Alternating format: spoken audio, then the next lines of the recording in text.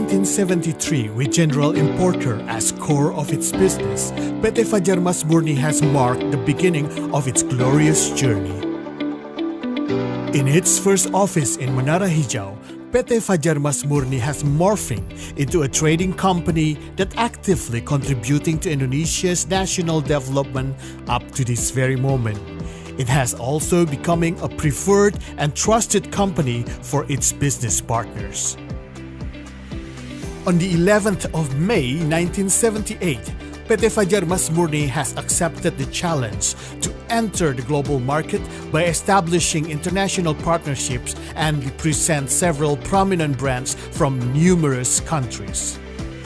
To assert the transformation and strengthen the image as a dynamic, competitive, and always keep abreast of technological advances company, on 2021, PT Fajar Mas Murni has rebranded its logo.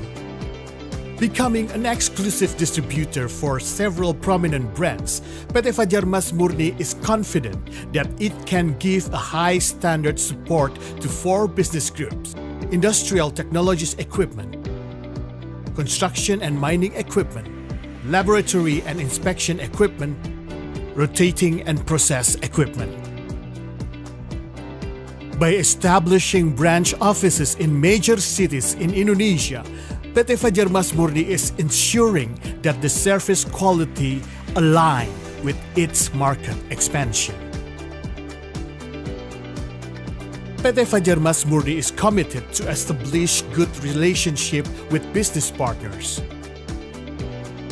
With complete warehouse and workshop facilities and supported by skilled and professional human resources, PT Fajar Mas Murni is providing the first-rate after-sales service in its field of business.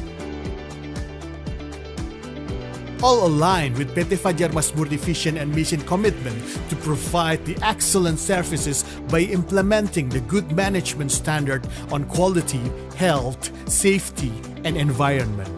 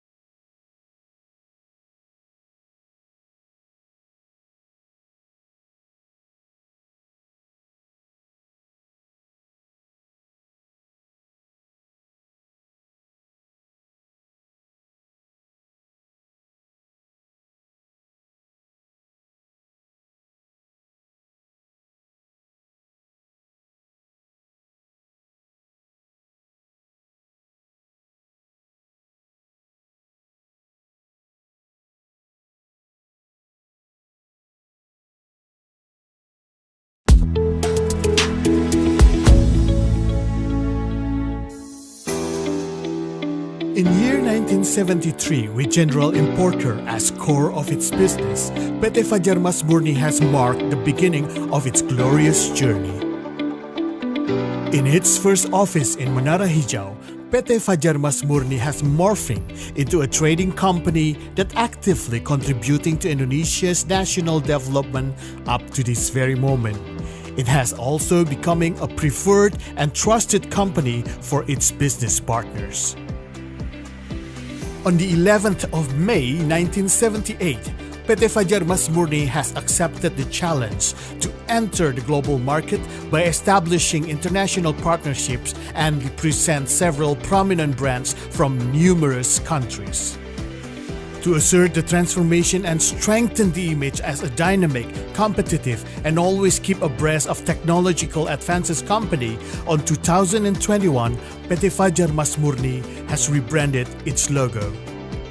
Becoming an exclusive distributor for several prominent brands, PT Fajar Mas Murni is confident that it can give a high standard support to 4 business groups: industrial technologies equipment, construction and mining equipment, laboratory and inspection equipment, rotating and process equipment.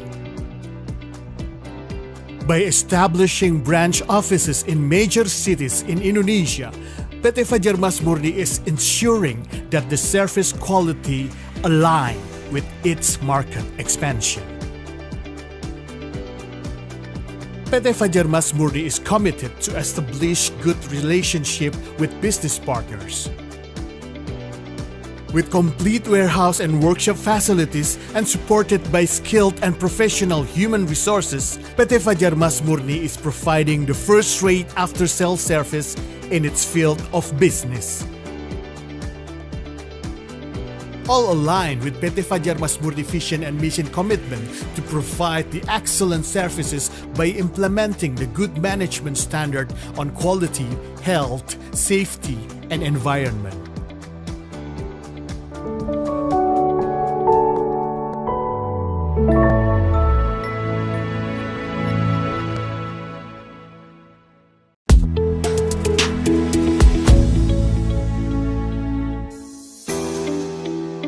In year 1973, with General Importer as core of its business, PT Fajar Mas Murni has marked the beginning of its glorious journey. In its first office in Menara Hijau, PT Fajar Mas Murni has morphing into a trading company that actively contributing to Indonesia's national development up to this very moment. It has also becoming a preferred and trusted company for its business partners. On the 11th of May 1978, PT Fajar Mas Murni has accepted the challenge to enter the global market by establishing international partnerships and represent several prominent brands from numerous countries. To assert the transformation and strengthen the image as a dynamic, competitive, and always keep abreast of technological advances company, on 2021, PT Fajar Mas Murni has rebranded its logo. Becoming an exclusive distributor for several prominent brands, PT Fajar Mas Murni is confident that it can give a high standard support to 4 business groups: industrial technologies equipment, construction and mining equipment, laboratory and inspection equipment, rotating and process equipment. By establishing branch offices in major cities in Indonesia, PT Fajar Mas Murni is ensuring that the service quality align with its market expansion. PT Fajar Mas Murni is Selamat datang di Departemen Kimia, Fakultas Sains dan Analitika Data, Institut Teknologi 10 November, Surabaya. Departemen Kimia ITS didirikan pada tahun 1970. Terdapat 2 program studi, yakni program studi sarjana dan program studi pasca sarjana meliputi magister dan doktoral. Departemen Kimia ITS memiliki reputasi di tingkat nasional dan internasional. Badan Akreditasi Nasional Perguruan Tinggi menetapkan akreditasi A atau akreditasi tertinggi pada seluruh program studinya, dari sarjana hingga doktoral. Program studi sarjana Departemen Kimia ITS merupakan program studi kimia nomor 1 di Indonesia berdasarkan data Sinta. Tidak hanya itu, program sarjana kimia telah mendapatkan akreditasi internasional dari Asian University Network (AUNKIA) yang membuktikan bahwa program studi ini sejajar di kawasan ASEAN. Departemen Kimia ITS memiliki visi sebagai pusat pembelajaran kimia yang menghasilkan lulusan berkualifikasi internasional sebagai agen pengembangan ilmu pengetahuan dan teknologi.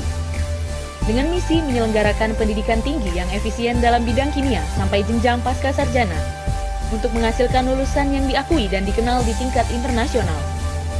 Menghasilkan lulusan berkualifikasi internasional yang mengerti dan menguasai konsep-konsep dasar ilmu kimia, serta memiliki keterampilan yang sesuai dan berhubungan dengan ilmu kimia, merupakan tujuan dari Departemen Kimia ITS.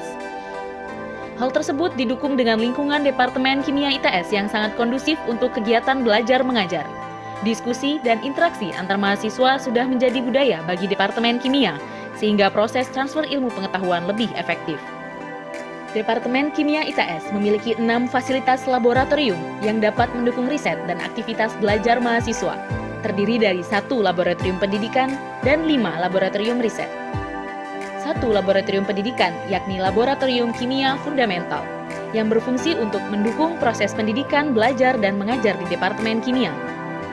Sementara itu, 5 laboratorium lainnya merupakan laboratorium riset, Kelima laboratorium tersebut fokus pada riset dan pelaksanaan penelitian meliputi tugas akhir, diantaranya skripsi, tesis, maupun disertasi, serta beberapa riset kerjasama di tingkat nasional dan internasional.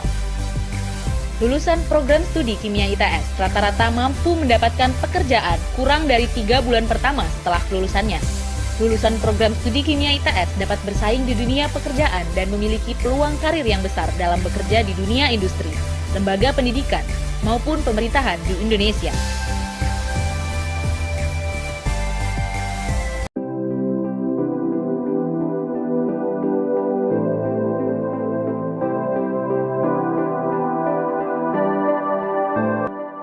Selamat datang di Departemen Kimia, Fakultas Sains dan Analitika Data, Institut Teknologi 10 November, Surabaya. Departemen Kimia ITS didirikan pada tahun 1970. Terdapat 2 program studi, yakni program studi sarjana dan program studi pasca sarjana meliputi magister dan doktoral. Departemen Kimia ITS memiliki reputasi di tingkat nasional dan internasional. Badan Akreditasi Nasional Perguruan Tinggi menetapkan akreditasi A atau akreditasi tertinggi pada seluruh program studinya, dari sarjana hingga doktoral. Program studi sarjana Departemen Kimia ITS merupakan program studi kimia nomor 1 di Indonesia berdasarkan data Sinta. Tidak hanya itu, program sarjana kimia telah mendapatkan akreditasi internasional dari Asian University Network (AUNKIA) yang membuktikan bahwa program studi ini sejajar di kawasan ASEAN. Departemen Kimia ITS memiliki visi sebagai pusat pembelajaran kimia yang menghasilkan lulusan berkualifikasi internasional sebagai agen pengembangan ilmu pengetahuan dan teknologi. Dengan misi menyelenggarakan pendidikan tinggi yang efisien dalam bidang kimia sampai jenjang pasca sarjana, untuk menghasilkan lulusan yang diakui dan dikenal di tingkat internasional. Menghasilkan lulusan berkualifikasi internasional yang mengerti dan menguasai konsep-konsep dasar ilmu kimia, serta memiliki keterampilan yang sesuai dan berhubungan dengan ilmu kimia, merupakan tujuan dari Departemen Kimia ITS. Hal tersebut didukung dengan lingkungan Departemen Kimia ITS yang sangat kondusif untuk kegiatan belajar mengajar. Diskusi dan interaksi antar mahasiswa sudah menjadi budaya bagi Departemen Kimia, sehingga proses transfer ilmu pengetahuan lebih efektif. Departemen Kimia ITS memiliki 6 fasilitas laboratorium yang dapat mendukung riset dan aktivitas belajar mahasiswa, terdiri dari 1 laboratorium pendidikan dan 5 laboratorium riset. 1 laboratorium pendidikan, yakni Laboratorium Kimia Fundamental, yang berfungsi untuk mendukung proses pendidikan, belajar, dan mengajar di Departemen Kimia. Sementara itu, 5 laboratorium lainnya merupakan laboratorium riset. Kelima laboratorium tersebut fokus pada riset dan pelaksanaan penelitian meliputi tugas akhir, diantaranya skripsi, tesis, maupun disertasi, serta beberapa riset kerjasama di tingkat nasional dan internasional. Lulusan program studi Kimia ITS rata-rata mampu mendapatkan pekerjaan kurang dari 3 bulan pertama setelah kelulusannya. Lulusan program studi Kimia ITS dapat bersaing di dunia pekerjaan dan memiliki peluang karir yang besar dalam bekerja di dunia industri, lembaga pendidikan, maupun pemerintahan di Indonesia.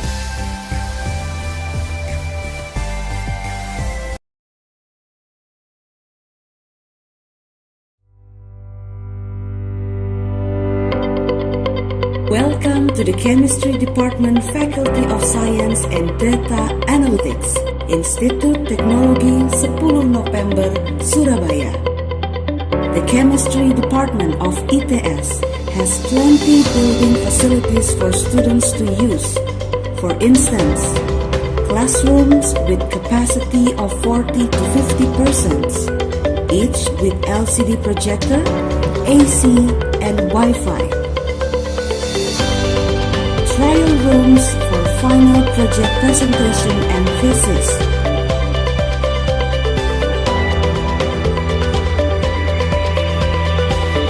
And discussion space at the corridor. The chemistry office for administration is placed on the 2nd floor. There is a waiting room, office area,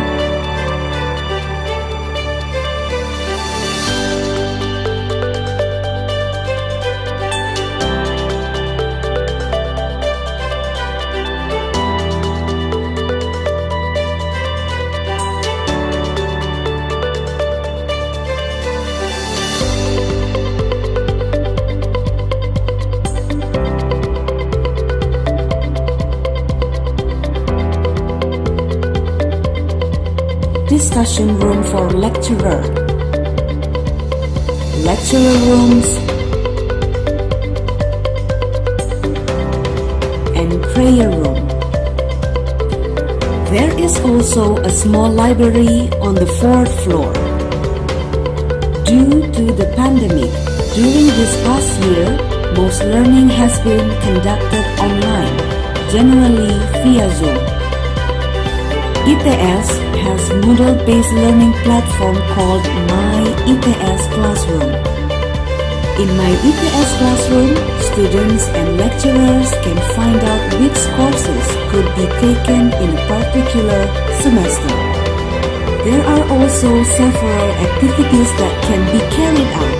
For instance, uploading files, both lecture files and videos, managing face-to-face meetings, doing assignments, arranging exams. There are 6 laboratories consisting of 1 educational laboratory at the Fundamental Chemistry Laboratory and 5 research laboratories that can support the students' research and learning activities. The other 5 laboratories, the research laboratories, consisting of the Instrumental and Chemical Analysis Method Laboratory, the Microbiochemistry Laboratory,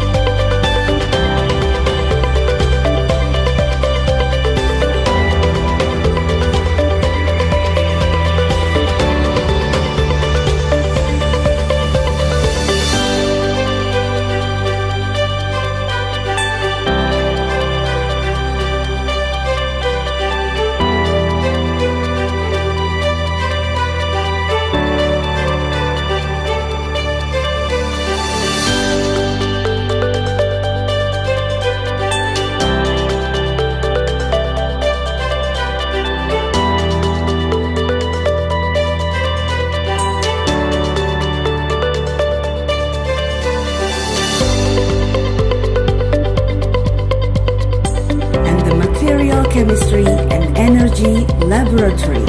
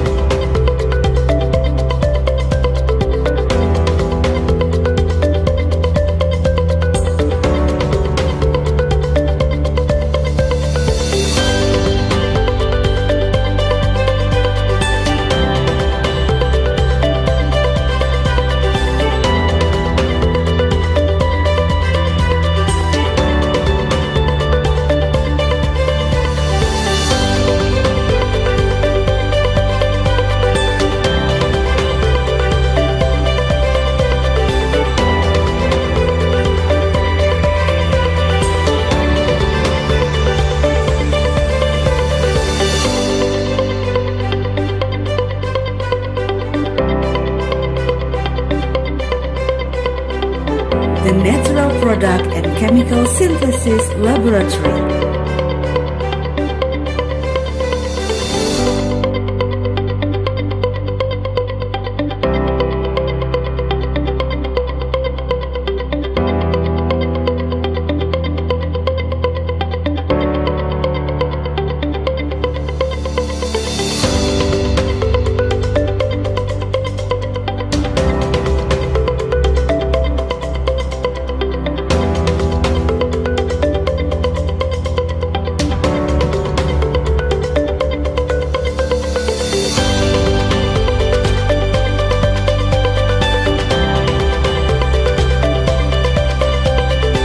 The Molecular Geochemistry Laboratory.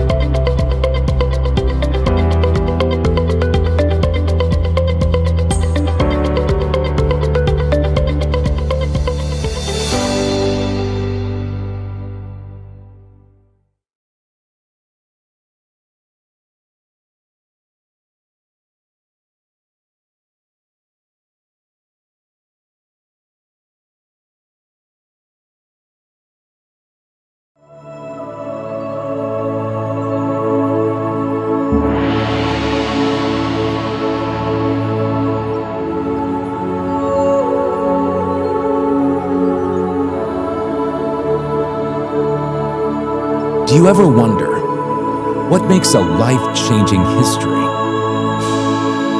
Right, a solid mission of the visionaries. It was Dr. Anka and his colleagues' mission to accelerate technology development.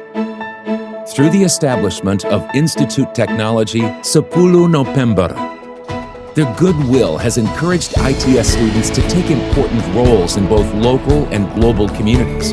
Ministers, CEOs, professors, entrepreneurs, and yes, another history maker.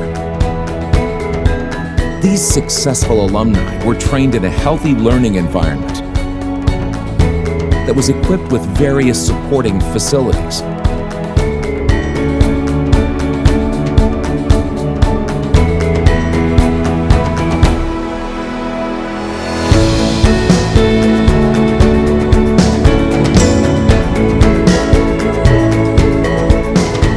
From vocation to marine technology, all faculties and departments of ITS were formed to be the best place to learn science, technology, and design. 7 faculties and 1 interdisciplinary school. Scientix, Faculty of Science and Data Analytics. MarTech, Faculty of Marine Technology. INSYS, Faculty of Industrial Technology and Systems Engineering. Electex, Faculty of Intelligent Electrical and Informatics Technology. CivPlan, Faculty of Civil, Planning, and Geoengineering.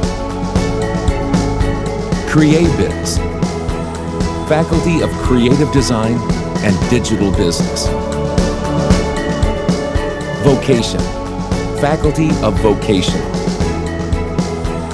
And Interdisciplinary School of Management and Technology.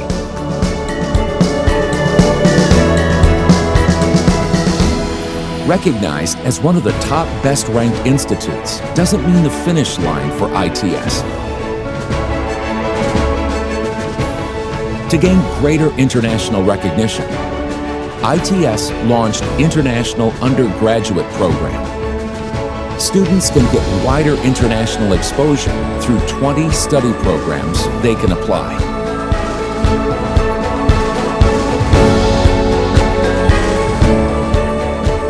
The chances are also open for professors from all over the world to teach and conduct research at ITS. These opportunities have made international joint research and other international activities successfully performed. Like IUP, students and lecturers from other programs have also contributed to the ITS achievements.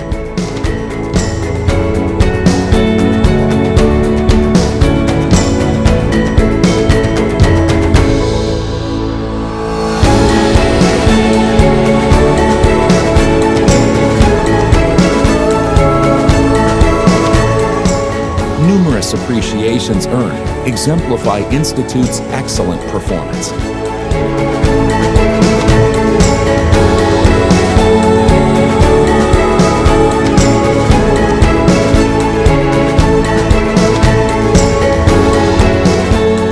But technology and academic excellence is not the only goal of the Institute.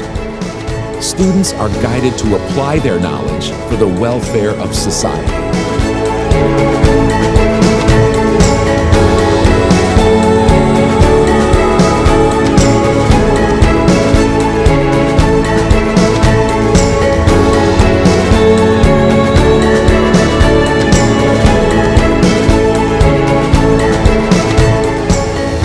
Because to note a new life-changing history, technology must advance humanity. ITS, Institute Technology 10 November.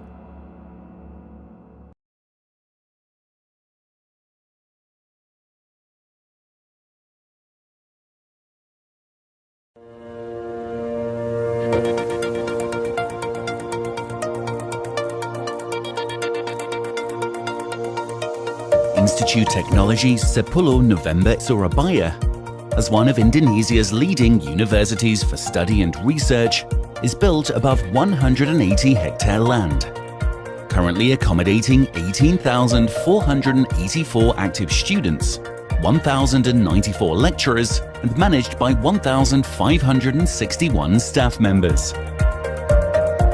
Launching program Smart Eco Campus at 2011, ITS is fully equipped with integrated technology. Students can learn and interact through Smart Class program by simply log in at the designated time for an online class session.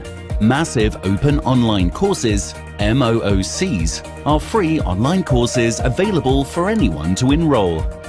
All accessed by smart cards, application, web and mobile site. Smart Eco Campus is also implemented by building an eco-farm to obtain environmental-based lifestyle. ITS is providing iCar, an electric self-driving car, with 20 stopping points utilized by iCar app. Campus Bike to simplify student mobility around campus. Supply with best facilities, students can live comfortably inside ITS campus. Starting from excellent student dormitories, canteen and cafeteria at various places,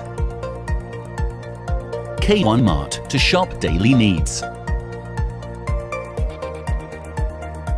Manarul Ilmi Mosque, accessible toilets for disabled people in every area,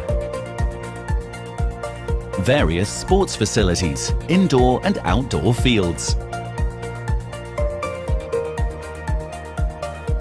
a medical centre as health service unit, language and culture centre to boost English competence,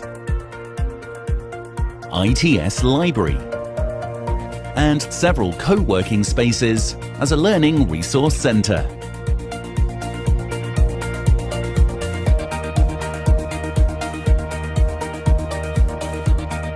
ITS provides more than 184 laboratories spread across 7 faculties. Among them are the Robotics Laboratory, that has pioneered research, development and education, and already successfully winning national, regional and international robot contests.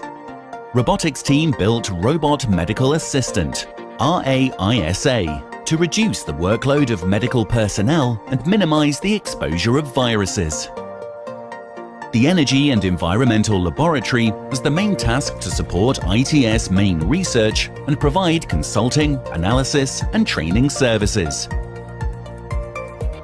Material and Energy Laboratory, equipped with the latest machinery to help students learning to determine product and material quality control. Architecture Laboratory, provide places for students to design, produce and refine their architectural artistic creations. Geomatics Laboratory is utilized for mapping survey to support the geospatial information industry and natural resources management.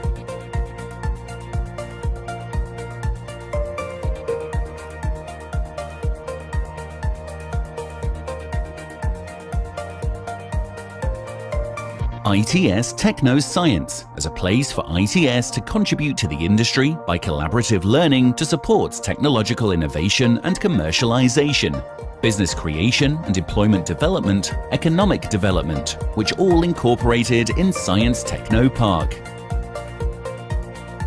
High technology in line with natural environment makes ITS beautiful and comfortable, important to create a supportive learning atmosphere for the students.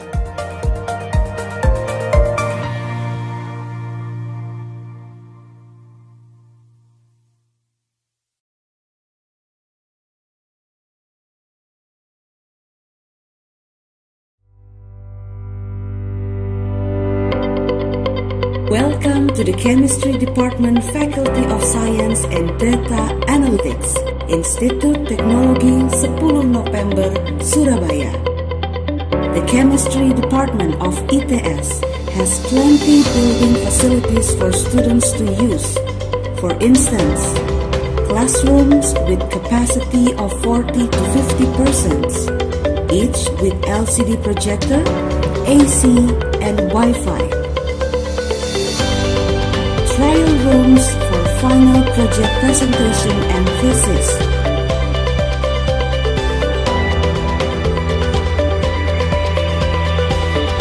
And discussion space at the corridor.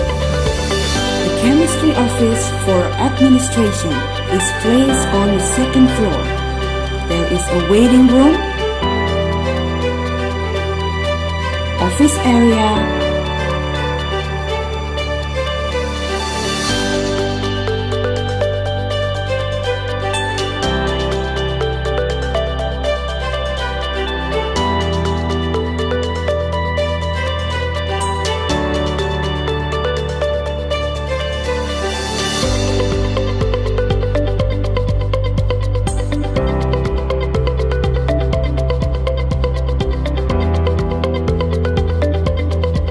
discussion room for lecturer,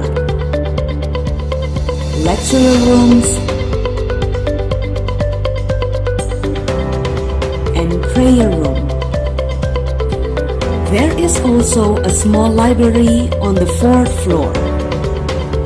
Due to the pandemic, during this past year, most learning has been conducted online, generally via Zoom. ITS has Moodle-based learning platform called My ITS Classroom. In My ITS Classroom, students and lecturers can find out which courses could be taken in a particular semester. There are also several activities that can be carried out. For instance, uploading files, both lecture files and videos, managing face-to-face meetings, doing assignments, arranging exams. There are 6 laboratories consisting of 1 educational laboratory at the Fundamental Chemistry Laboratory and 5 research laboratories that can support the students' research and learning activities. The other 5 laboratories, the research laboratories, consisting of the Instrumental and Chemical Analysis Method Laboratory, the Microbiochemistry Laboratory,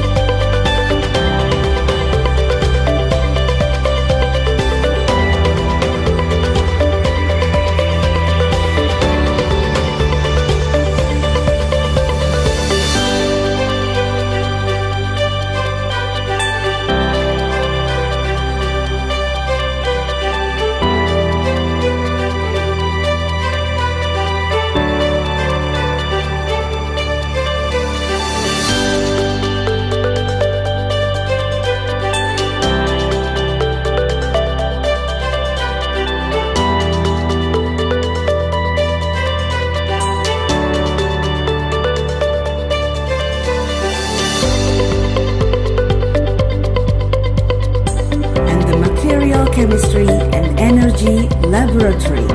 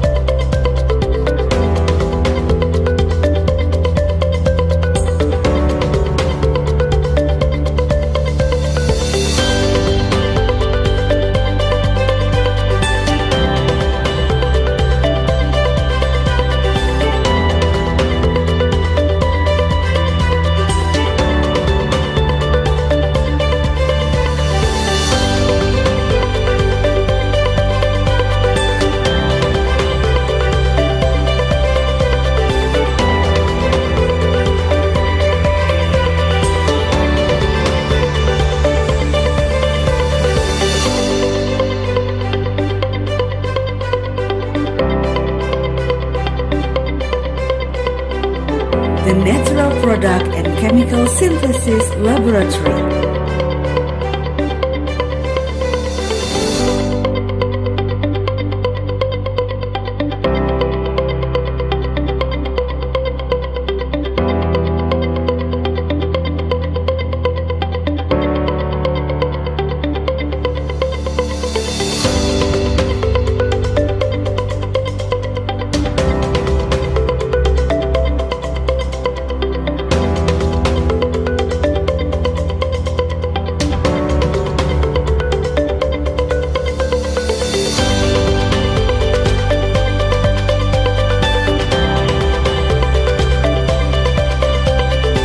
the Molecular Geochemistry Laboratory.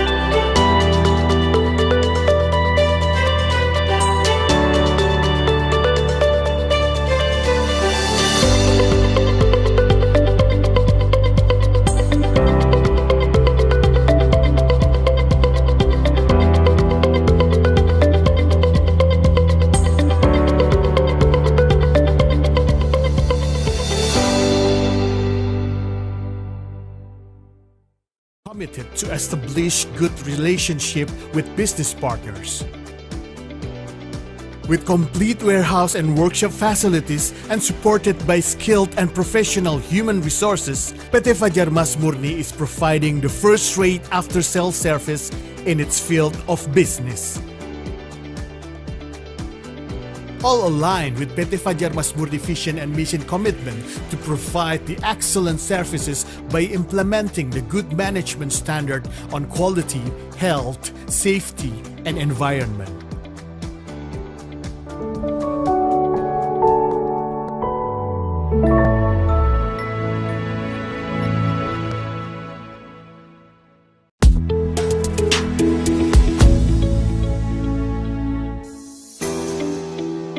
In year 1973, with General Importer as core of its business, PT Fajar Mas Murni has marked the beginning of its glorious journey. In its first office in Menara Hijau, PT Fajar Mas Murni has morphing into a trading company that actively contributing to Indonesia's national development up to this very moment. It has also becoming a preferred and trusted company for its business partners. On the 11th of May 1978, PT Fajar Mas Murni has accepted the challenge to enter the global market by establishing international partnerships and represent several prominent brands from numerous countries. To assert the transformation and strengthen the image as a dynamic, competitive, and always keep abreast of technological advances company, on 2021, PT Fajar Mas Murni has rebranded its logo. Becoming an exclusive distributor for several prominent brands, PT Fajar Mas Murni is confident that it can give a high standard support to 4 business groups: industrial technologies equipment, construction and mining equipment, laboratory and inspection equipment, rotating and process equipment. By establishing branch offices in major cities in Indonesia, PT Fajar Mas Murni is ensuring that the service quality align with its market expansion. PT Fajar Mas Murni is committed to establish good relationship with business partners. With complete warehouse and workshop facilities and supported by skilled and professional human resources, PT Fajar Mas Murni is providing the first-rate after-sales service in its field of business. All aligned with PT Fajar Mas Murni vision and mission commitment to provide the excellent services by implementing the good management standard on quality, health, safety, and environment.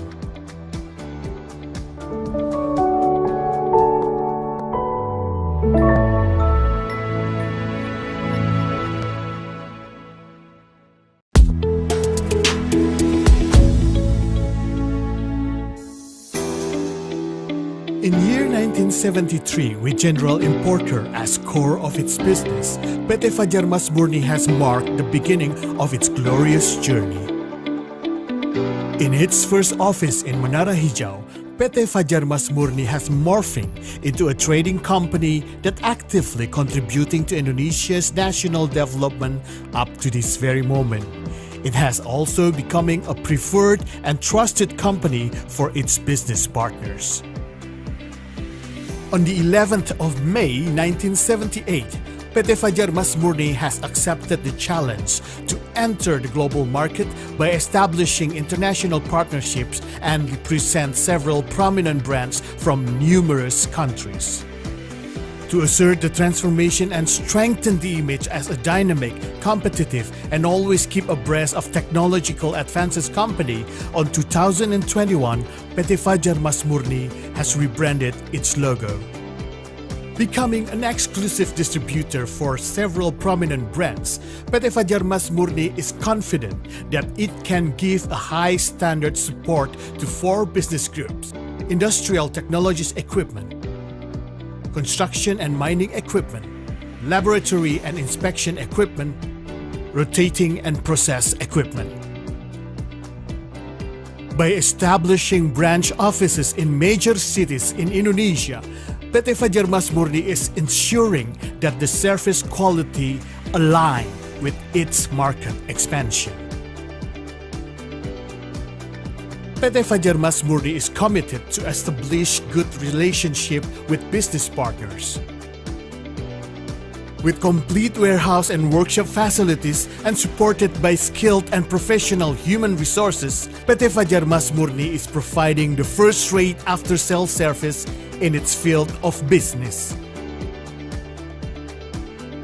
All aligned with PT Fajar Masmurni vision and mission commitment to provide the excellent services by implementing the good management standard on quality, health, safety, and environment.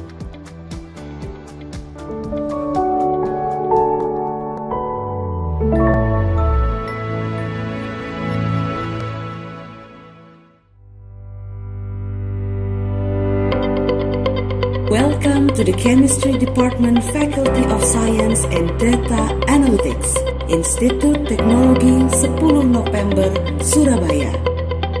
The Chemistry Department of ITS has plenty building facilities for students to use.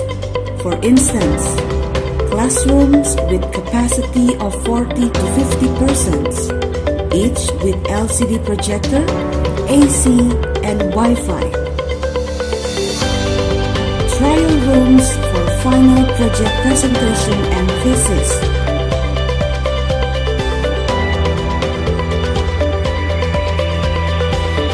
And discussion space at the corridor. The chemistry office for administration is placed on the 2nd floor. There is a waiting room, office area,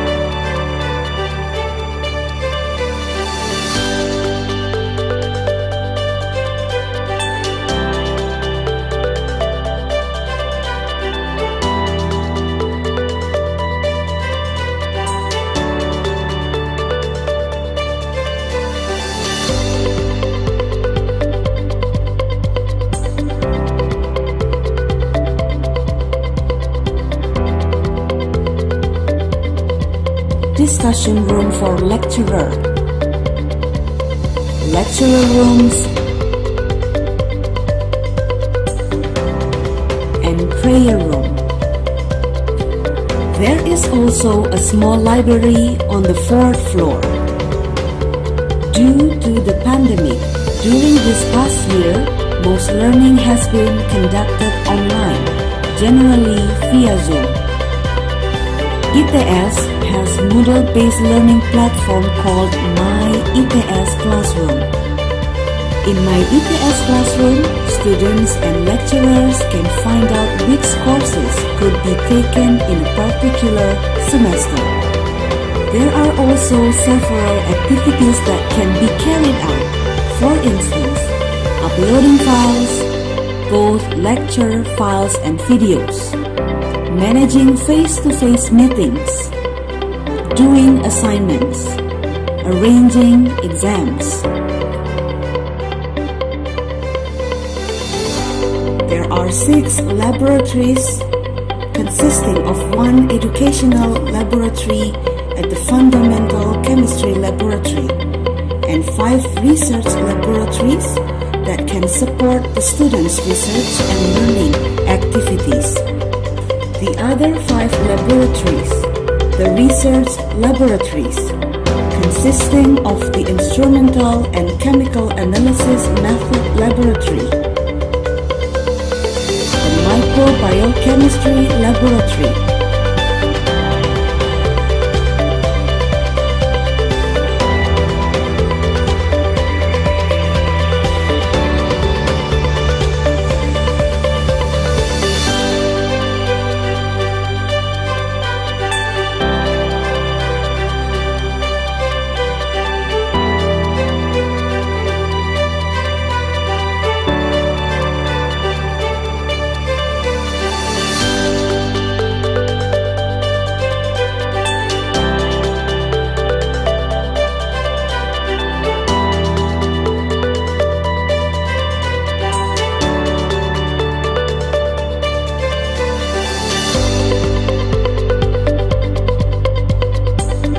material chemistry and energy laboratory.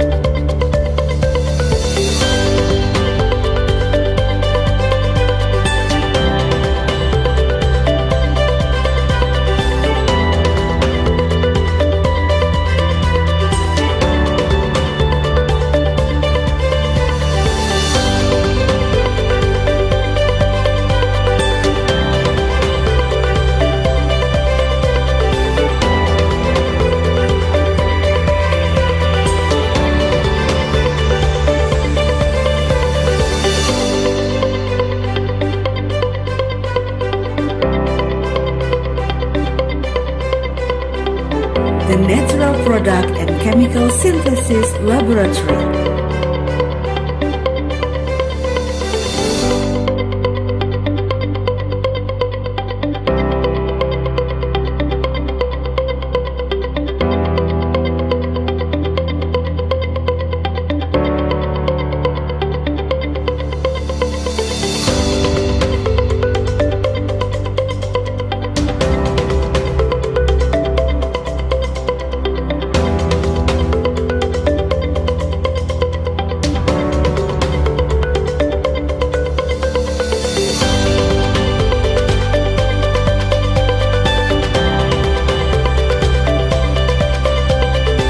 The Molecular Geochemistry Laboratory.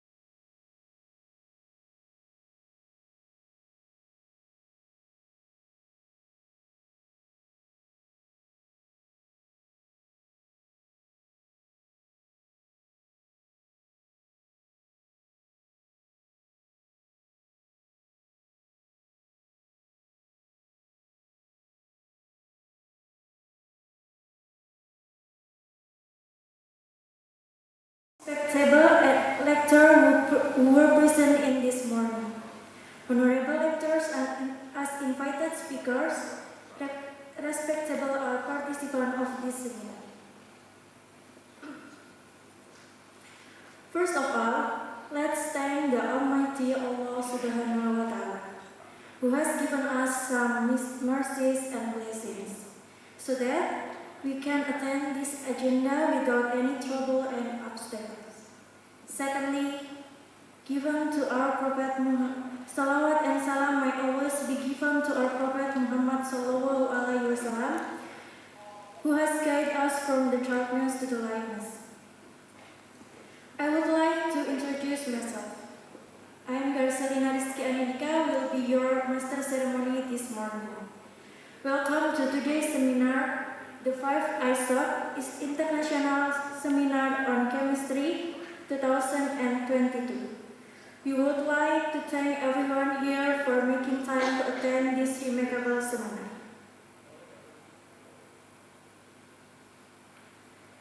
First, before our start this seminar, ladies and gentlemen, let's open the seminar ceremony by reciting Basmalah.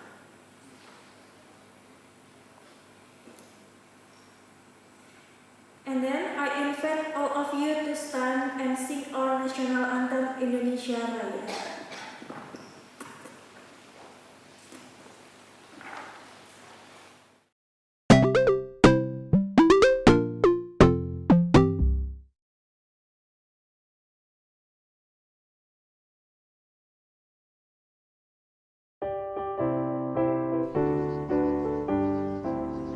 Indonesia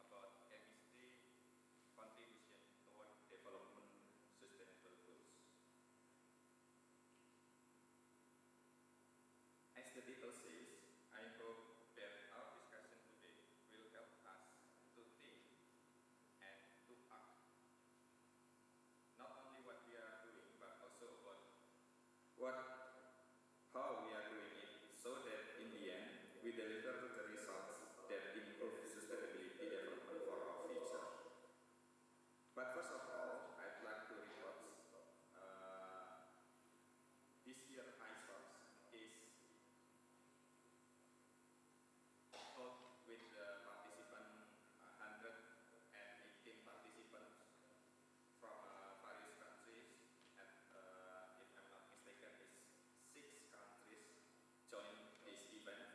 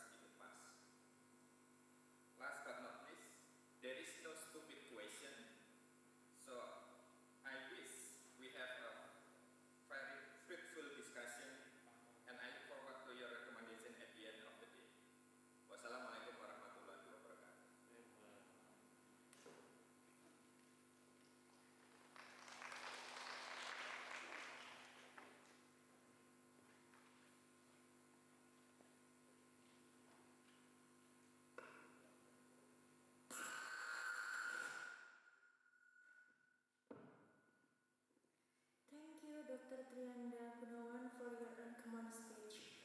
Then, please welcoming Dr. Yuli Kusumawati as Secretary of the Chemistry Department to deliver her greeting.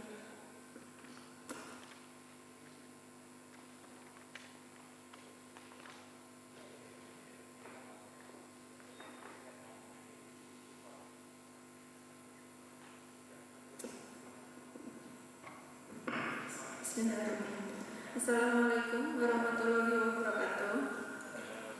Distinguished delegates, the Honorable Vice Chancellor for Professor Bambang Pramujati, and for the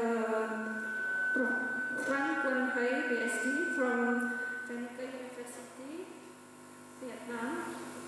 Also, Dr. Aipata, Chemistry Department ITB, to all the participants here. Okay, all gratitude to Allah Subhanahu wa Ta'ala. With His blessing, we can continue to perform activity and achieve abroad achievement. One of them by organizing the 5th International Seminar on Chemistry 2022. Also, famous with the name Isoc 5. Isoc is a biennial international seminar organized by Departemen Chemistry Institut Teknologi 10 November, Surabaya. This year, Isoc has a theme Chemistry Contribution Towards Sustainable Development Goals. Isoc is a scientific meeting where the students, research, educators, observers, and practitioners from university, research institution, industry, and general public will share their idea in chemistry development. The seminar designed to bring experts as well as students together from a different field in chemistry to stimulate the formation of new networks and collaboration. We invite all the participants from around the world to get involved in present their current research both in oral or poster presentation. On behalf of Chemistry Department, I will congratulate the committee as well as all the participants in the seminar for their participation. I also would like to express to all the keynote speakers and invited speakers in the seminar. They are Associate Professor Johanna Jafar from Advanced Membrane Technology Research Center, University Technology Malaysia, will present tomorrow. And Professor Zafri Akus also will present tomorrow. And now, today, we will have Dr. Wu Ho, Tan Hu PhD, as from Vietnam. Today, he will present the speech. And also for all invited speakers, I also want to say welcome and thank you for kind of to give their speech and their sharing for all the participants in this seminar. Okay, and in the last, I also want to thank all of you all for your attention, and I hope you enjoy the seminar in Surabaya. Thank you. Assalamualaikum warahmatullahi wabarakatuh.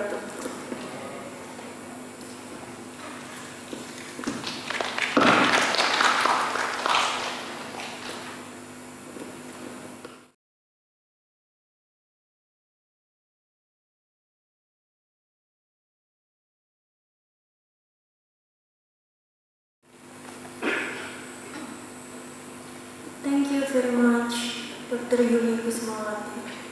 Last but not least, allow us to invite Mr. Bambang Pramujati PhD as the Vice Rector to deliver his welcome remarks. Please welcome.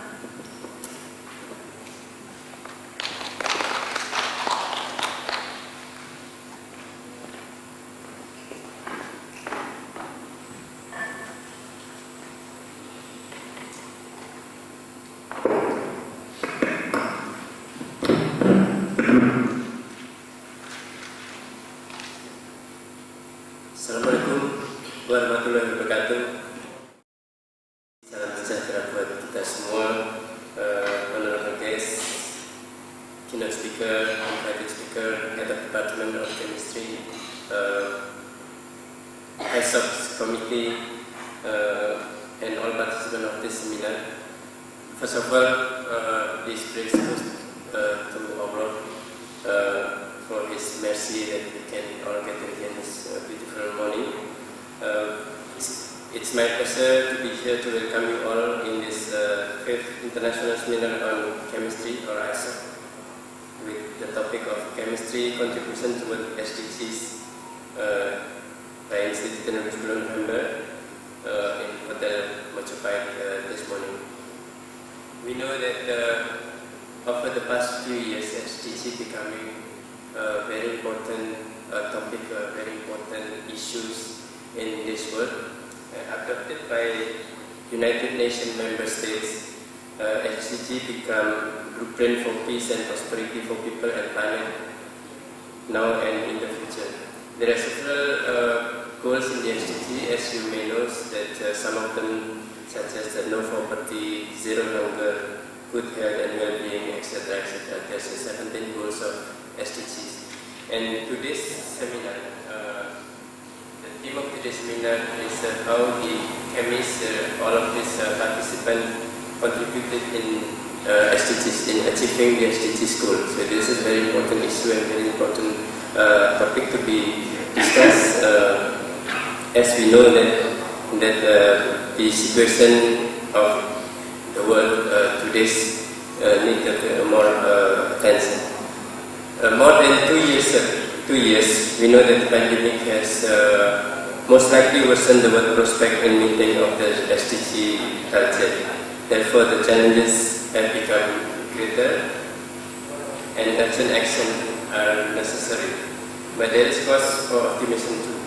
Let us remind ourselves how in the past year, thanks to the global partnership and collaboration, the world has made unprecedented progress in development, production and dissemination of the COVID-19 vaccine, not just one but several of them.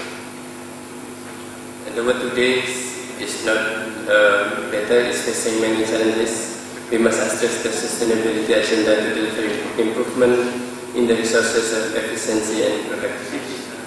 Together with the public and private sector, non-governmental and intergovernmental organizations, scientists, engineers, and experts are responsible to build a better life and safety for society through application of knowledge to convert resources into products and services without compromising the ability of future generations to cope with their needs.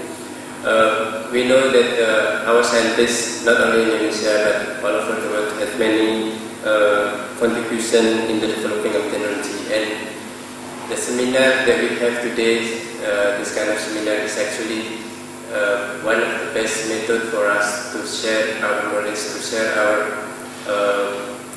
funding with our colleagues, with our peers in the same area. Therefore, if we can make say the seminar, international seminar offline, then I guess from my personal opinion it's much better than the online, because having offline seminar, you can meet your peers, you can meet your people, your colleagues, and for sure you can have a network, you know, more people, and you can build more collaboration, and hopefully in the future we can have the work together that may lead to something big. I would like to thank the committee from the Department of Chemistry of ITS for having this seminar, for organizing this seminar. For sure, without your work, this seminar would not be happening. And also, would like to thank to the sponsor of the seminar, because through this sponsor as well, this kind of seminar can be succeed.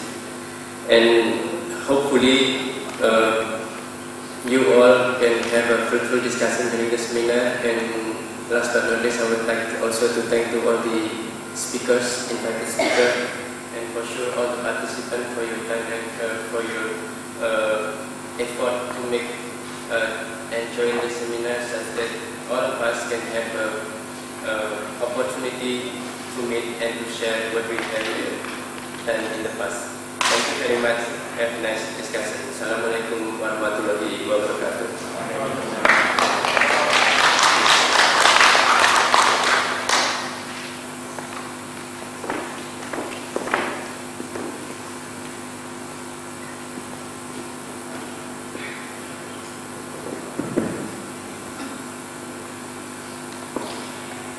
Thank you, Mr. Bambang Pramudia,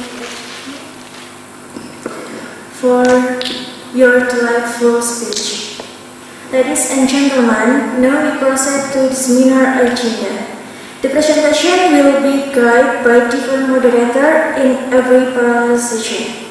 For the first keynote will be presented by Dr. Tran Vuong Huy from Phunica University, Vietnam, and will be guided with Mr. Hekdayanto Sulistyo Putra, Magister Science. We invite the speaker and the moderator to come to the stage, please. Before that, I am Darsamina Rizky Anika as Master Ceremony in this morning. More or less thing, please apologize me. Good morning and see you. Wassalamualaikum warahmatullahi wabarakatuh.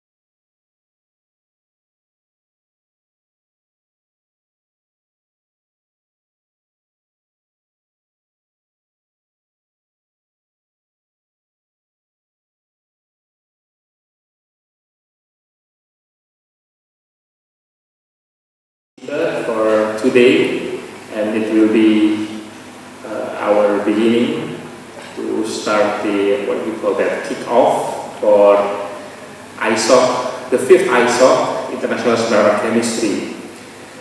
So while we're waiting for Dr. Huy to give the file to the committee, and they will upload it in the Zoom as well, I will read his CV.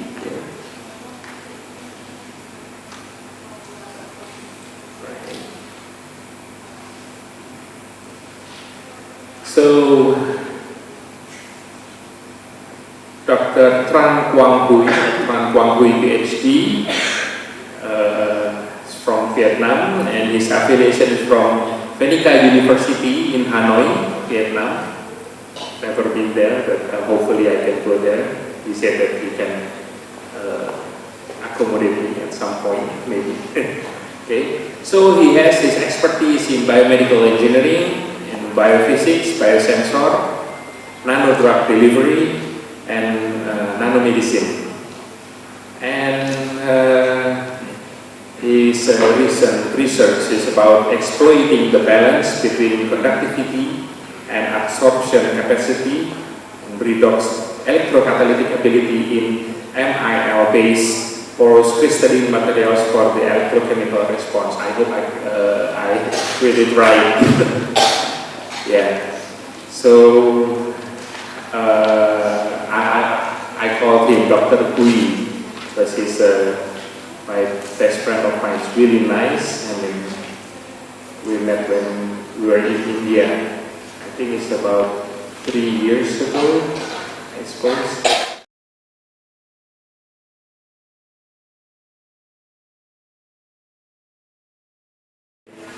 I think the microphone. Can you get one microphone for Dr. Kui, please?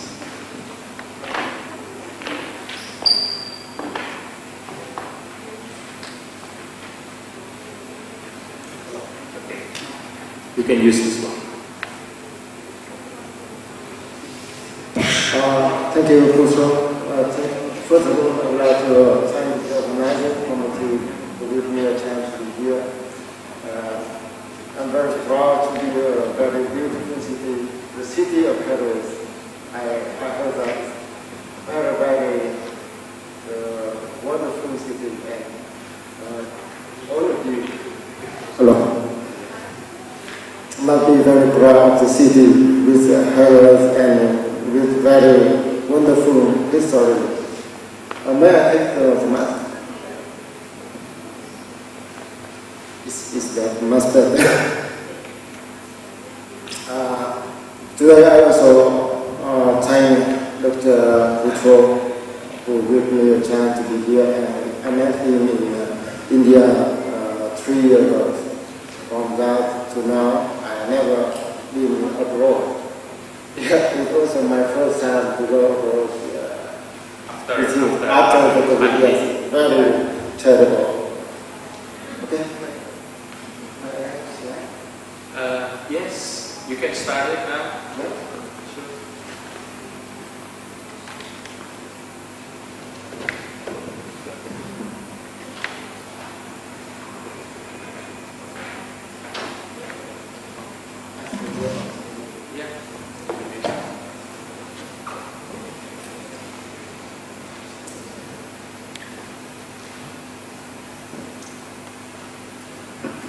I'm sorry, I must prepare for the talk in a separate session that Putro asked me to talk here as a plenary speaker. My talk will mention about the governmental particle based electrochemical sensor for food safety and health monitoring. And because as Dr. Putro mentioned that I'm a biophysicist, but most of my life working on biomedical, so that's why I mix between biomedical, engineering, medicine, biology, chemistry, and material science. So I come from Seneca University. I mentioned a little bit about my university. My university is new one. It is founded in 2007 in Hanoi, in the capital of Vietnam, with area about 14 hectares, and we have 700 academic staff, and about 12,000 students, because this year we welcome about 5,000 students, and every year we expected to have the number of students about 5,000, and we expected in 2025 we have about 20,000 students who are studying at my university, and we have in total 38 under undergraduate program and also 12 postgraduate programs. You can see here. You can see my university is very modern because in our university we divide it into 4 sections. One is science and technology. The second is social and humanity. And the third is health sector. And the fourth is linguistics. Okay. The brand statement of our university is realizing job potential. It means that the university gives the chance to realize the potential of academic staff, researcher, including researcher and lecturer, also student. Yesterday, one PhD student, Ricky, he asked me, can master student can join the research or not in our university? I said yes. Even the first year student who can come to the laboratory and who can work with us without any condition. So we just have a short course training about the safety laboratory. After that, they can join with us from the first year of student. Yeah. And to do everything, we established 24 research groups, including 10 key research groups and 33 13 potential research groups. I am also responsible for one group here. And I am also a vice director of Nano Institute of Phonica University. Here is my group. In my group, we work on 4 areas. The first thing is nano drug delivery and tissue engineering. In this area, we try to collect some natural compound from plant, from herbal plant, and after that we try to combine it into the nano capsule and nanoparticle for drug delivery. And another small group also focus on tissue engineering. We use 3-dimensional printer to bring some organs of human for regenerative medicine. And the second area we focus on nanoformulation of natural compounds, and it's very close to the food chemistry of Dr. Butro, right? Because you're working on the food chemistry, and in here we try to nanoformulate all the natural compounds we extract from plants grown in Vietnam. And the third area we focus on biosensing device. In this area we focus on 3 types of sensing device. One is electrochemical devices, and the second is colorimetric device, and the third is surface enhanced resonance, plasma resonance for detecting small molecules in the food and also in the disease. And the fourth sector we focus on product based on nanomaterials for skin care, cosmetic, and something like that. Next slide, please. About my talk, I've been focused on 4 things. The first is the food safety and health issue. The second is the gold nanoparticles based sensor for food safety and health monitoring. And the third, why we choose gold nanoparticle for electrochemical sensor to detect toxins and pathogens in the food, and also in other diseases. And the fourth is a recent advance and perspective of gold nanoparticle and also in our group that we are working on. Next slide, please. As you know that now food safety and globalization is a big problem because we can move everywhere in the world, and we are now divided into developing and developed countries. So food safety is a big problem for everywhere. It's not concerned about the rich people, poor people, and gender and race. It's related to everyone. So every people must be take care of the food safety, because how we can control the food safety from the farm to the consumer table is a big problem. So for Vietnam and Indonesia, we have a culture. We come from agricultural country, so that's why almost food come from the market without any control. So it's a very big problem.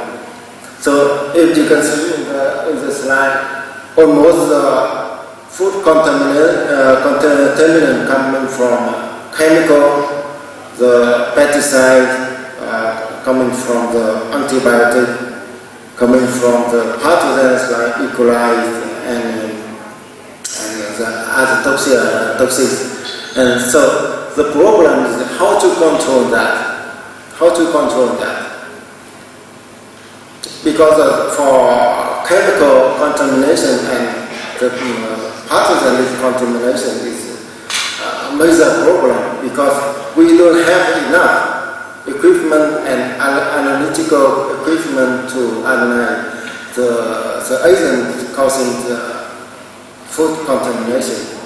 So because the people who grow the plant, who feed the fish and the animals, they don't have equipment test kit to check the contamination from the farm to the bucket.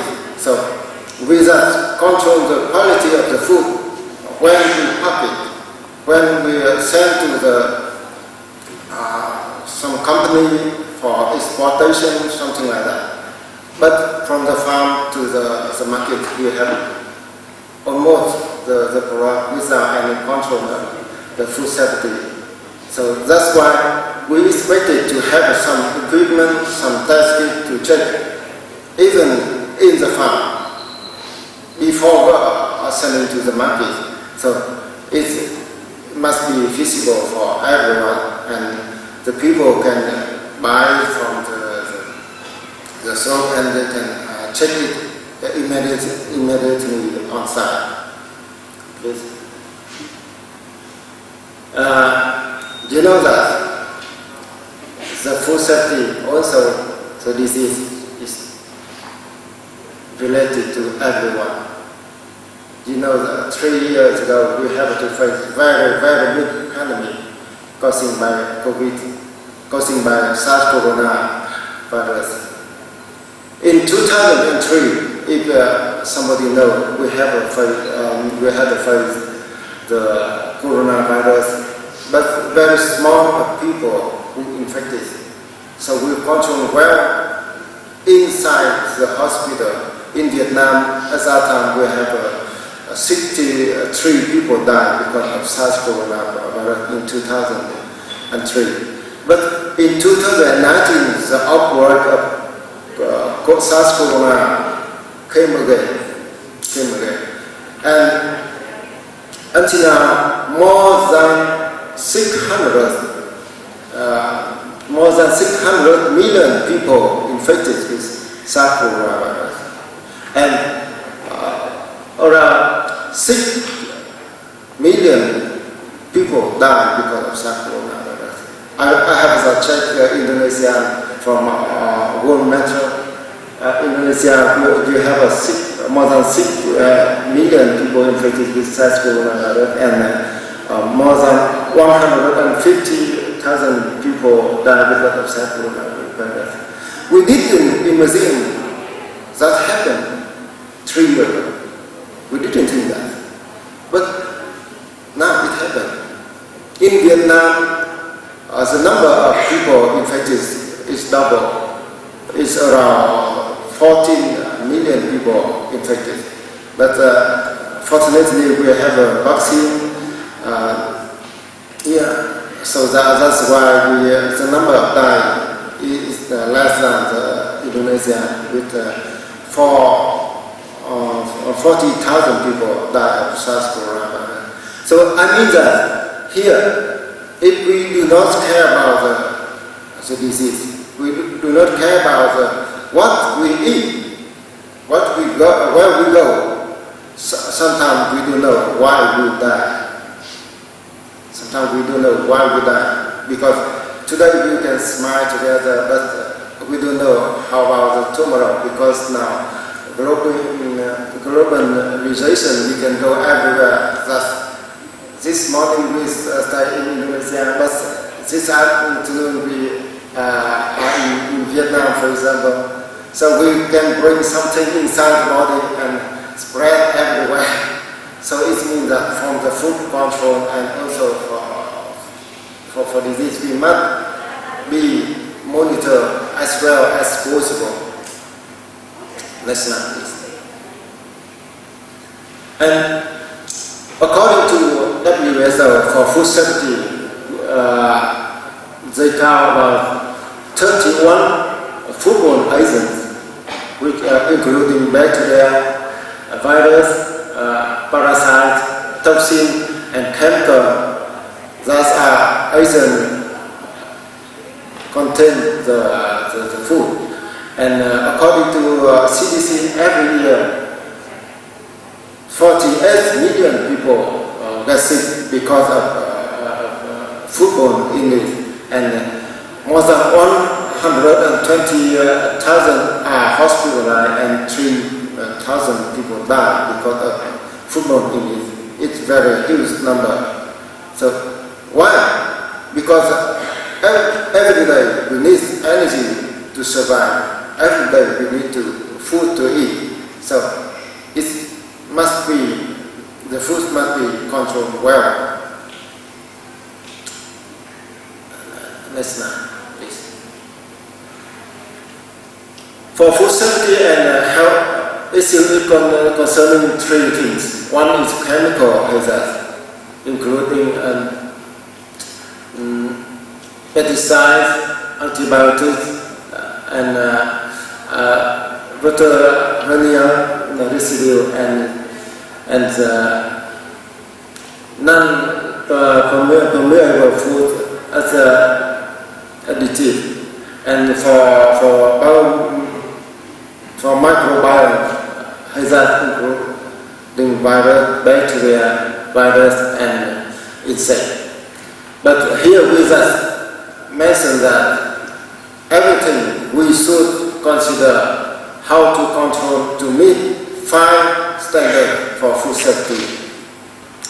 Any technique we should do, from the quick step, from the laboratory analytical methods, even high technique, we should consider how to control the food safety, even to meet the 5 standards of food safety.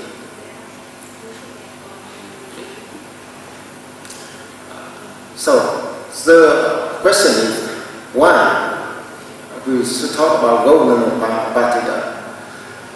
You know, gold market is a very big problem in the world. Gold is a key thing that can change the world. So many countries collect the gold inside their house by rain, by access. But how the power of gold nanoparticle? When the gold come down to the nanoparticle, all own specific property of gold will appear. It means that gold is yellow, right?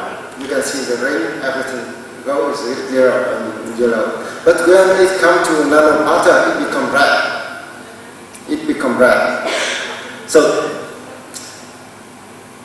gold nanoparticle is very different to be oxidized, and also it has high conductivity and highly biocompatible.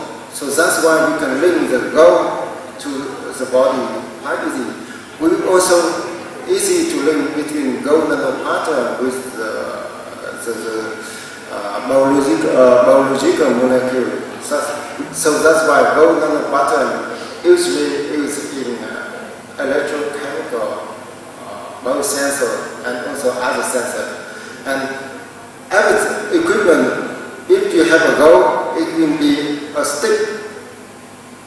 It will be a sticker between this material to another. So the biological body and also part of them and so the same gold. That's why gold nanoparticle is one of the most popular materials in the world now. Why I talk about gold? Because in my laboratory we can produce a liter of gold nanoparticle per day, or even 10 liters per day. But you know that the cost of 100 milliliter of gold nanoparticle, how expensive? It's about more than $200, more than $100 per 10 milliliter of gold nanoparticle. But with our technology, we can produce a liter of gold nanoparticle. So gold nanoparticle, if somebody here, you have a test with COVID-19 by Christie, do you know how it works? It cannot work without gold nanoparticle. Because one of the most important material is gold. Gold nanoparticle attached to the secondary antibody in the conjugate part. So it will bind to the SARS coronavirus, and both of them come to the first antibody, and they can start in the land. So that's why the color band will appear. If without color bands, it means that it's negative result. But when the color band become red or become blue, you are positive with SARS coronavirus. So that's why gold nanoparticle is a key material in Christie. For food safety control, also the same. If we use a Christie, you must use gold. You must use gold nanoparticle. Because gold nanoparticle is very easy to combine with antibody. So antibody can combine with antigen of the pathogen, so that's why we can easy to detect. So gold nanoparticle can be used for surface sensor. It means surface enhanced plasmonic resonance sensor. It can be used for colorimetric sensor. It also can be used for electrochemical sensor. Why we use it for electrochemical sensor? Because it's very high conductivity. So it can work as the electrode bridge between the electrode to the solution. So electron can easy to go from the solution to the electrode. So that's why we have a higher signal. So the sensor will be more sensitive. Next slide, please. Here, you can see here is gold nanoparticle in different sizes, so you will see the different color. If you have a small size around 1 nanometer to 10 nanometer, even 20 nanometer, the solution is red. But with bigger size of nanoparticle, it becomes purple, and of course, it is very big in bond, it becomes yellow. That's gold. So here's the image of a gold nanoparticle observed by transmission electron microscopy. And for this paragraph, you can see the number of publications until 2023. The number of publications who work on gold nanoparticles still increasing. They can use gold nanoparticle for many types of detection, for pathogen, for toxic, for everything. One other property of gold nanoparticles, they have a plasmonic property. Only gold and silver nanoparticles, they have a plasmonic surface plasmonic resonance, so that's why we can use the characteristic to use in crystal. Why the crystal have a color? Because the gold nanoparticles come together and stick together. When it has a huge number of gold nanoparticles, so the color will be changed. It becomes red or become purple. So that's why in the color matching method we can buy until the secondary antibody with gold nanoparticle. That's the reason. And okay, you can see here the example of the crystal for SARS coronavirus. So gold nanoparticle, you can see here, gold nanoparticle will attach with one chain of antibody. So the antibody and gold nanoparticle will bind with antigen.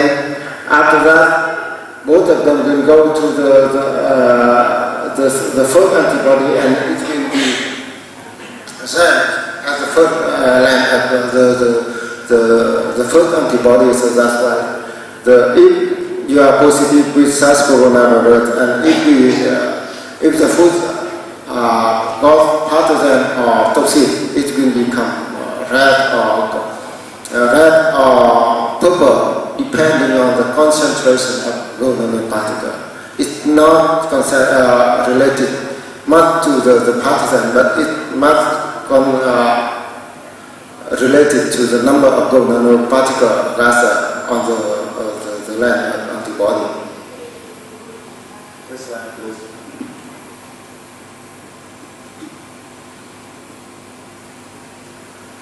So there are a lot of publications who are working on the gold nanoparticle for detection of pathogen and also detection of toxic in food safety. And the most important thing in the biosensor is the limit of detection. The limit of detection when we use gold nanoparticle can be down to nanomole or nanogram per liter. So it's very feasible for food safety. Many people who are trying to go down the limit of detection of sensor, but for food safety it's not necessary. You can reduce the sensitivity until fetal or something like that, but it can be useful for cancer detection, something like that. But for food safety, nanogram or nanomole is enough for control the quality of the food safety. So what's the problem here? Why we choose electrochemical sensor? Because that if you use acoustic, you can go bring everywhere, but it's qualitative test. Is that positive or we don't know exactly the quantity of the toxin contained in the food. We don't know exactly how many bacteria infected in the food, for example. So that's why we prefer to use electrochemical, because it's easy to make the portable devices. We can bring the device. If you know now the electrochemical very popular for monitoring blood level, sugar blood level. So you can just take one small drop of blood, and you can see on the monitor. You can see how about the sugar level in the blood. So you can do it at home without any laboratory. For safety, for food safety, the same. It's no different. Okay, please. The potential gold nanoparticle is based on electrochemical sensor. As you know that for electrochemical sensor, it's based on the technique for measurement. For electrochemical sensor, we have a different technique for measurement. For example, for anthropometric measurement, potential metric measurement, impedance, and even for differential Bun's spectroscopy. So, and gold nanoparticle can apply for different type of electrochemical sensor. We can use different sets because gold nanoparticle we can synthesize by different sets, like sphere, like star, like a rod, like a hollow set. So each set is will bring different signal. So it depends on the purpose. We can use different type of gold nanoparticle for electrochemical sensor for the detection any pathogens or any pathogen which contaminates food.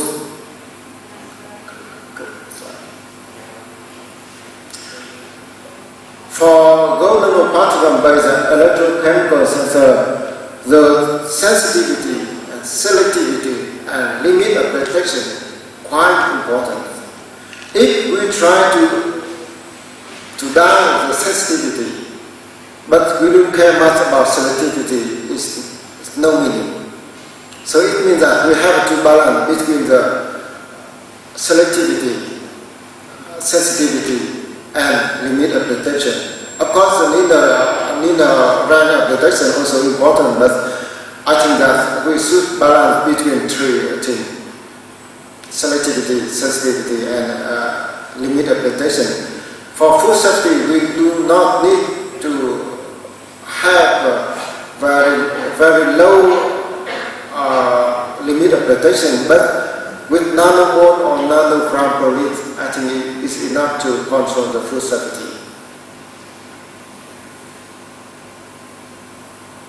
Okay. The last scheme you can also see the number of applications about the gold nanoparticle based on electrochemical sensor also increasing by year.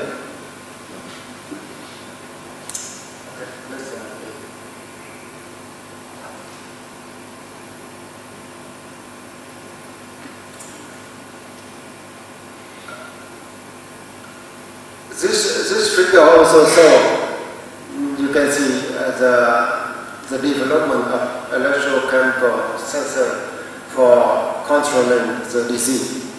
So, at the beginning it's very raw, but until now you can use electrochemical sensor like a watch.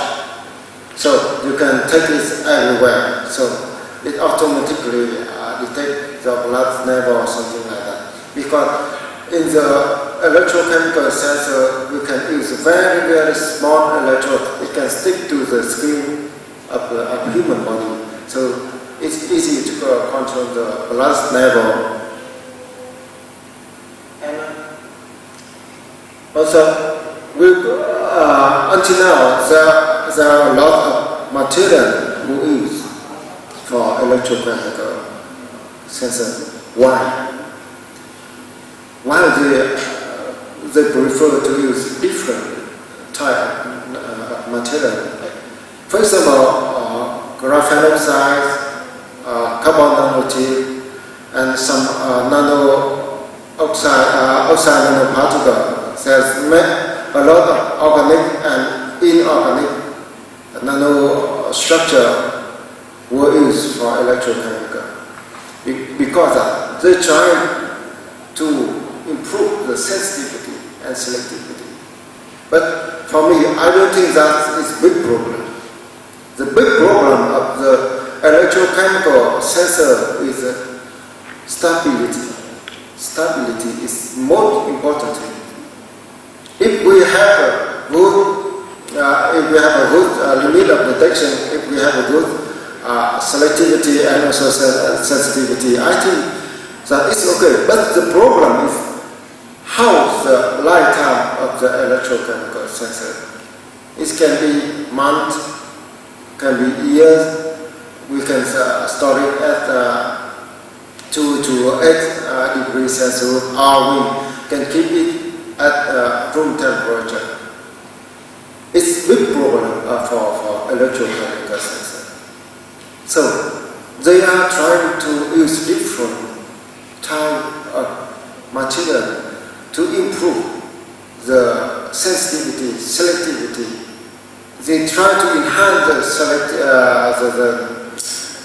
signal of electrochemical sensor, but sometimes they forgot about the stability of the sensor.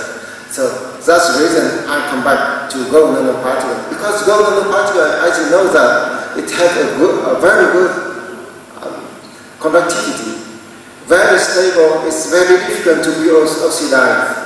So why we don't choose? Because electrochemical sensor, mostly they use metal for electrodes. So it's very difficult to stick inorganic nanoparticle. So they try to do something. What's the problem? We also have another electrodes like carbon, like gold electrode. Please next slide. In recent publication, we think about how to improve the quality of electrochemical sensor with a very traditional electrodes, carbon, screen printed electrodes modified with gold nanoparticle for the patient, different type of bacteria, different type of virus. So it's a very high sensitivity and very high selectivity. It's also very stable. Why? Because for under the SEM image, scanning electrochemical scanning electron microscopy, we can see the nanoparticle can go in deep, go inside the structure of carbon. So it starts there. So it can be very good rate, electron rate, to bring the electron from the solution to the electron. So that's why the performance of the sensor is highly improved. So we apply for detection of Staphylococcus aureus and also detection of Salmonella and also some toxic and E. coli, something like that.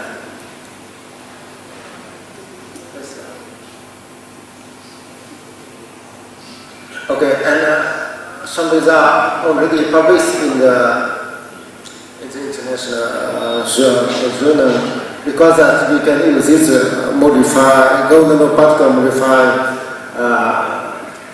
SPE to detect staphylococcus with and LOD to 13 CFE per milliliter. So I think it's quite good for detection of pathogen contaminated in the food. The problem is it's very, very stable.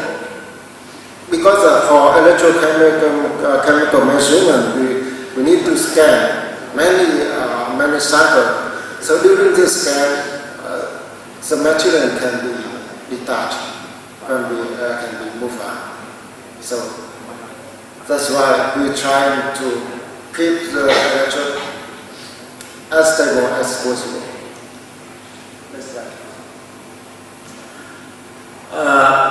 For other things, we also apply for the electrode for detection of E. coli. It's the same because it has very good stability for detection of pathogens. Okay, please. In a recent publication, we try to use golden nanoparticle for modification of different type of electrodes, including platinum electrode, also carbon screen printed electrodes, to compare what's the problem and how golden nanoparticle can improve the signal and how it works as electron bridge between electrode and solution. And I also test with ferricone, one of agent can very popular use in food and many animals. Okay, next one.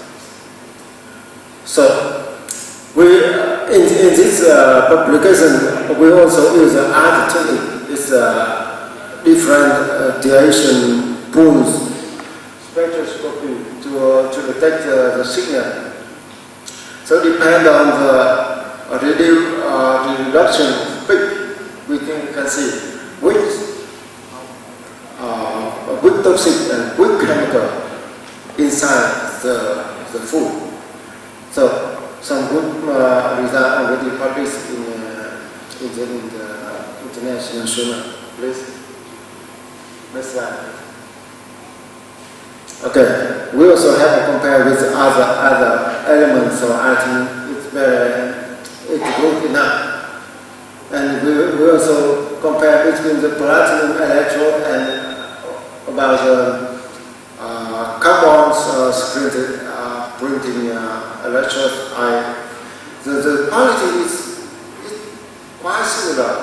So the detection limit of detection was about 0.1 micromole of the CP. So for recent advance and future perspective, I will go very quickly. This problem is, if we have a very good power sensor, how we can use the equipment for detection? The problem is, in our laboratory, we have a group to develop the devices. So we can develop the device to bring the device and sensor to the market, to the farm, to detect immediately without any laboratory. So it's also our direction. From the material we use gold nanoparticle and also some hybrid gold nanoparticle. It means that we can use gold nanoparticle combined with other materials like conducting polymer, like graphite oxide and nanocarbon. We also combine with some magnetic nanoparticle to enrich the target before detection also. So it's our work in laboratory. So we are develop portable device for electrochemical detection.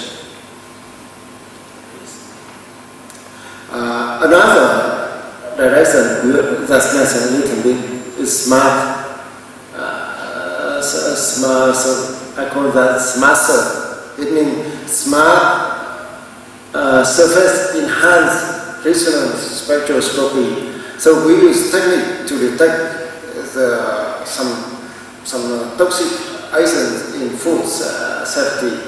So we try to develop some substrate for detection. So many good publications also published in international journal by direction.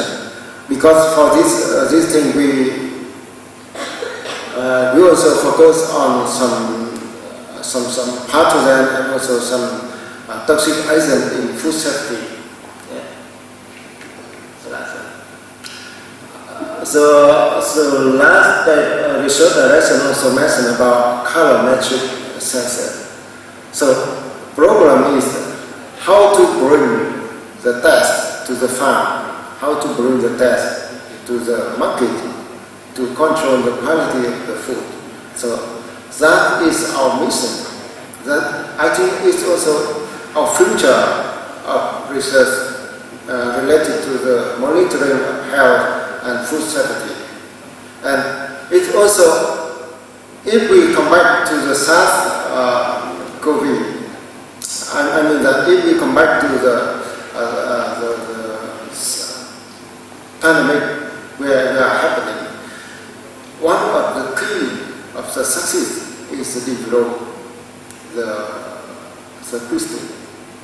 You cannot go to a hospital for PCR testing. It's very expensive. So for food control also the same.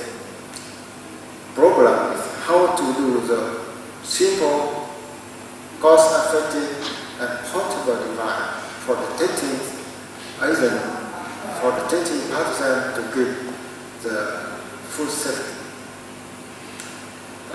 It's also my slide. Thank you very much for the attention.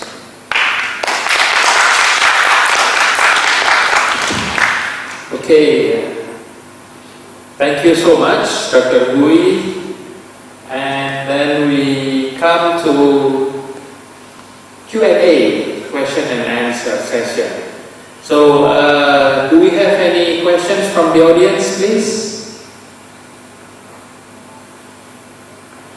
Okay, Dr. Gracianto, you may ask from this microphone over here. Okay, thank you very much for your talk. So, I'm interested actually with the good nanoparticle, and here you use good nanoparticle and how to say? Is there any correlation with the size of good nanoparticle with the device performance? Because as you showed in your presentation that you use 15 nanometer, so I mean that if there is any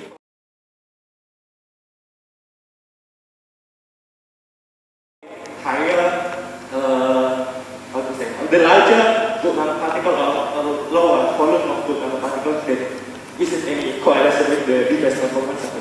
And the second one is about the enrichment. You mentioned about the enrichment to improve the sensitivity. So, is it possible to use your material for enrichment? Because most of the, how to say, target in or analyte is like in the low level.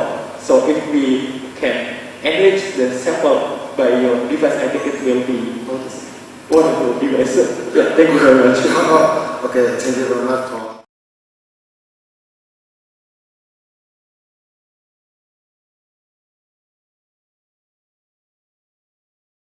nanoparticle, because in this case, in our case, if we use small size of nanoparticle, it can easily to go in deep. The structure of carbon screen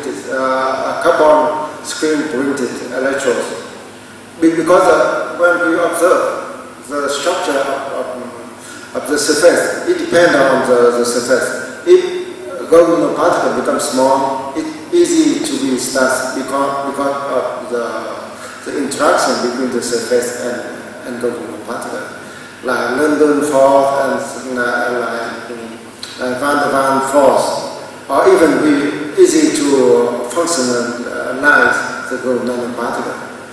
But if you use bigger one, for example, more than 15 nanoparticle, because I use the gold nanoparticle less than 15 one, because I use this for carbon screen printed electrodes. For other electrodes, it depends. So we will use the suitable dimension. But if you use very big, for example, more than 20 or until 40 nanometer of gold nanoparticle, it's very easy to be touched by electrochemical measurement because it is many cycles for CV, something like that. The gold nanoparticle maker can be moved out, can be detached, so the performance will be affected. Anyhow, we have another direction. It means if you functionalize with some conducting polymer, something like that, it can be like a seed to keep the gold nanoparticle on the surface of the electrode. It can be feasible, but my advice is it's better to use small gold nanoparticle. With bigger one, for example, from 20 to 40 nanometer of gold nanoparticle, we can use for quick stage, for street, because the color, the dimension is very clear. We cannot use the small size of gold nanoparticle. It's okay for the first question? And the second question,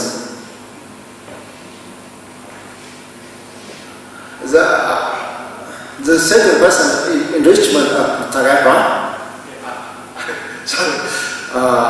Because during the talk, I mentioned about how to enrich the target. Because normally the quantity of the target is very low in the sample. Normally in our lab, we use magnetic nanoparticle combined with gold nanoparticle. It means hybrid nanoparticle. We can use the gold nanoparticle to bind with antibody one. So gold nanoparticle can combine with magnetic nanoparticle. We can use external magnet to concentrate the sample. I have one publication published in a further discussion in 2014 about that, how to enrich the sample from very low concentration of target. So, with the magnetic particle, it's very difficult to concentrate. Because, for example, like this, how we can detect the 10 bacteria inside this bottle? I think it's impossible, right?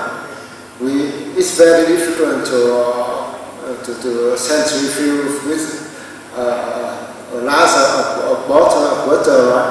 So, but if you put one drop of gold nanoparticle, hybrid gold and magnetic nanoparticle, we drop in, and because it's very, so the particle is very mobile, so it goes everywhere. So we can use a magnet to take. So the particle has been combined with the gold and antibody, of course. So into very small volume, so we can take everything with us, keep small volume of solution. So such thing we can enrich the sample before using for any technique, for detection, for quick stage, for anything to measure. Okay? Okay, thank you, Dr. Hui. We can take this whole day and taking more of the time for our coffee break. But I want to give one more chance if there's any. Is it okay? But only one. It should be a short questions, okay? Right. Okay. So she would like to ask one more question. Then after that, we're going for a coffee break. I will tell you some of the information. You can just take the microphone. Just to have. Okay, thank you for your talk. It is very interesting for me because I also work in electrochemical sensor. My question is about your sensor for food monitoring. Is there any specific target and how to work of the sensor? Thank you.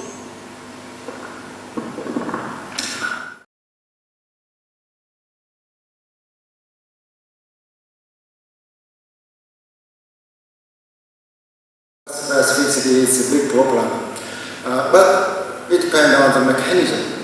It depends on mechanism. We can use the mechanism, enzyme and substrate. We can use immunoreaction. It means the reaction between antibody and antigen. We can use the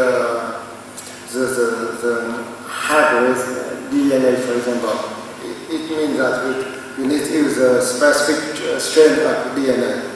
So it's traditional for biosensor. We can use a different type. Anything. If you want to increase, if you want to improve the specificity, you must use one of three reactions. One is enzyme and substrate. Two is immunoreaction. Three, of course, uptime is similar, and also the hybrid DNA. But for other things, for example, for cells and for surface enhanced plasmonic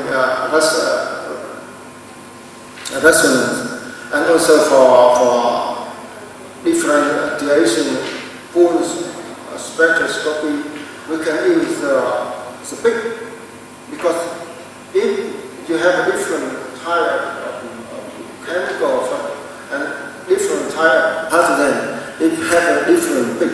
For example, for DPS, you will see the different pickup. Oxidation peak or reduction peak. So you can see, of course, you must repeat the experiment many times. For cells, substrate also the same. It depends on the peak. Each chemical, each pathogen, they have a specific peak. So that way, depending on the peak, we can separate, and then we can see the specificity of the pathogen that we expected to detect. Okay? Okay, thank you, Dr. Kartika and Dr.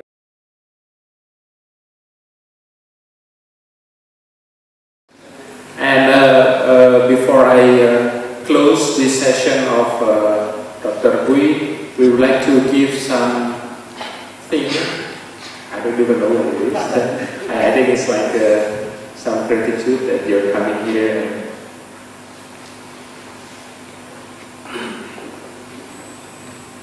so, Bu Yuli, I think, yeah. Kurang nggak apa-apa ya? Nggak apa-apa. Klip. Let's give them applause.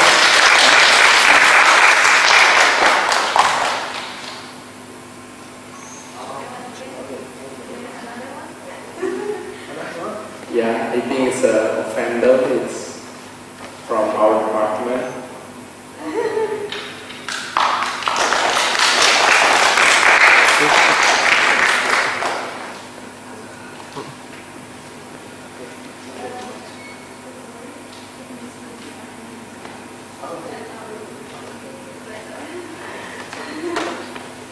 Okay, Thank you so much for Dr. Hui presenting a really nice speech about the nanoparticle and how we use it as a electrochemical sensor.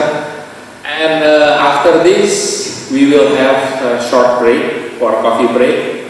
And later on, we will split the participants to go to parallel session. One of them will be presented in Sima room, and I think some of the committee will show where the room is, and some of them will be staying here and presented their research on this room, So please carry on. I think should be maybe 10 minutes for coffee break, and then after that we can start the parallel session room. Okay, thank you so much. If you have any question, you can ask the committee right next to you, or maybe some of the person using the same batik as me. So thank you so much. Assalamualaikum warahmatullahi wabarakatuh.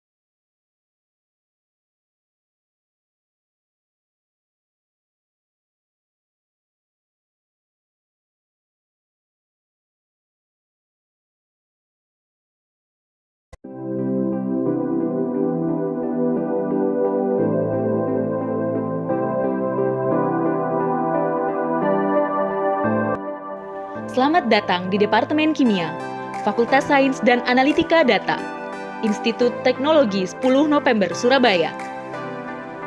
Departemen Kimia ITS didirikan pada tahun 1970.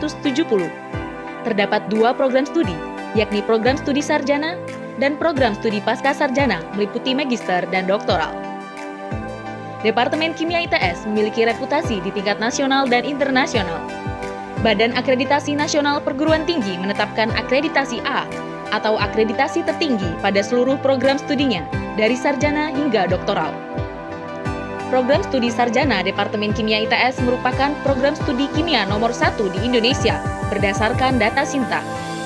Tidak hanya itu, program sarjana kimia telah mendapatkan akreditasi internasional dari Asian University Network (AUNKIA) yang membuktikan bahwa program studi ini sejajar di kawasan ASEAN. Departemen Kimia ITS memiliki visi sebagai pusat pembelajaran kimia yang menghasilkan lulusan berkualifikasi internasional sebagai agen pengembangan ilmu pengetahuan dan teknologi. Dengan misi menyelenggarakan pendidikan tinggi yang efisien dalam bidang kimia sampai jenjang pasca sarjana, untuk menghasilkan lulusan yang diakui dan dikenal di tingkat internasional. Menghasilkan lulusan berkualifikasi internasional yang mengerti dan menguasai konsep-konsep dasar ilmu kimia serta memiliki keterampilan yang sesuai dan berhubungan dengan ilmu kimia merupakan tujuan dari Departemen Kimia ITS. Hal tersebut didukung dengan lingkungan Departemen Kimia ITS yang sangat kondusif untuk kegiatan belajar mengajar. Diskusi dan interaksi antar mahasiswa sudah menjadi budaya bagi Departemen Kimia, sehingga proses transfer ilmu pengetahuan lebih efektif. Departemen Kimia ITS memiliki 6 fasilitas laboratorium yang dapat mendukung riset dan aktivitas belajar mahasiswa, terdiri dari 1 laboratorium pendidikan dan 5 laboratorium riset. 1 laboratorium pendidikan yakni Laboratorium Kimia Fundamental, yang berfungsi untuk mendukung proses pendidikan, belajar, dan mengajar di Departemen Kimia. Sementara itu, 5 laboratorium lainnya merupakan laboratorium riset. Kelima laboratorium tersebut fokus pada riset dan pelaksanaan penelitian meliputi tugas akhir, diantaranya skripsi, tesis, maupun disertasi, serta beberapa riset kerjasama di tingkat nasional dan internasional. Lulusan program studi kimia ITS rata-rata mampu mendapatkan pekerjaan kurang dari 3 bulan pertama setelah kelulusannya. Lulusan program studi kimia ITS dapat bersaing di dunia pekerjaan dan memiliki peluang karir yang besar dalam bekerja di dunia industri, lembaga pendidikan, maupun pemerintahan di Indonesia.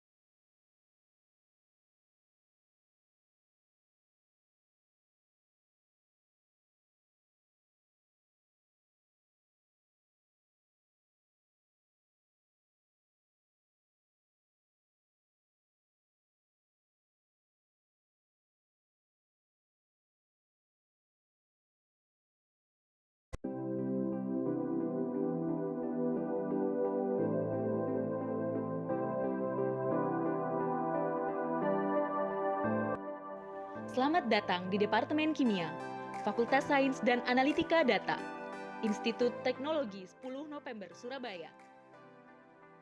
Departemen Kimia ITS didirikan pada tahun 1970. Terdapat dua program studi, yakni program studi sarjana dan program studi pasca sarjana meliputi magister dan doktoral. Departemen Kimia ITS memiliki reputasi di tingkat nasional dan internasional.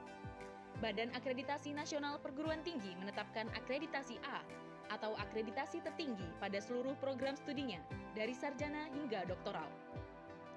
Program studi sarjana Departemen Kimia ITS merupakan program studi kimia nomor 1 di Indonesia berdasarkan data Sinta. Tidak hanya itu, program sarjana kimia telah mendapatkan akreditasi internasional dari Asian University Network (AUNKIA) yang membuktikan bahwa program studi ini sejajar di kawasan ASEAN. Departemen Kimia ITS memiliki visi sebagai pusat pembelajaran kimia yang menghasilkan lulusan berkualifikasi internasional sebagai agen pengembangan ilmu pengetahuan dan teknologi. dengan misi menyelenggarakan pendidikan tinggi yang efisien dalam bidang kimia sampai jenjang pasca sarjana, untuk menghasilkan lulusan yang diakui dan dikenal di tingkat internasional. Menghasilkan lulusan berkualifikasi internasional yang mengerti dan menguasai konsep-konsep dasar ilmu kimia, serta memiliki keterampilan yang sesuai dan berhubungan dengan ilmu kimia, merupakan tujuan dari Departemen Kimia ITS. Hal tersebut didukung dengan lingkungan Departemen Kimia ITS yang sangat kondusif untuk kegiatan belajar mengajar. Diskusi dan interaksi antar mahasiswa sudah menjadi budaya bagi Departemen Kimia, sehingga proses transfer ilmu pengetahuan lebih efektif. Departemen Kimia ITS memiliki 6 fasilitas laboratorium yang dapat mendukung riset dan aktivitas belajar mahasiswa, terdiri dari 1 laboratorium pendidikan dan 5 laboratorium riset. 1 laboratorium pendidikan, yakni Laboratorium Kimia Fundamental, yang berfungsi untuk mendukung proses pendidikan, belajar, dan mengajar di Departemen Kimia. Sementara itu, 5 laboratorium lainnya merupakan laboratorium riset. Kelima laboratorium tersebut fokus pada riset dan pelaksanaan penelitian meliputi tugas akhir, diantaranya skripsi, tesis, maupun disertasi, serta beberapa riset kerjasama di tingkat nasional dan internasional. Lulusan program studi kimia ITS rata-rata mampu mendapatkan pekerjaan kurang dari 3 bulan pertama setelah kelulusannya. Lulusan program studi kimia ITS dapat bersaing di dunia pekerjaan dan memiliki peluang karir yang besar dalam bekerja di dunia industri, lembaga pendidikan, maupun pemerintahan di Indonesia.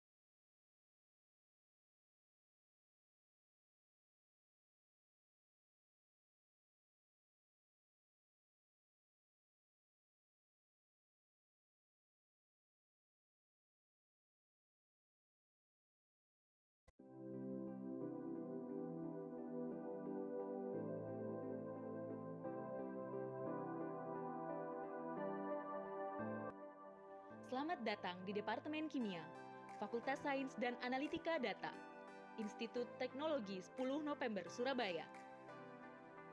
Departemen Kimia ITS didirikan pada tahun 1970. Terdapat 2 program studi, yakni program studi sarjana dan program studi pasca sarjana meliputi magister dan doktoral. Departemen Kimia ITS memiliki reputasi di tingkat nasional dan internasional. Badan Akreditasi Nasional Perguruan Tinggi menetapkan akreditasi A atau akreditasi tertinggi pada seluruh program studinya, dari sarjana hingga doktoral.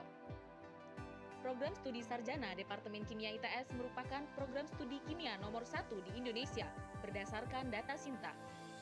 Tidak hanya itu, program sarjana kimia telah mendapatkan akreditasi internasional dari Asian University Network (AUNKIA) yang membuktikan bahwa program studi ini sejajar di kawasan ASEAN.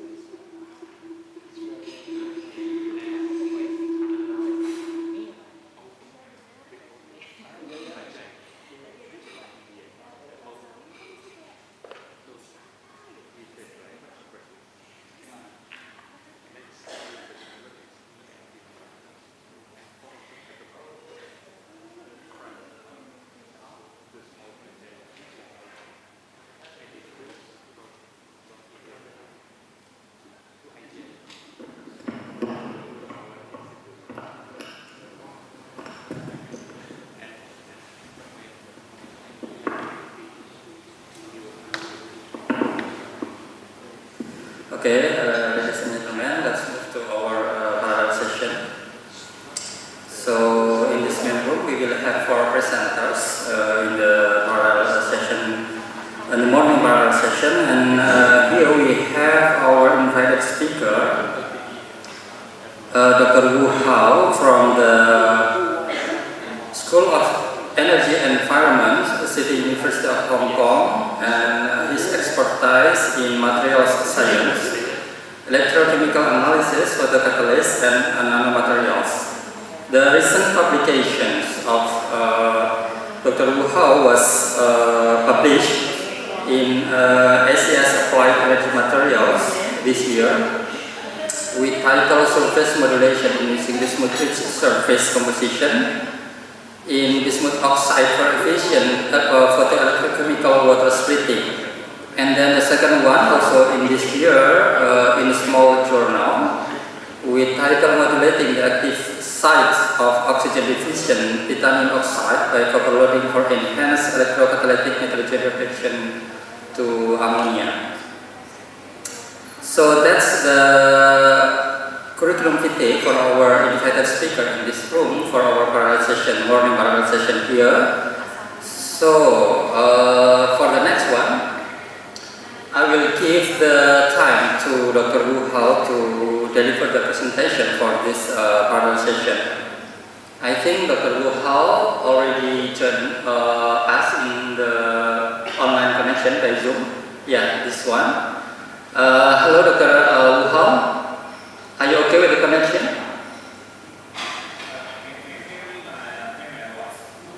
Yeah, it's what a little bit small. Yeah.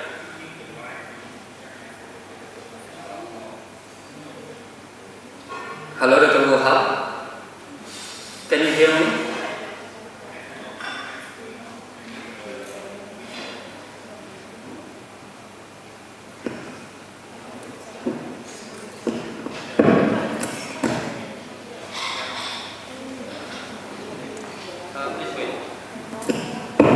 Please wait, Dr. Wu Hao.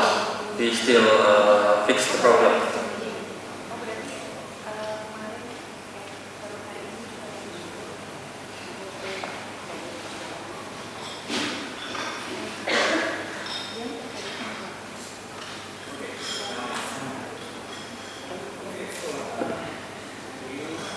Okay.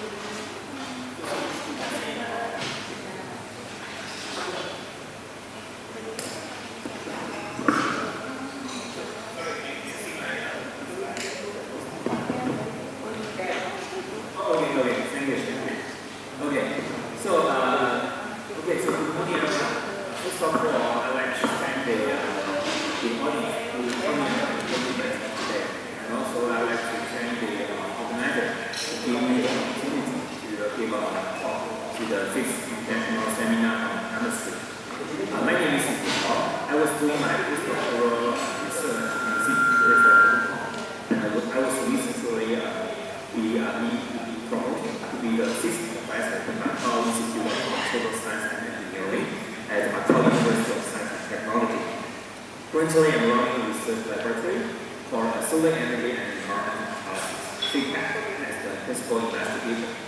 And in today's talk, I would like to introduce my research story about manipulating transport of solar energy generation and environmental analysis.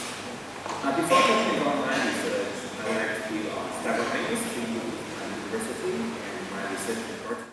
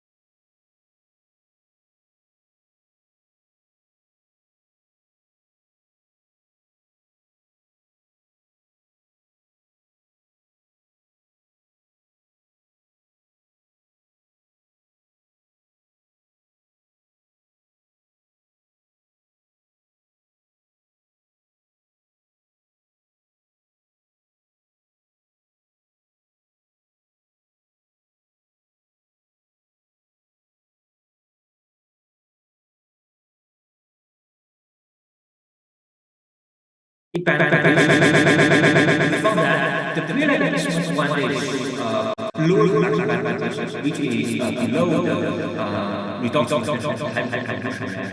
That's why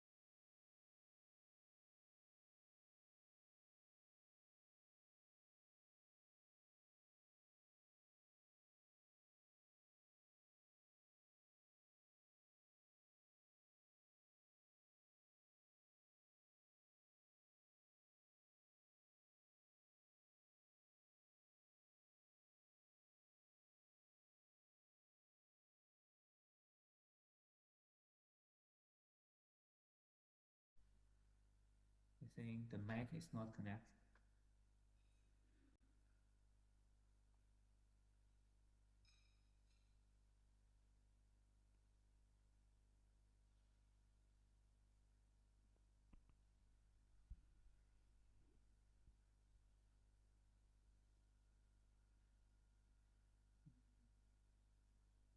My problem here, I think the host voice is not connected.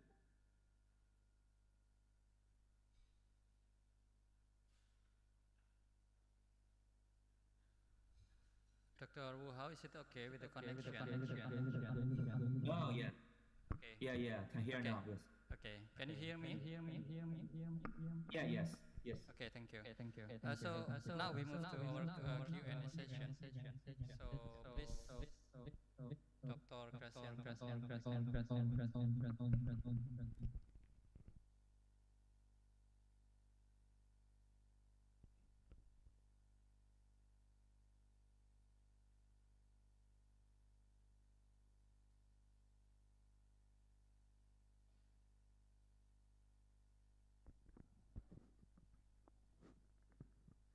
Yeah, thank you very much, Dr. Wu, for your nice talk.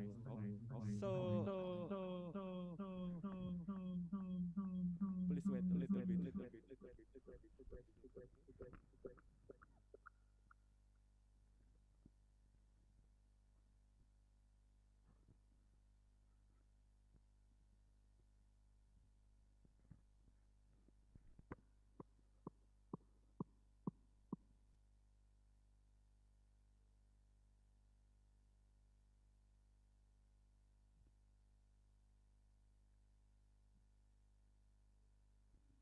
Hello?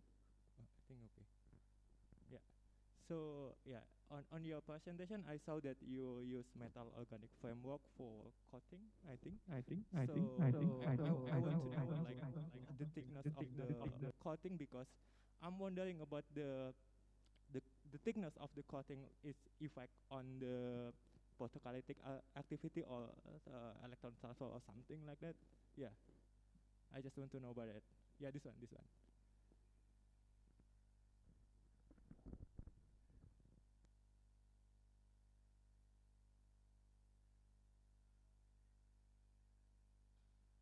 With measurement or samples with and without Morse coating.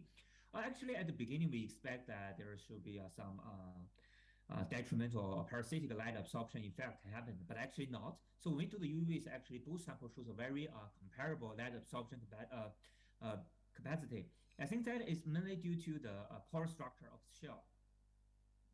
Yeah, I think because its pore structure can penetrate it, so that's why when we do the UV, they show a very comparable light absorption.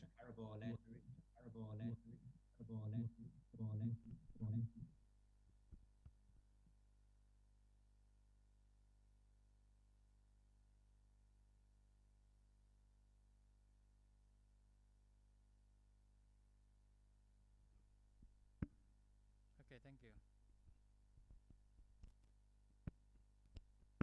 Okay, thank you for the answer of the question. Second one, please, Mr. Zianda, you have question for Dr. Wu Hao?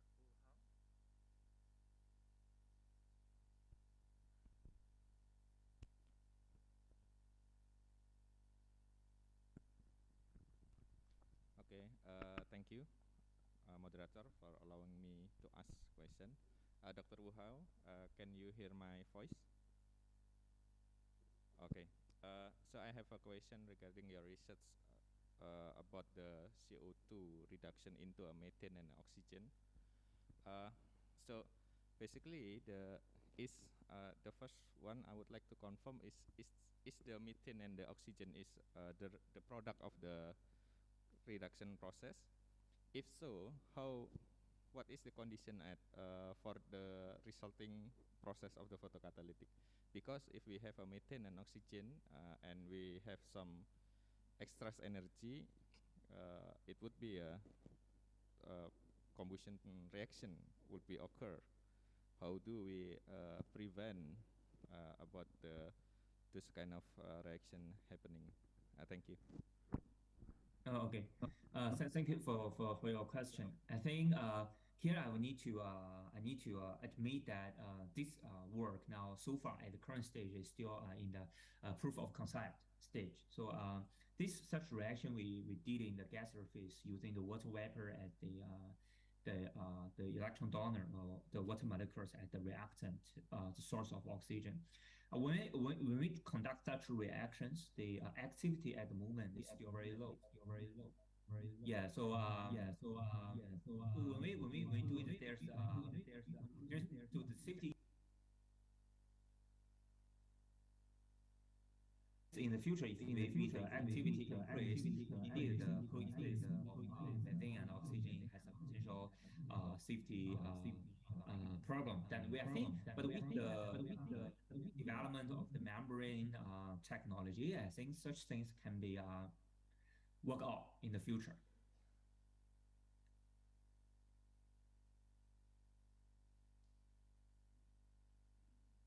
Yes.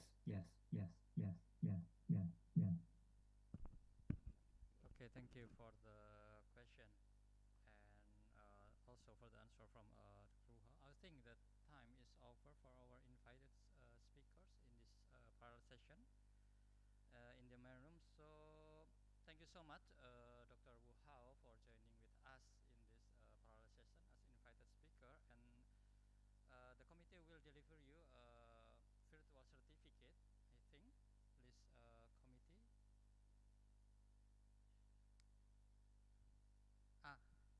Dr. Wu, how can you drop your presentation? The committee will show you the virtual certificate. The committee will also will send the certificate through email to you. Please wait.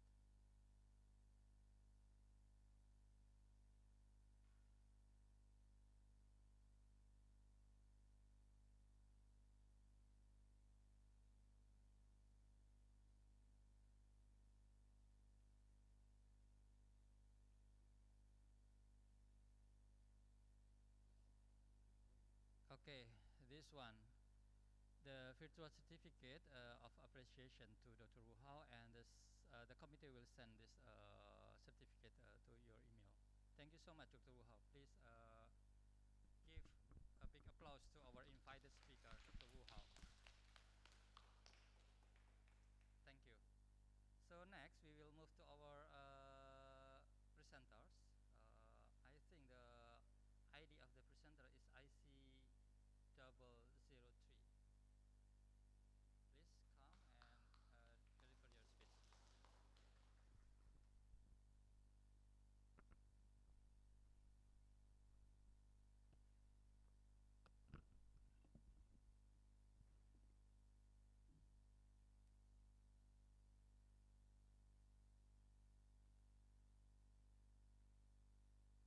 Faisal.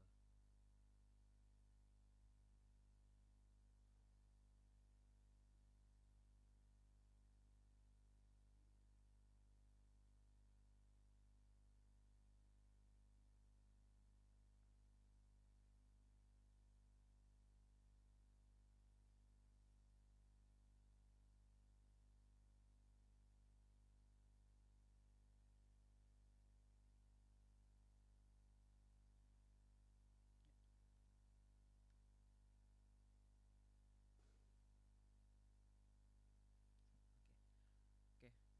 Assalamualaikum warahmatullahi wabarakatuh. Good morning, ladies and gentlemen, honorable all the invited speaker, committee, presenter, and all participants. First of all, let me introduce myself. My name is Faisal Amri. I'm from Bandung Institute of Technology. Well, today I would like to present the result of my research entitled Vessel Synthesis of Silver Nanoparticle Immobilized into Nickel-Based Metal Organic Framework for High Performance Electrochemical Glucose Sensor.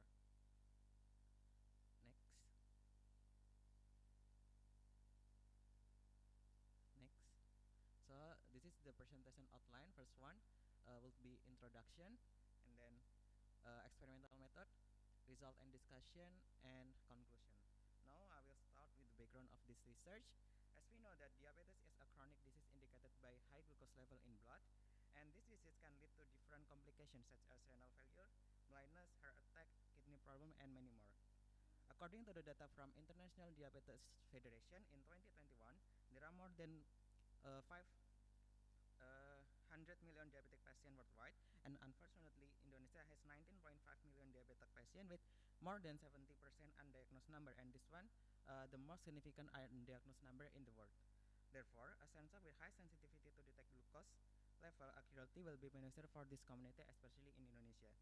And in recent year, there are a lot of publications that investigated glucose sensing with various actual sample and various detection method.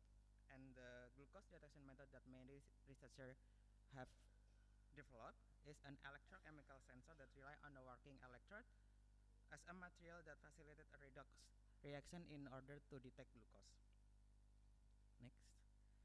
Metal organic framework are a potential material for a working electrode due to great features such as large surface area and range of active site. And the three most often used MOF applying for glucose sensor are copper-based MOF, cobalt-based MOF, and nickel-based MOF.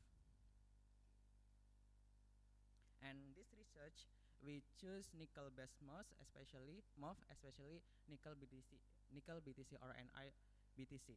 Why we choose this type of MOF? Because this MOF has a great feature as glucose sensing, such as large surface area and good catalytic activity toward glucose oxidation. However, this type of MOF has low conductivity that affect to the sensitivity of the sensor.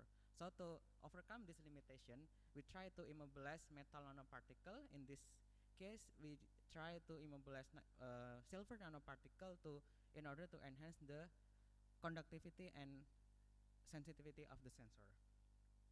And then there are several methods to synthesize MOF, such as sulfothermal, electrochemical, microwave, mechanochemical, sonochemical, and slow evaporation. And in this research, we choose microwave synthesis. Why? Because this method has advantages such as fast growth and nucleation of MOF. And there are a lot of MOF that successfully synthesized by this method, such as ZnBDC and many more. And to synthesizing metal nanoparticle MOF composite can be carried out by one-pot synthesis and post-synthetic modification. However, for post-synthetic modification has limitations such as time-consuming and the possibility to breaking MOF structure. However, but for one-pot synthesis has a great advantages for synthesize this type of composite because can control the size of metal nanoparticle and distribution of metal nanoparticle. Then the experimental method, first one to synthesize NiBTC, we use nickel nitrate and H3BTC and DMF, and then the mixture was heated by microwave at certain condition, and then the product will characterized by PXRD, FTIR, and SEM.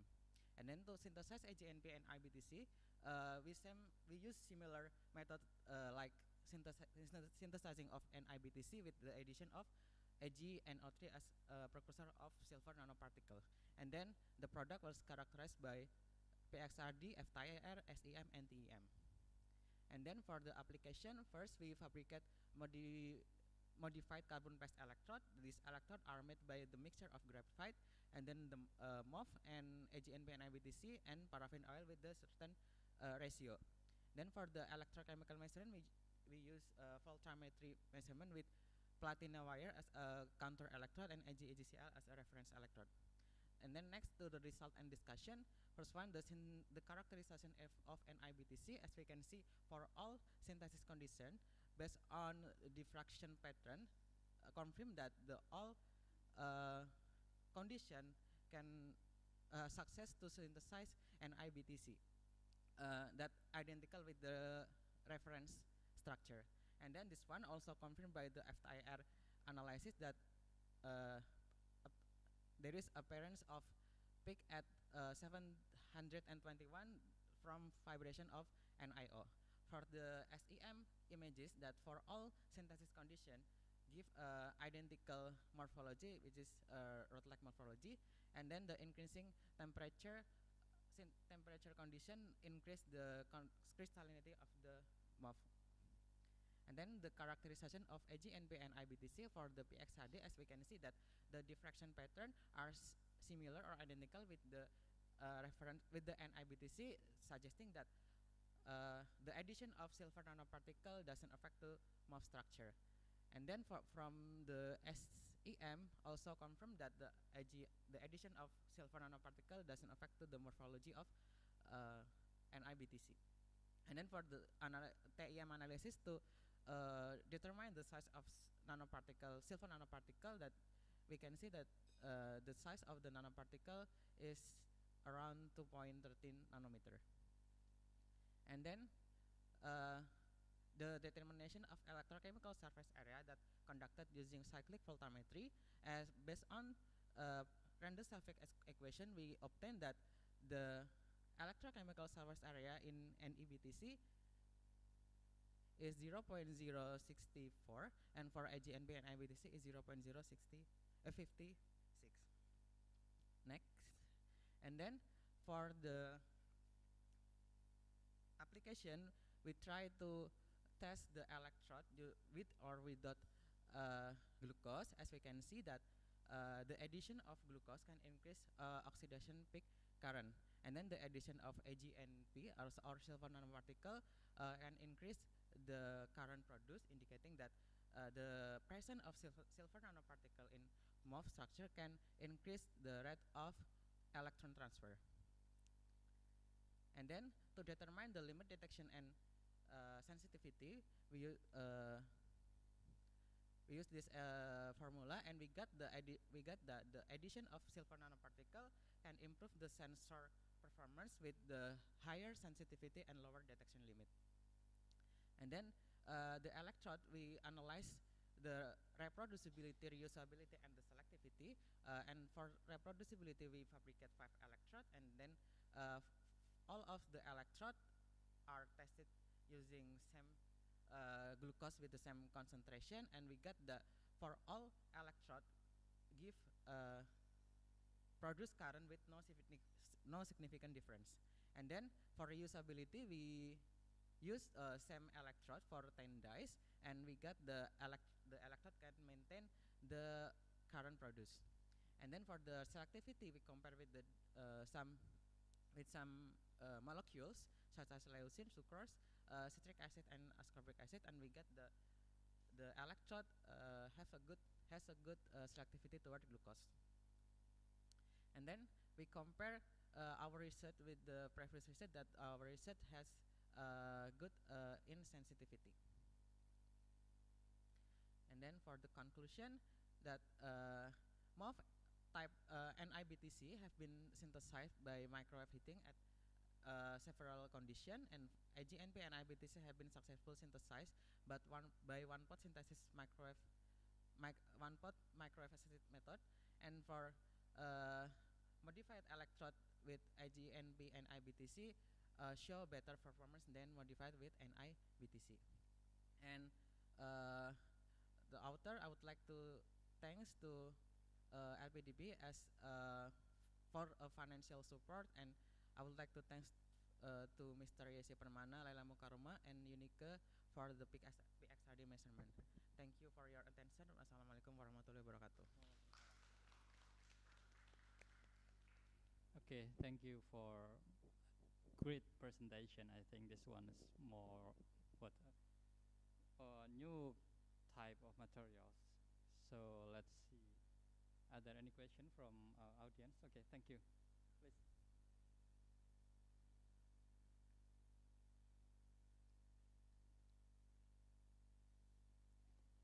Okay, thank you very much for the nice presentation. I have 2 questions. Yes. One concerning about the synthesis of new nanomaterials. In the work, do you use a microwave to synthesize the material, right? So, with because we have this 2G system microwave, and how to control the size and shape of the materials? Because each time you do, maybe the size and shape of material may be changed. So all the characteristics of the material may be changed. for the first questions. Okay. The second question is how to modify electrodes with the materials. Because for electrochemical measurement, you must sweep many cycles, so it may be detached. Yeah. So Thank you. that is my two questions. Thank you. For the control for the synthesize, actually we did experiment with different content of silver nanoparticle. Like in this report, we just show that difference between NIBTC without AGNP and NIBTC with AGNP. Actually, we try to variate the concentration of AGNP and show that with the increasing of AGNP content, increase the structure of the MOF also. Like the structure difference switch to the different phase, but still in NIBTC. And we, when we try to test this type of material with the different structure, the result is also different. So the control of this synthesis is depend on content of AgNP or the content of Ag and O3 used in this synthesis. The more in Ag and O3 used, the structure will shift to different structure and phase. Okay, for the second question, to modify the electrode using this material, we fabricate the electrode, paste carbon electrode with a certain ratio, and then actually we don't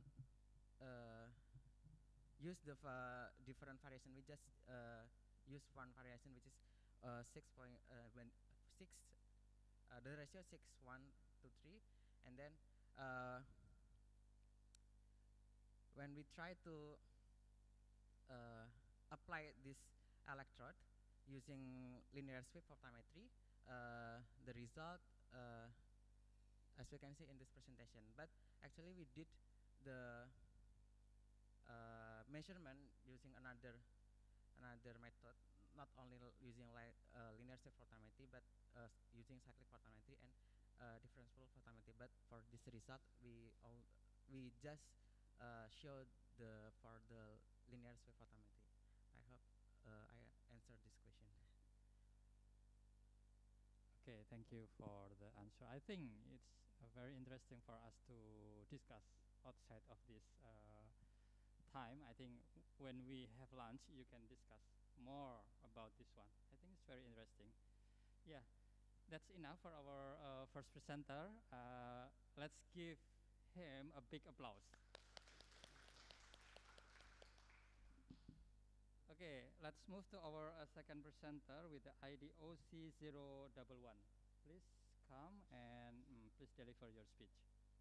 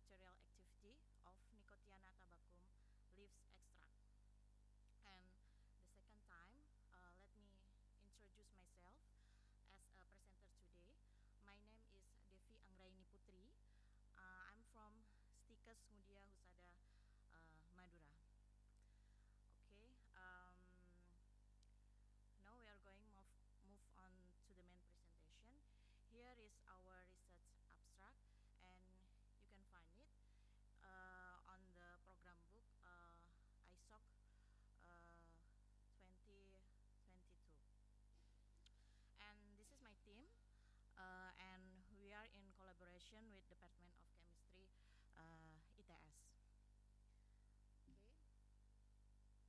Next, let me brief about introduction. Nicotiana tabacum, as known as tobacco, is widely cultivated on tropical and subtropical region, like in Indonesia. And this plane, as you can see, the height of this plane is about 1 until 2 meters, with the big size of leaves and the flower on the top position, as you can see here. And this plant is the biggest commercially commodity plants in the world. Yeah, and according to the global market report,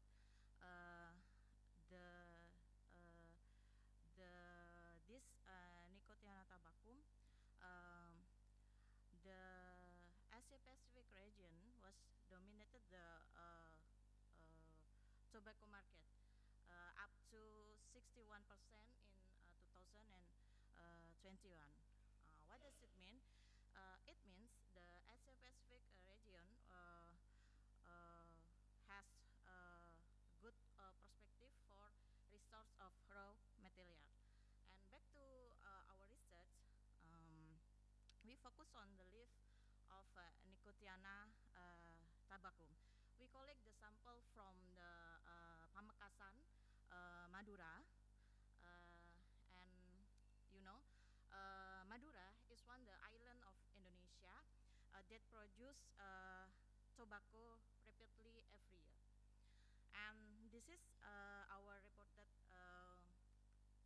research literature review, yeah, about secondary metabolite of Nicotiana tabacum. It's about 40 isolated compound, and then we also reported about the biological activity as anti-TMV, tobacco mosaic virus, antimicrobial, antioxidant, and etc. And this is recently published, yeah. So this is fresh from the oven. You can find it in this journal. Next, this is our other reported published, yeah, about cellulosic was the extract, and then Momordica carantia, and then glycine max is soybean, and then Indonesia herbal medicine. And also the other our reported research is about Momordica Coromolena odorata, and Muntingia calabura, Kersen or talok, and then Ananas commusus. Ananas commusus is pineapple. So we use the peel of the pineapple. Next, we are going to move on the research methodology. This is our general research methodology. We started with extraction, and then we do screening with phytochemical and total phenolic content, and then after that we conducted extract bioassay. And next step is fractionation, structure elucidation, and also compound bioassay. Ladies and gentlemen, in this present study, we focus on the antioxidant and antibacterial activity. So we use the DPPH method to determine the antioxidant activity previously. So we determine the percentage inhibition and the IC50 value. And this is a proposed mechanism about DPPH radical to be DPPH non-radical. And this is our product. We have 5 extract. Next. And then the antibacterial activity we conducted by REMA. Yeah, REMA is colorimetric resazurin microtiter assay, and the MIC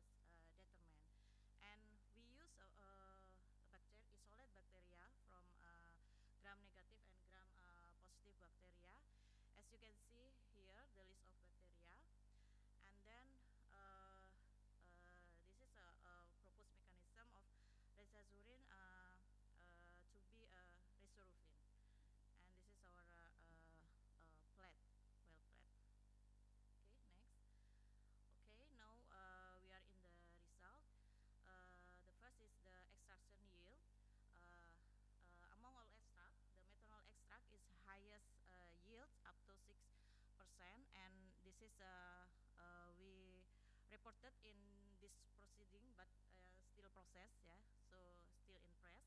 And then next, this is a phytochemical screening. Also, we reported in AIP proceeding in still process. And then next, still in review. And then this is the total phenolic content and antioxidant activity result. As you can see here, yeah, the dichloromethan and ethyl acetate extract, yeah, show a good result on both on TPC and DPPH screening. Next. And then we determine the IC50 value because each extract show the good percentage inhibition more than 50%. So we determine the IC50. We use gallic acid as standard. Next. And this is a result of antibacterial activity. We use 5 isolate bacteria such as Bifidobacterium, S. aureus, S. type, P. aeruginosa, and P. acnes. And as you can see here, the ethyl acetate, acetone, and methanol extract has a good antibacterial activity against Bifidobacterium, S. type, and P. acnes. So in summary, we conclude that the methanol extract has the highest, has the potency as antioxidant agent, and then the ethyl acetate, acetone, and methanol extract has also potency as antibacterial agent. Yeah, that's all my presentation. Thank you very much. Wassalamualaikum warahmatullahi wabarakatuh. Okay, thank you for the presentation about Nicotiana tabacum extraction and also for the antibacterial activity evaluation. Now we move to Q&A session. Are there any questions from audience? Please, if you, okay, thanks.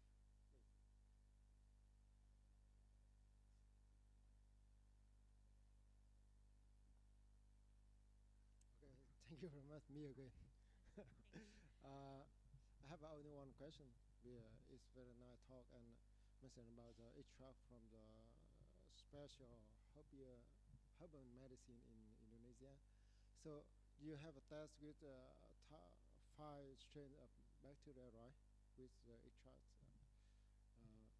So did you compare the antibacterial of this extract to other extracts in from herbal medicine in Indonesia? Yeah, because if we have 10 or thousands type of herbal medicine, so we can do 100 or thousands paper, something like that. So what is a special thing in the research? It means that for oxidation or antibacterial activity of this extract, what is the special?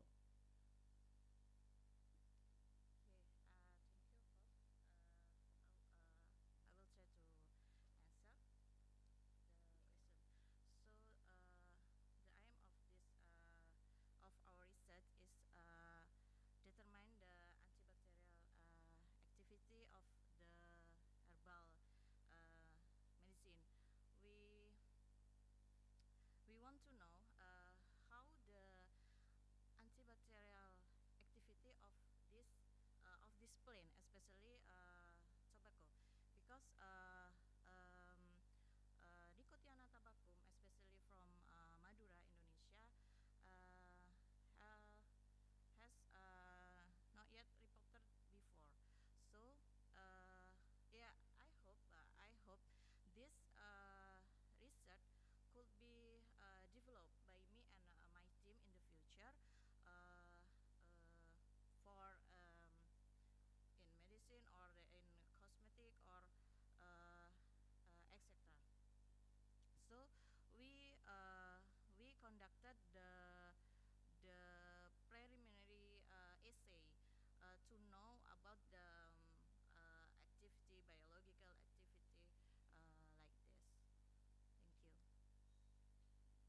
Okay, thank you so much. I think the time is over for our second presenters.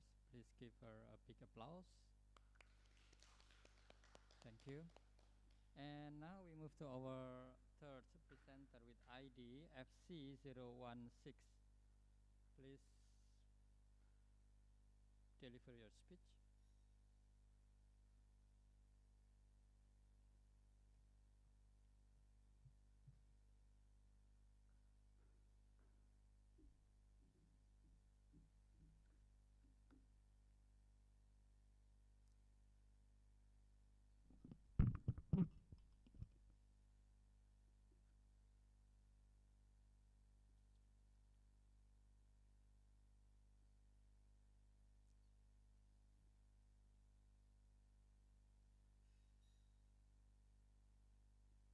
Okay, greetings to all of the participants of Isoc 2022.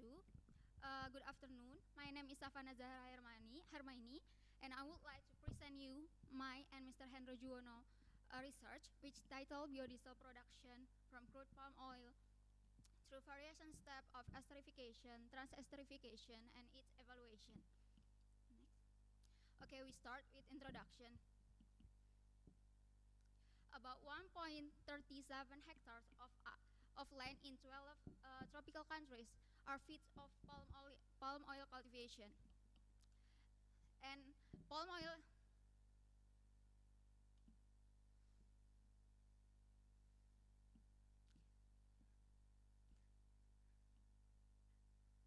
the previous, yes, next, yes.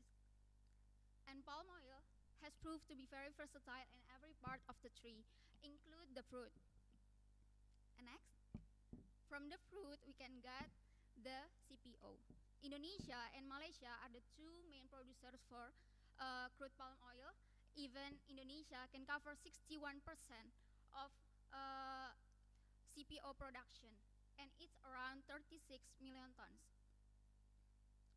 Okay, and CPO contains triglycerides and FFA, and from triglycerides, it has become a common ingredient in many feedstock for many products, include the next detergent, or even cosmetic, or even fuel. And as we already know, the transportation needs in Indonesia is very high, and for that information, in line with that, me and Mr. Hendro Juwono research want to match the high production of CPO in Indonesia and the high need of transportation need. Besides that, our research can also contribute toward SDGs point, especially in number 3, 13, and 15, because as we already know, fossil oil is fossil still being one of most used feedstock for the fuel, and this raw material amount, the amount of this raw material is always eroded. So if we still use this for a long time, the balance of the ecosystem will be disturbed. So, yeah, this research wants to fulfill the SDGs point. So, and the next one again. Okay, how we produce the biodiesel? Okay, first, the feedstock from Emma Jaya Perkasa Banjarmasin store, we do need to be prepared by pre-treatment to have a better quality before entering the trans-esterification process. And after the pre-treatment, we do trans-esterification. After that, post-treatment, and then finally we got the product. And from the product, we need to do a characterization by Cetan analyzer to get this Cetan number, and pycnometer to get the density value, and of course the next is viscometer to get the viscosity, and then by GCMS to get the Cetan, the fatty acid contents. And after that, we match that data to the standard, which as an E Indonesia. Okay, we did variation in the pre-treatment and the trans-esterification. For the A, we did the gumming, and for B, the gumming, vacuum, and 3 repeating esterification, and for C, we did C and D, vacuum and 3 repeating esterification. And for the trans-esterification, we did a variation in volume variation in methanol and oil, and then the concentration of potassium hydroxide concentration weight by weight. Okay. Now we come to the result and discussion. Are the repeatable esterification process effective in reducing FFA content? And the answer is yes, because as we can see there, the percent of conversion is up to 88%. And the next one, okay, for the trans-esterification effectivity, we can see by the yield trans-esterification percentage. And as we can see there, number A, for the A product, which is without the esterification process, was happen as saponification, and it can avoid the trans-esterification process. And for the B, C, D, which are pass through the esterification process, it can more than 75% of yield. And then for the characterization, for the information that biodiesel can only pass the standard if minimum 96.5% of methyl ester content. And the next one, and alhamdulillah, our result has suppressed the standard, which is 97.99%, is the lowest. Okay, and as oleat methyl ester, palmitate methyl ester, and steareate methyl ester as the fatty acid dominance. And the next one, okay, for the density value also meets the standard because it's in range with the standard, either in 4 Celsius or in 15 Celsius degrees. But for viscosity value, sadly it didn't meet the standard because it's too low. Okay.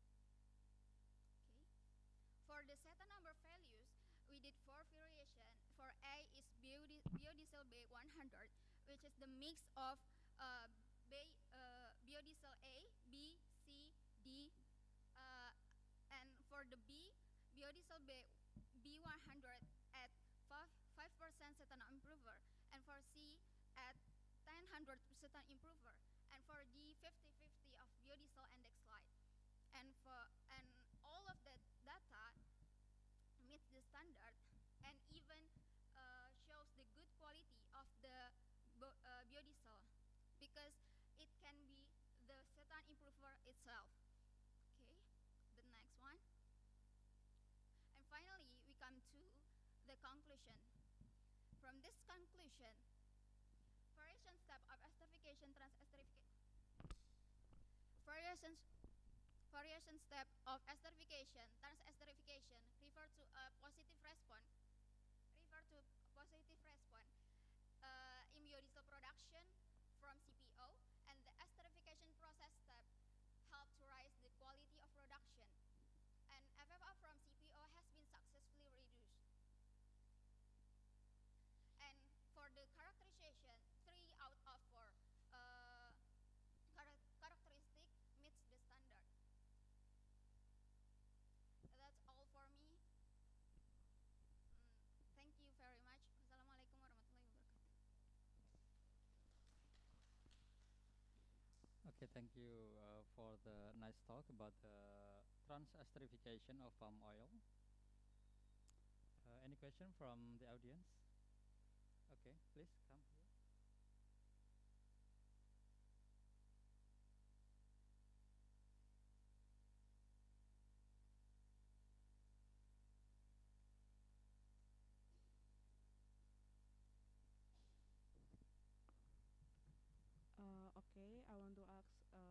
viscosity value is too low and they are under SNE, and why it can happen and what the effect to machine. Okay, thank you. That's all. Okay. Maybe one of the reason must be the repeatable of heating process, because we did 3 repeating process of esterification, and in that process we have to did a heating process, and then what the effect if the viscosity is if if the viscosity is too low. If the viscosity is too low, it will be damage the ignition, because it can happen delay ignition. Maybe that's Okay, thank you for the answer of the question. I think for our third presenter, the time is enough. Please give her a big applause. Thank you. Thank you so much. Wassalamualaikum warahmatullahi wabarakatuh. Waalaikumsalam. Okay, we move to our final presenter with ID MC021. Please come and deliver your speech. Assalamualaikum warahmatullahi wabarakatuh.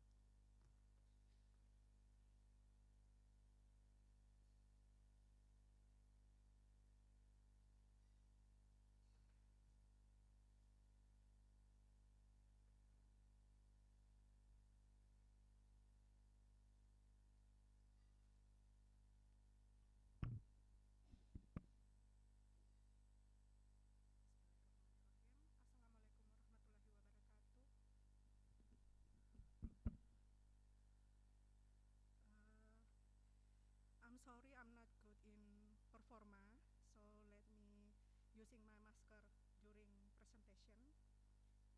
Good afternoon, and dear moderator and participant. I hope that we are always great well in this winter. Amen. First of all, let me introduce myself as a presenter. My name is Andini Nasriana. I'm a lecturer in Polytechnic Malang, and now I'm taking doctoral program in Chemistry Department ITS with research focus about cosmetic materials, and one of them is hyaluronic acid, and maybe every woman in this room familiar with this matter. So that's why I will report our research, and the title is Molasses Impression in Hyaluronic Acid Production from Streptococcus zooepidemicus with feedback method. Before, I would like to thank you for our team. They are Mr. Suprapto, Mr. Tripaus Hutapea Hasiholan, Ms. Anissa Salma, and the last is Professor Freddy Kurniawan. Next. This is my content. First is introduction, and then HA market and production, reference, process, result, and the last is conclusion. The next, introduction. Hyaluronic acid, also called hyaluronan or hyaluronate, is considered an important glucosaminoglycan to its various psychological function. This polymer is composed of disaccharide repetition of glucuronic acid and normal acetoglucosamine with link by beta 1 to 3 and beta 1 to 4 glycosidic bonds. The main character of hyaluronan that makes it very attractive molecule. The use of hyaluronan we can see in the slide. That is function in the arthritis treatment, rheumatology, otolaryngology, urology, and for cancer drugs, surgery, dermatology, and the last is cosmetic in ophthalmology. And the large applied in dermatology actually. You can see in my slide, its function as anti-aging, anti-wrinkle, antimicrobial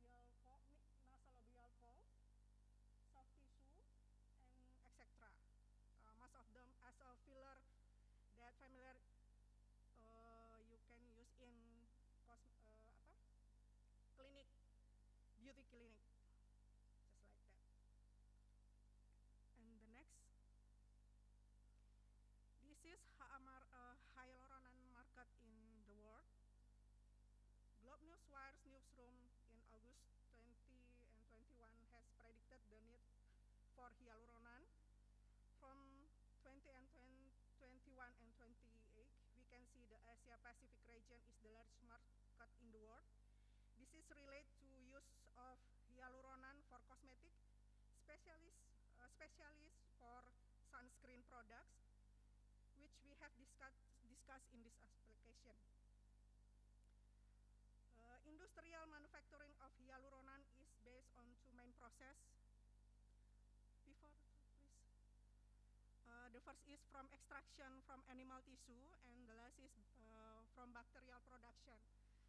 But from extraction from animal tissue has disadvantage, like it's difficult to purification because contain many kind of protein or amino acids that we difficult to do some purification or separation like that. So in 2 decades, industry using bacterial production to produce hyaluronic acid. Next, we use reference. The first is from Vasquez and friends, using the same bacteria, but using batch fermentation method with fruit bagasse as a substrate, and the result is 2 grams per liter with molecular weight 1,800 kilodalton. And the next from Liu and friend, the same bacteria using 2-stage fermentation methods with substrate is commercial media, and the result is 4.75 grams per liter. And the last is from Nur and Kusnandar, using the same bacteria, using feed batch method, but substrate using glucosa. And today I will report our research is using Streptococcus zoopidemicus using feed batch method with molasses substrate. Why we using molasses substrate? Because molasses sugarcane has more complete nutrient to support the growth and metabolism of bacteria, including sucrose, glucose, fructose, amino acid such as glutamic acid, aspartic acid, and alanine. And metal ions including sodium, aluminium, iron, nitrate, phosphate, and potassium. And why we using feed batch method? Because feed batch fermentation has several advantages, including being able to keep the residual substrate concentration at a low level. In addition, it can also avoid the repressive effect caused by the use carbon source quickly and maintain culture condition during aeration in the fermentor. Several previous studies also showed the fermented products using the feed batch method produce relative higher levels of hyaluronic acid than the batch method. So we decide using Streptococcus zoopidemicus with molasses variation concentration as substrate and add it with feed batch method. And this is the process. There is two main process. First is inoculation. The intention of inoculation is to multiplication bacteria. The conditions are in 37 degrees and let it for 12 hours. The inoculation was repeating 3 times until we get optical density about 0.802. The standard is 0.8 until 1. And the main process, then the next main process is fermentation. This process is anaerobic fermentation. In 250 ml batch volume, we left it for 15 hours and add substrate in 7, 9, and 11 hours. The aim during fermentation, metabolism bacteria can produce hyaluronic acid. After process fermentation, we separate hyaluronic acid from suspend with centrifugation in -9 and filtration before analysis. The analysis using UVV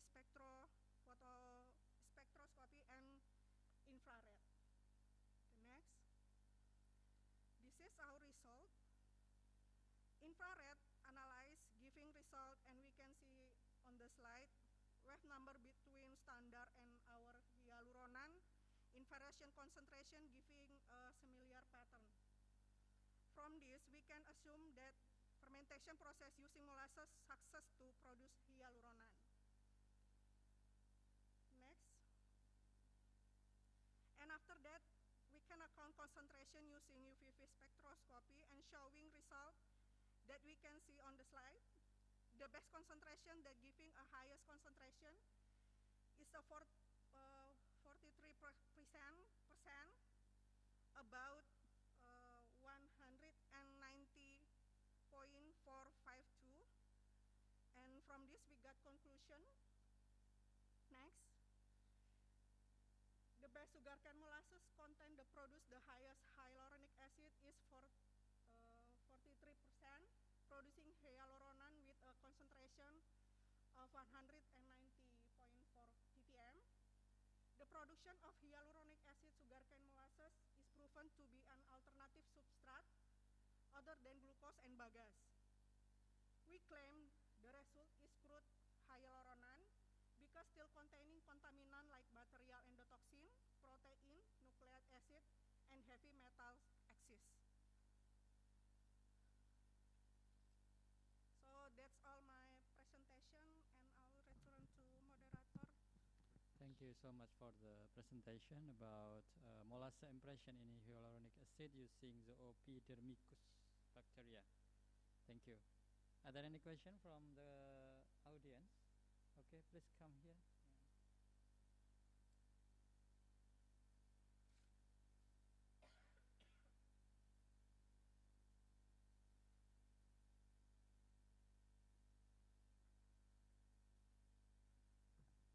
Okay, thank you for your presentation. I would ask, why are you choosing 43% as a higher concentration? Thank you. Okay, we are using 43% because actually already using more above that concentration, but the limitation is molasses has a dark color. If we using above this concentration, we are very difficult to separation of hyaluronic acid from the suspense. That's why we determine for 43% is the highest concentration. Just like that. Thank you. Okay, thank you. I think that's all for our final presenter. Thank you for the presentation. Please give her a big applause. Thank you very much. Okay, all of the presenters have delivered their speech, and let's wrap out our session, this parallel session in this main room. Thanks for all the presenters for the great speech for the parallel session. Let's move to the next agenda. We will have lunch and pray, I think, and we will back again here in the main room for the next main parallel session, the parallel session in 1:30 p.m. That's all. Thank you for all. Thank you.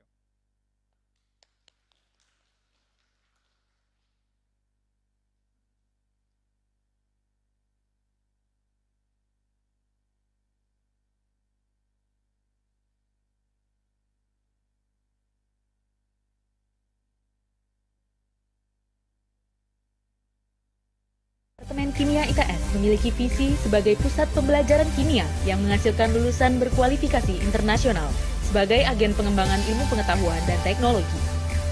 Dengan misi menyelenggarakan pendidikan tinggi yang efisien dalam bidang kimia sampai jenjang pasca sarjana, untuk menghasilkan lulusan yang diakui dan dikenal di tingkat internasional.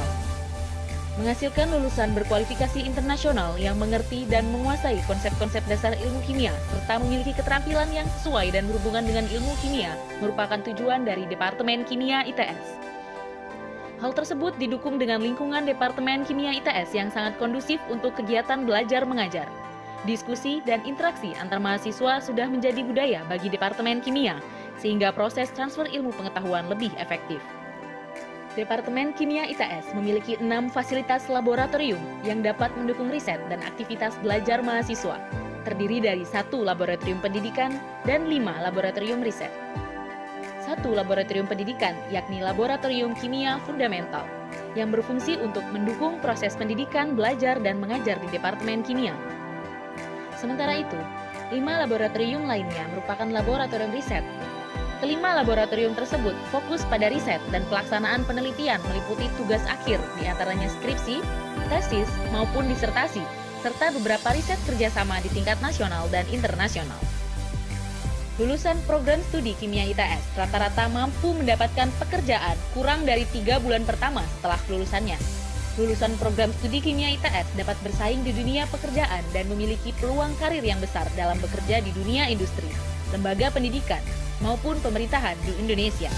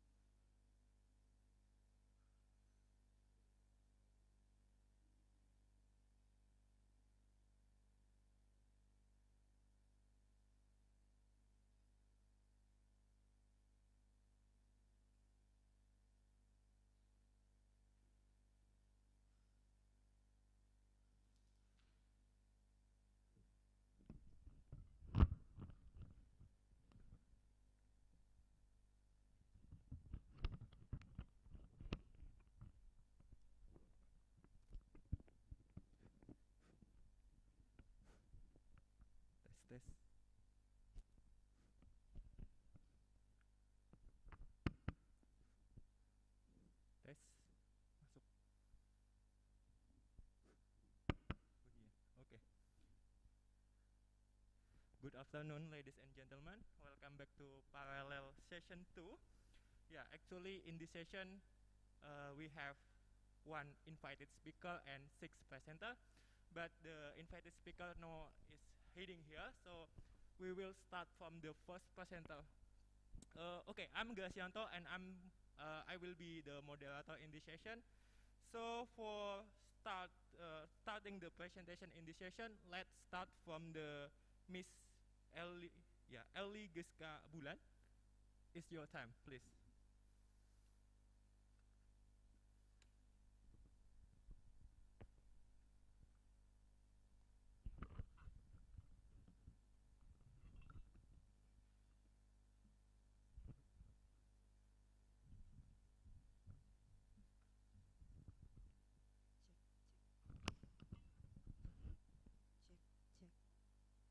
Check.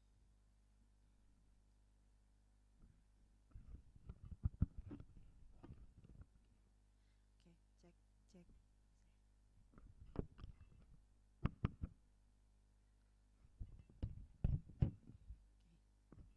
Check.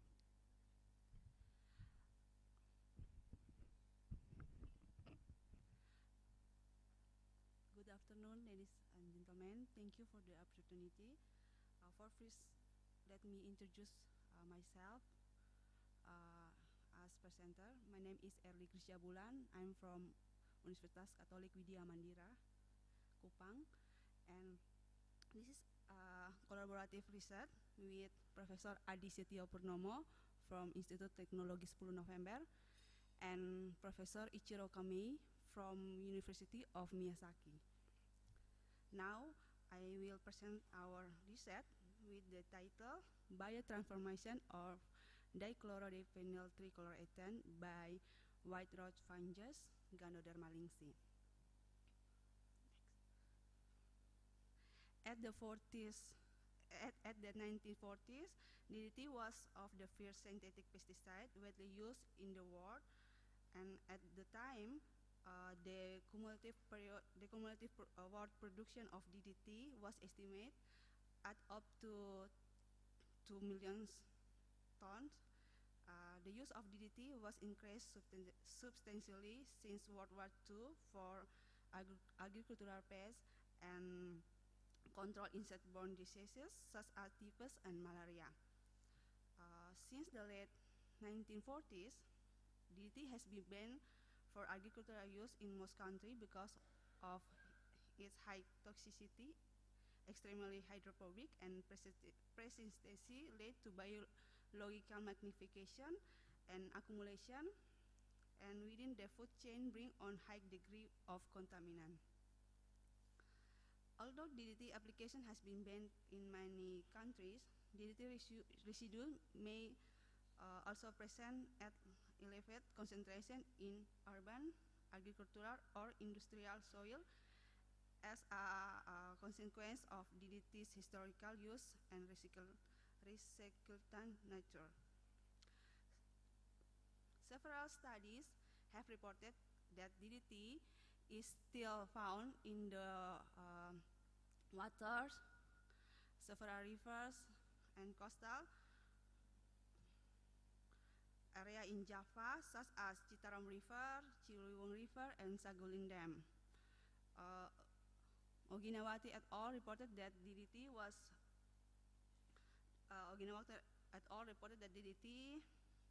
was found in high concentration in water, sediment, mollusks, and fish at Saguling dams. Although banned for over 50 years ago, the high proportion of DDT observed from several sites in Java indicate the persistence of this compound.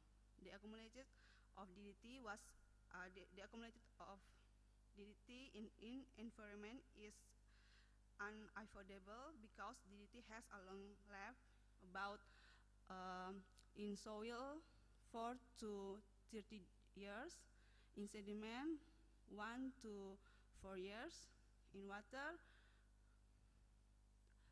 26 to 56 days, and in atmosphere 1.5 to 3 days. environmental pollution with DDT is still a serious problem. Therefore, it is important to find methods or reduce or eliminate this agent effectively. Several techniques to remove DDT and residues have been carried out, including physical, chemical, and biological methods. Although chemically and physically it is considered more effective to remove DDT, this method is expensive and requires a lot of energy and can damage contaminated soil. So bioremediation is a safe and ineffective method that can be used to destroy various harmful contaminants using natural biological activities. Many research have reported that microorganisms, fungi, and bacteria have ability to degrade DDT and transform to another metabolite. White dwarf fungi have been studied extensively for their ability to alter a broad spectrum of harmful chemical pollutants found in environment. This is related to its lignolytic enzyme. The ability of white dwarf fungi to degrade DDT has been reported, including Pleuris osteratus, Tremetes versicolor, Pelbia linderi, Pelbia versifora, and etc. Ganoderma lynxi is one of the most important and widely distributed white dwarf fungi in the world, and is associated with the degradation of a wide variety of wood. A recent study reported Ganoderma lynxi can remove herbicide bentazone in liquid and solid state condition approximately 55% and 90% after 10-day cultivation. And in another report, Ganoderma lynxi can enhance degradation process of trichloroethylene, polycyclic aromatic hydrocarbon, and pentachlorophenol. This information led us to pay attention to Ganoderma lynxi in its capability to degrade DDT. In this research, we evaluated the ability of Ganoderma lynxi to degrade DDT, including identification of metabolite product. Method, first, fungi and culture condition.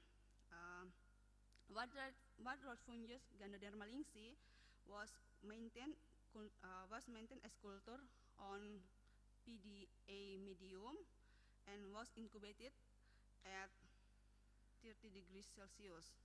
After that, Ganoderma lynxi mycelia was inoculated to PDB medium and was pre-incubated at 30 degrees for 7 days. After pre-incubated for 7 days, 10 milliliter PDB medium and 50 microliter DDT was added to inoculated flax, and flax was flushed with oxygen and sealed with a glass stopper and sealing tape to prevent the volatilization of DDT.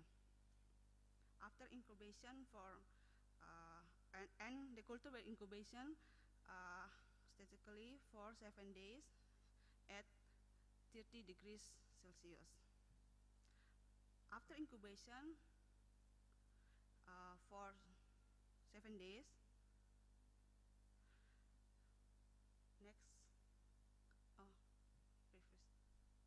after incubation for 7 days, 50 microliter of pyrans were added to culture, which was with 12 methanol and 5 acetone to remove biomass. The mixture were homogenized, and the filtered were extracted using 200 hexane in order to collect the organic fraction.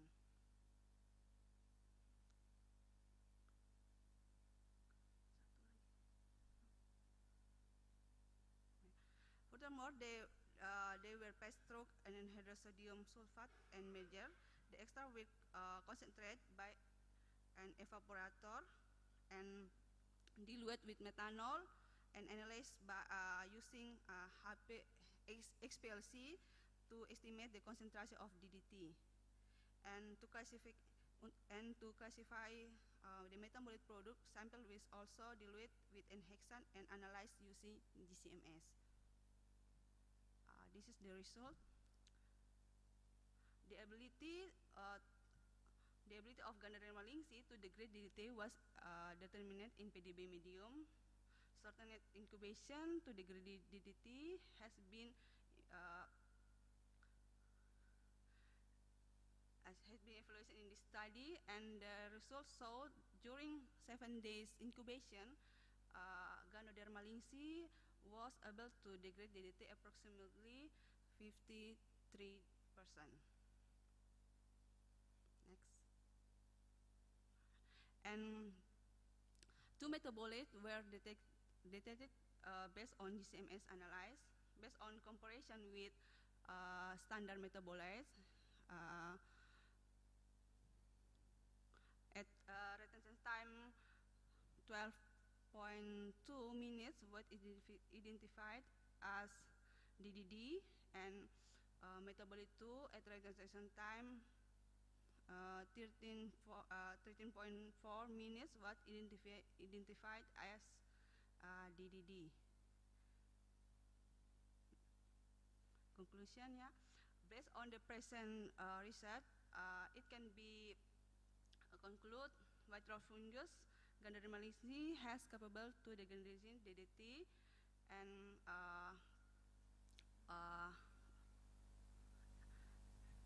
after 7-day incubation in PDB medium, DDE and DDD was detected as metabolic product. Thank you.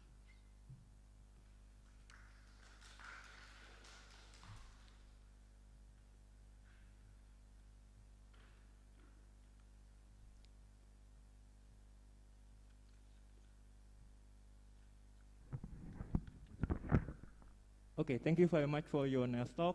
So, any question from the audience? Yeah. Can you come here, please?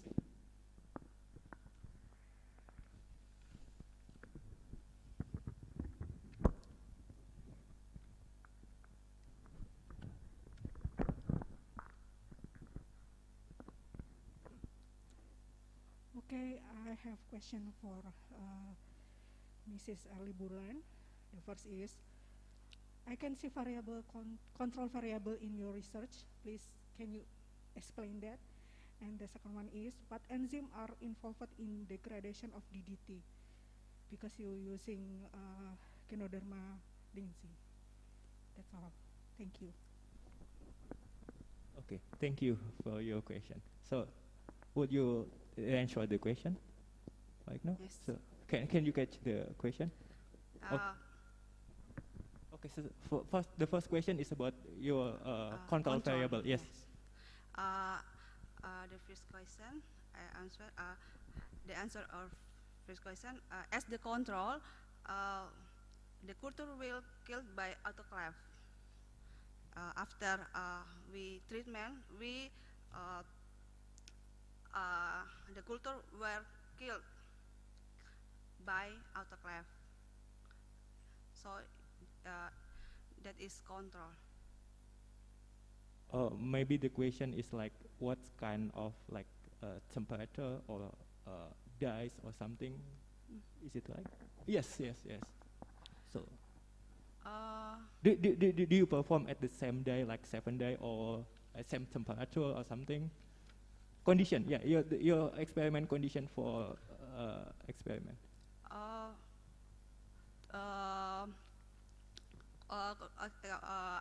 Our condition, our experiment condition, the culture was incubated at 30 degrees Celsius, but for control, positive control, we use the culture after killed by autoclave.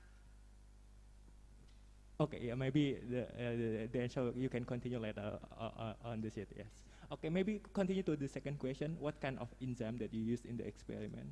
Okay, for two questions. our research is still limited to the ability of fungi to degrade DDT, whereas the involvement of lignolytic enzyme by Ganoderma lynxi has been not studied in our research. Okay. Under investigation, I think. Yes. Right? Okay. Thank you. Thank you very much. Yeah. Thank you. Thank you for the question and the answer. So, any other question, please? No? Okay. Thank you very much for your. Let's give the applause for the presenter. Okay. Let's move to next presenter, and the next presenter will be Miss Natasha Ayu Fadila. Are you ready? Okay. It's your time.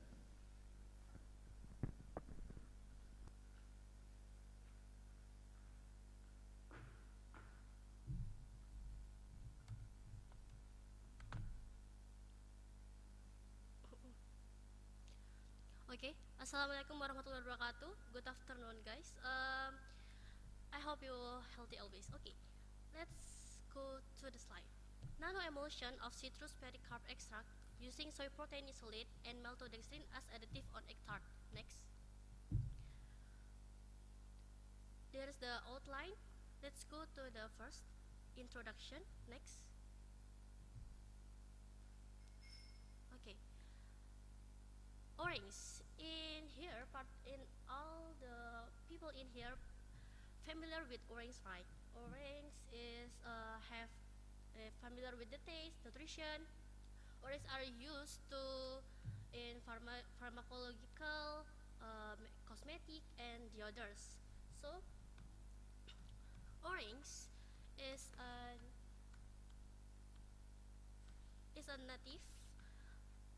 native to Asia. About 70 to 80% of citrus plant in Indonesia are Siam orange, and the other types there are Capro and Pomelo orange.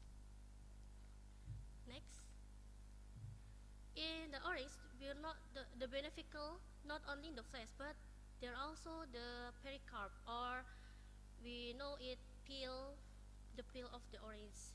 There are the bioactive compounds, phenolic, flavonoids, and vitamin C. We said that the pericarp also have a biological activity, antibacterial, anti-cancer, and antioxidant. So in this paper, we will focus on antioxidant to food additive. Okay, next. To obtain the antioxidant of pericarp orange, we can do the extracting by the maceration method, and then when we obtain the extract, we must encapsulation it with the method nanoemulsion. So after we have the result of the nanoemulsion, we can apply that to the milk pie. There are two problems in here. The first is what are the optimum conditions need to extract active compound in citrus pericarp. So the goal is to knowing the optimum condition of the extraction. The second one, how does the effect of the citrus pericarp extract nanoemulsion as an additive to milk pie on the total phenolic content, flavonoid, antioxidant, and the others. So the goal is knowing the effect of citrus pericarp extract as an additive with a variety of bulk ingredients. Next, let's go to the experimental method. The first thing, we must extract the citrus pericarp by maturation. Then we bring that to the characterization for the total phenolic, flavonoid, and antioxidant, and then we obtain the optimum of the characterization. That optimum extract we encapsulation with nanoemulsion method, and then we bring to the fortification for the pie crust and the pie filling, and then we put them together to make a milk pie.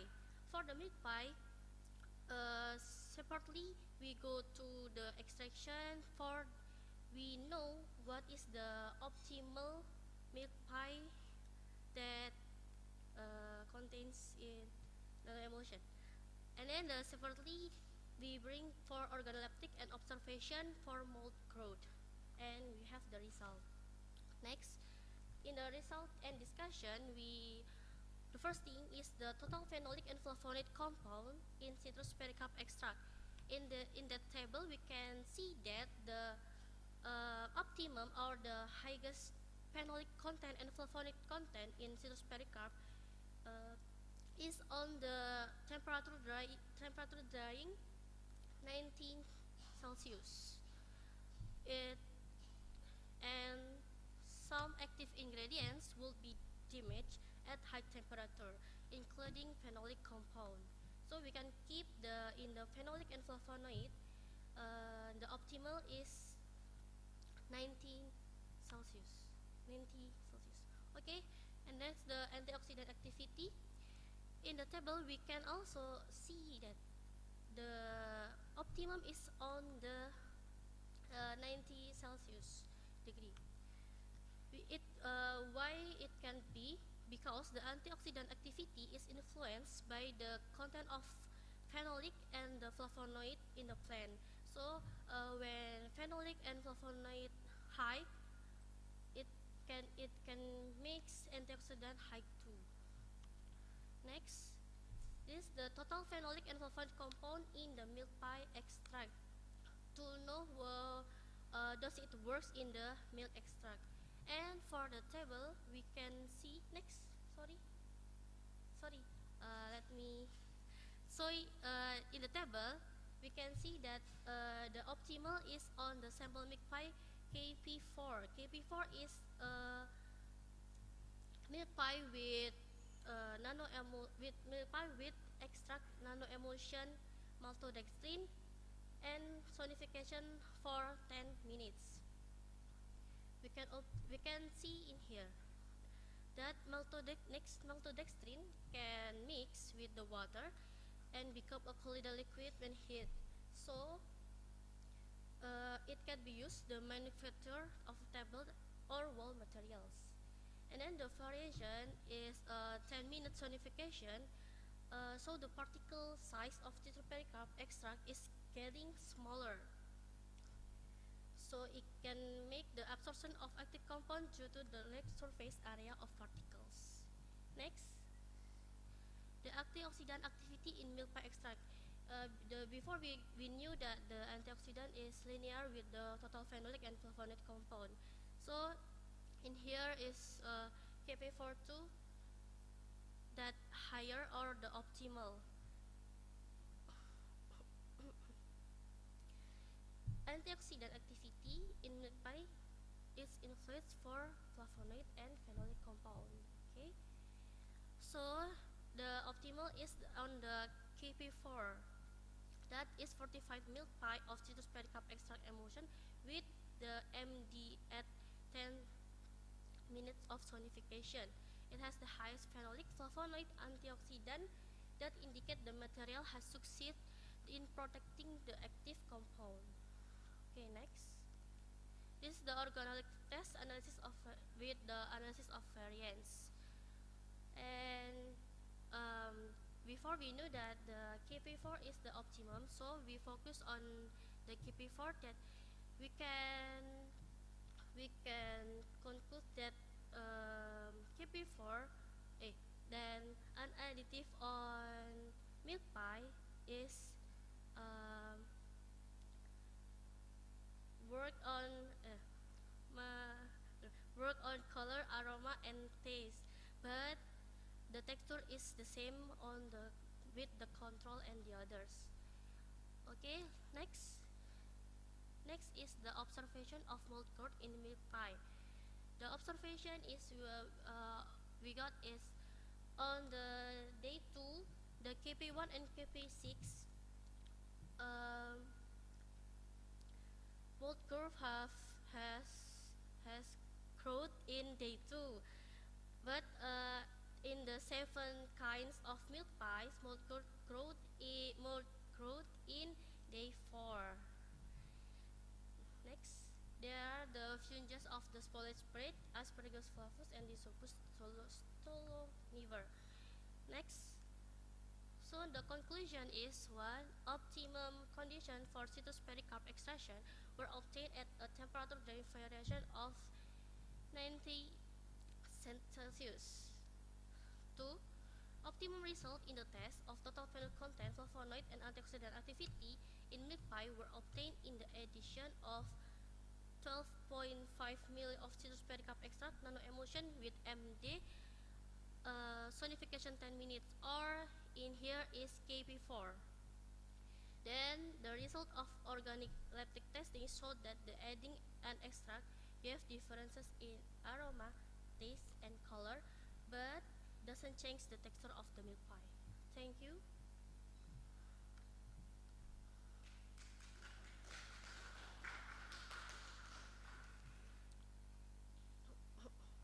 Okay, thank you very much for your nice presentation.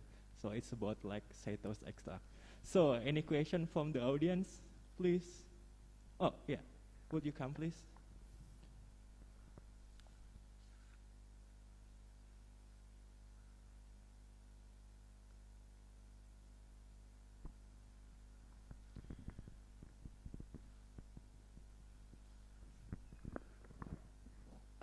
Okay, you saw that some bioactive ingredient can break at the high temperature, but why the result of total phenolic and flavonoid content in citrus extract is optimum at 90 degrees Celsius, then we know that that is higher than 60, 70, and 80. Thank you. Okay, maybe you can answer the question. Okay, thank you for the question. Maybe it can happen because the citrus when the during the experiment the citrus pericarp that in the oven is not still is not dry completely, still water in there, so it makes the data is not stable. Maybe it can. Yeah, so basically it's need higher temperature to evaporate all of the water inside, right? Okay. Question? Okay, yes, please.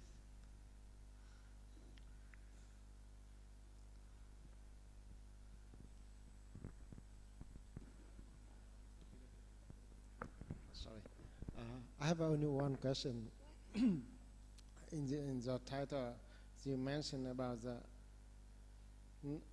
nano emulsion, right? So, but on the slide again, I couldn't see the nano. So how you can prove that it is nano emulsion?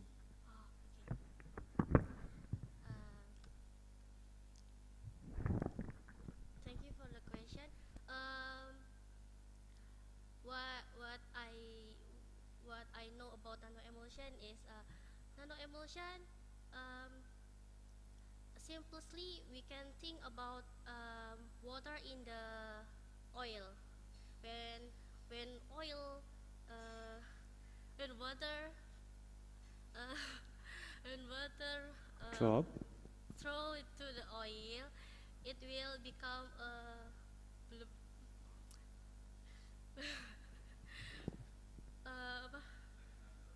yeah, like a baba. I'm sorry. It's the simplest thing. I know that thing is like that. And I know the nano emulsion is one of the encapsulation method. And why did choose this? Because the nano emulsion doesn't change the characterization of the extract. It that I know. Yeah, maybe I relate to the Doctor Who also, like, because you perform nano emulsion, but you didn't show any thing about the nano emulsion. Maybe it's better that you like perform in which slide that you perform nano emulsion and what the organization that you need the nano emulsion, something like that. Thank you for the question. I will study about that again. Look forward for it. Okay, thank you very much for the presenter. Yeah, thank you very much for Miss Natasha Ayu Fadila. Thank you. Okay, we move to next presenter from Mr. Dika Bhakti Praja. It's your time, please.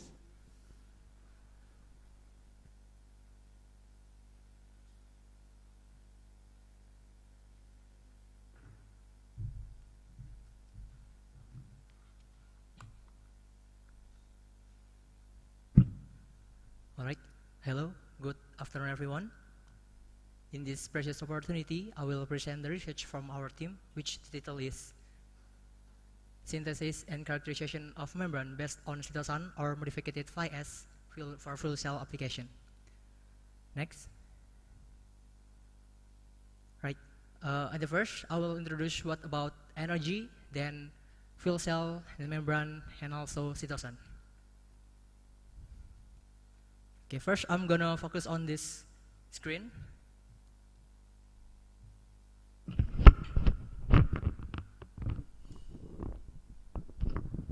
Right.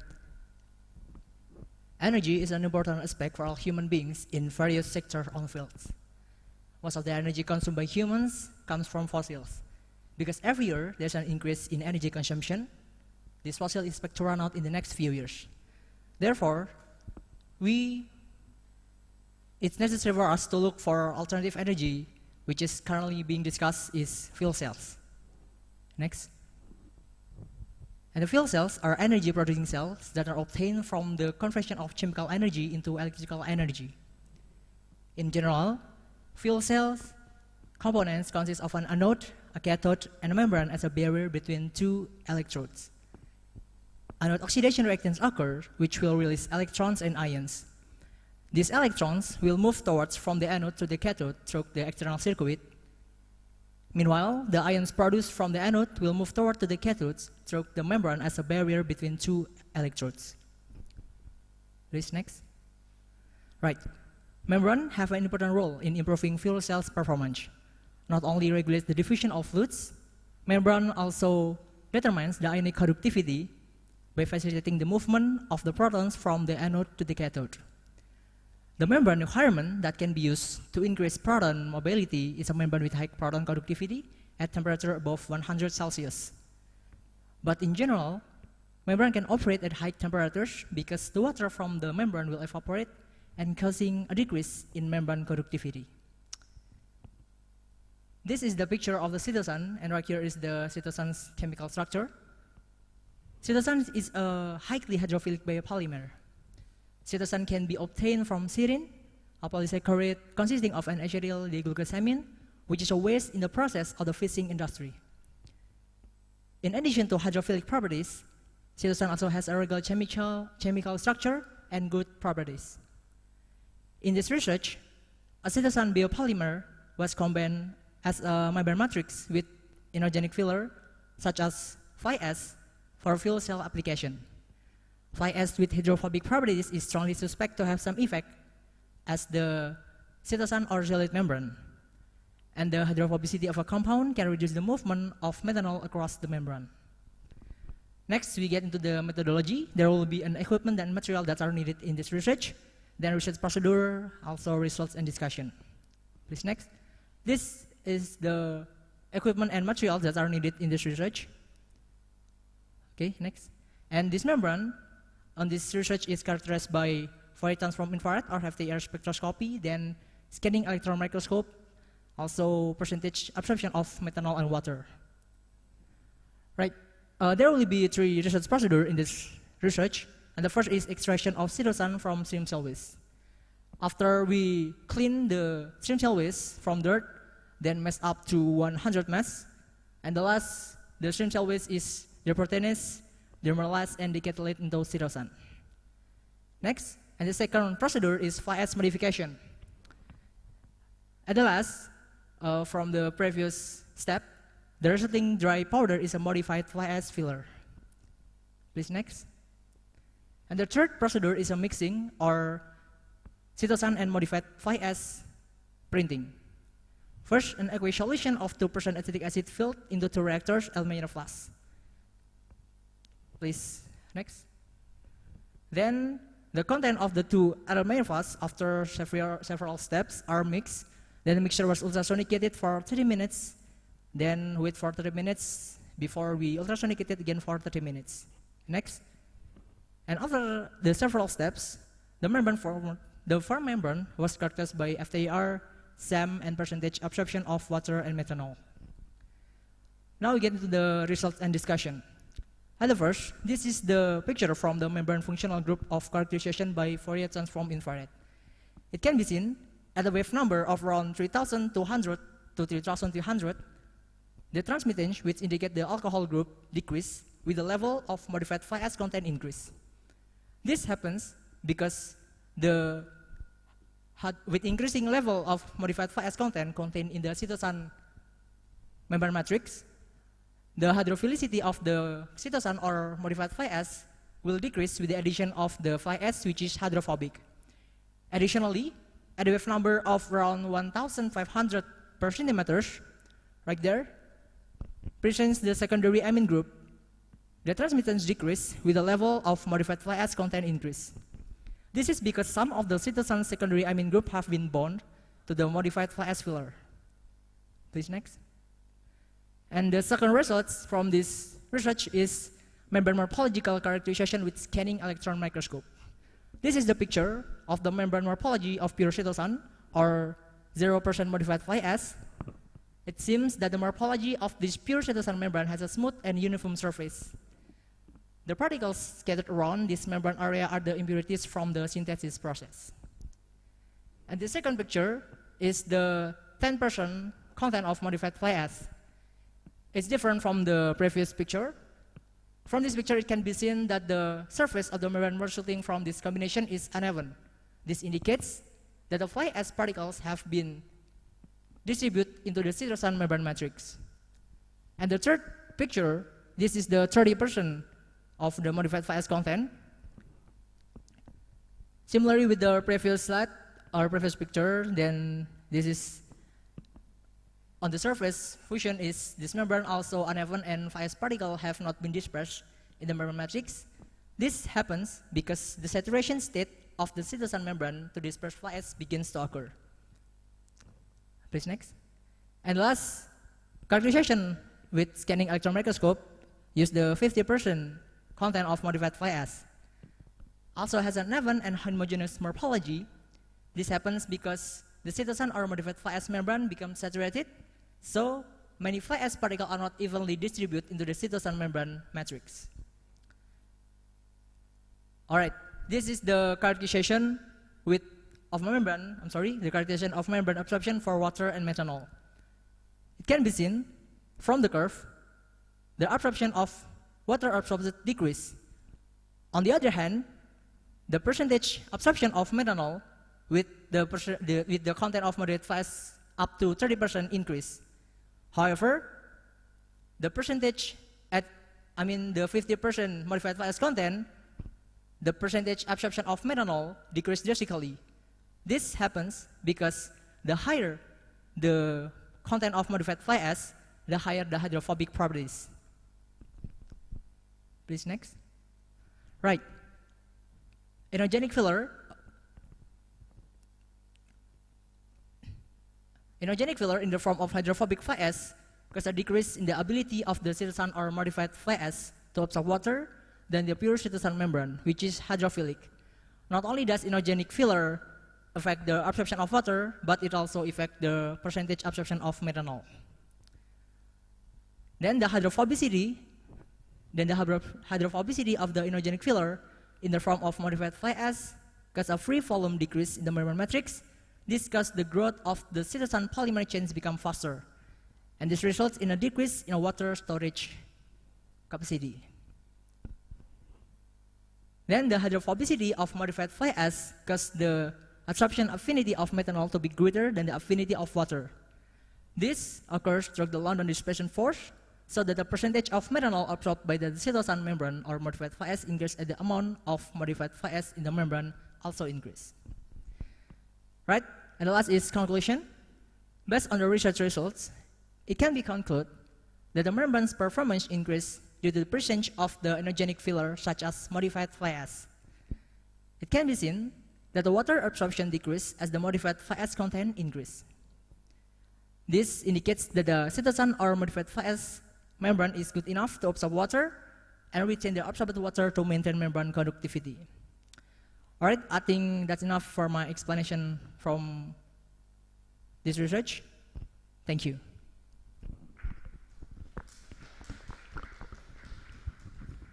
Okay, thank you very much for your beautiful presentation. Okay, is there any question from audience? Oh, okay. Let's please. Okay, thank you. Thank you, Dika, for your nice presentation. I want to ask to you just a foundation question. What's the background of making fuel cell? Is the supply energy not enough or how? All right, thank you for your question. My lecturer, Ms. Dita, will answer. Because why we use fuel cells in this research, in case of the depletion of the fossil energy, that the fuel cells have the good performance that can, change the fossil energy that as long as this time is, the fossil engine is become decreased, like that. So we have to, it's necessary for us, as I say on the previous slide, it's necessary for us to looking for alternative energy, and the fuel cells is currently being discussed right now. Okay. Maybe that's my answer. Okay, you say that you want to search the alternative energy, and about about your opinion about nuclear energy. Do you know nuclear and nuclear power plant? You are from Polytechnic Nuclear, yes? Okay. The effectiveness of fuel cell and nuclear energy. What's your opinion about it? All right. Talk about nuclear energy. Maybe because my background is from, I not introduce myself. I'm from Indonesian Polytechnic of Nuclear Technology, and talk about nuclear. Maybe it's too far from Indonesian is talk about nuclear energy. This country can to build the nuclear power plant, but we have to think that the build of the nuclear power plant is not on the just 1 or 2 years. It need a few years, so that we as the human, we have to looking for alternative energy besides on the nuclear energy or anything. And that on this research that I say is we can use the fuel cells to change the fossil energy because there's a depletion on that energy. Thank you. Okay, thank you very much. Is that okay? Okay. Yes, sir. Yes. You can use that. Okay, thank you. One of the parameter, the important parameter is the ionic conductivity. But you not show result of ionic conductivity from your membrane. Okay. All right. Thank you, sir, for your question. Can I let my lecturer to answer your question because it's her research? Yeah. All right. Do you have ionic conductivity in your result? Ionic conductivity. All right. Yes. Thank you for your question. Yeah. We do characterization, ion conductivity. Yes. We do that, but in abstract is different with our presentation. But in my thesis, there is ion conductivity, result, but we don't show in this presentation. Okay, that's the answer from my lecturer because it's her researcher. Like that. Your result is no ionic conductivity. Yes. No. Okay. On this presentation, we will not show the ionic conductivity, but on the abstract, we saw, yes. Like that, sir. Okay, I think you can discuss again when you have time. So yeah, you can make it clear later. Yeah, thank you for your presentation. All right. Yeah, give the applause. All right, thank you so much, everyone. Okay, you can come back. Okay, let's move to the next presenter. So the next presenter is Mr. Febri Hadi. Mr. Febri Hadi, are you here?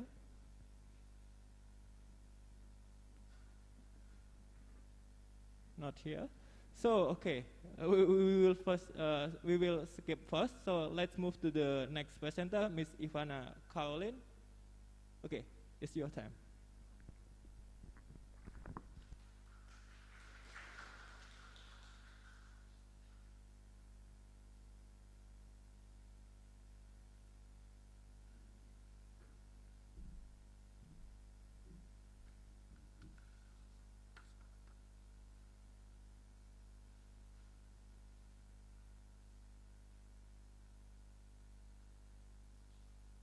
Please wait a little bit.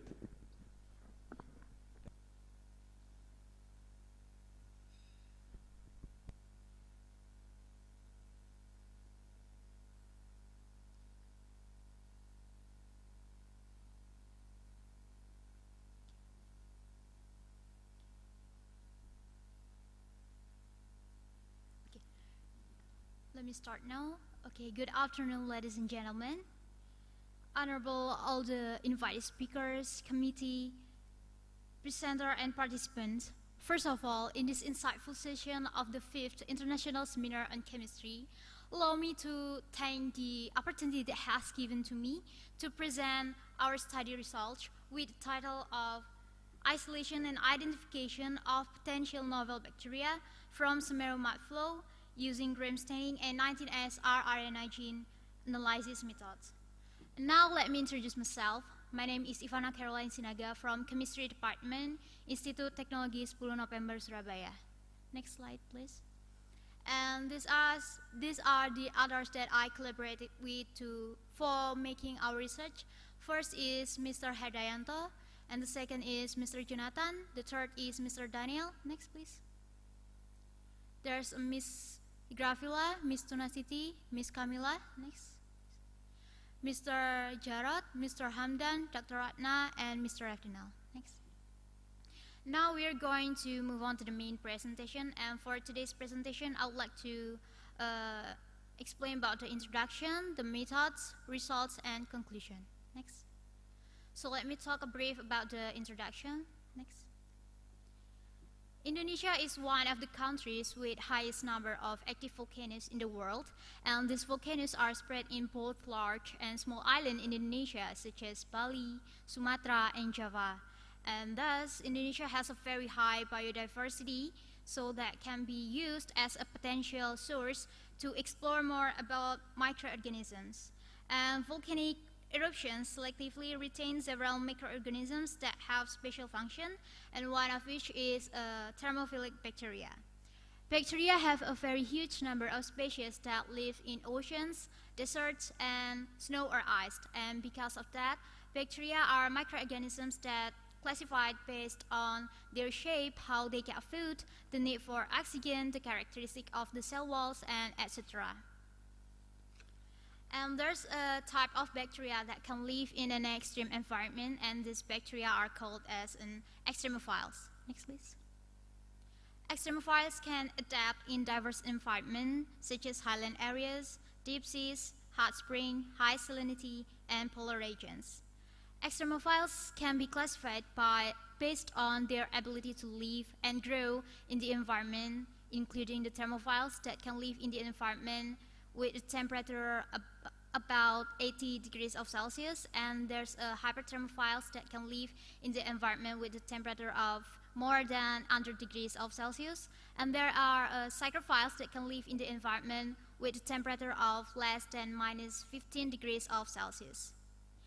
So there's numerous types of bacteria that exist in nature, and their diverse properties are necessary to be grouped into a certain classification to facilitate research purposes. And for our study, we identified the bacteria with a molecular approach based on the 19S rRNA gene to determine its species. Next, please. And now we're going to talk about the experimental methods. Next. first, we collected our sample from the Semeru mouthflow at the coordinates that are shown in the display. And we collected our sample with a plastic bottle and we transported to our laboratory. And on our laboratory, we do a serial dilution to minimize the number of microbes that are suspended in liquid. Next, please. And for the bacterial isolation, we use the ISP2 media supplemented with the antibiotics amoxicillin 500 ppm. And after the media or the agar sets, we transferred the sample from the previous serial dilution to the plate by a stroke plate method. And then we incubated at 37 degrees for 3 days. Next, please. And after we got the pure isolate, we do a gram staining test to classify the bacteria into a gram-positive or a gram-negative bacteria to see the size and the shape of the bacteria. And after that, we do the DNA extraction to obtain the DNA template for the PCR test. Next, please. And for the gene amplification, we use the PCR test, and the amplified results were used for the electrophoresis test and DNA sequencing. And next, the sequencing results were used for the blasting on the data from NCBI gene bank, so therefore we can make a phylogenetic tree using the MEGA11 software with a neighbor joining method and P bootstraps about the P distance 100,000 bootstrap as a parameter models. And next, we're going to talk about the results from our research. First, from the isolation and purification of the isolates, the sample was grown on ISP2 media that have been supplemented with the amoxicillin. It's shown on the display, and it has a yellow colored colonies and grows separately in the fourth quadrant, and there are no contaminants detected. Next. And from the gram staining test, the isolates are considered as a gram-negative bacteria because the stain color is red, and as we know that most of the gram-negative bacteria considered as a pathogenic.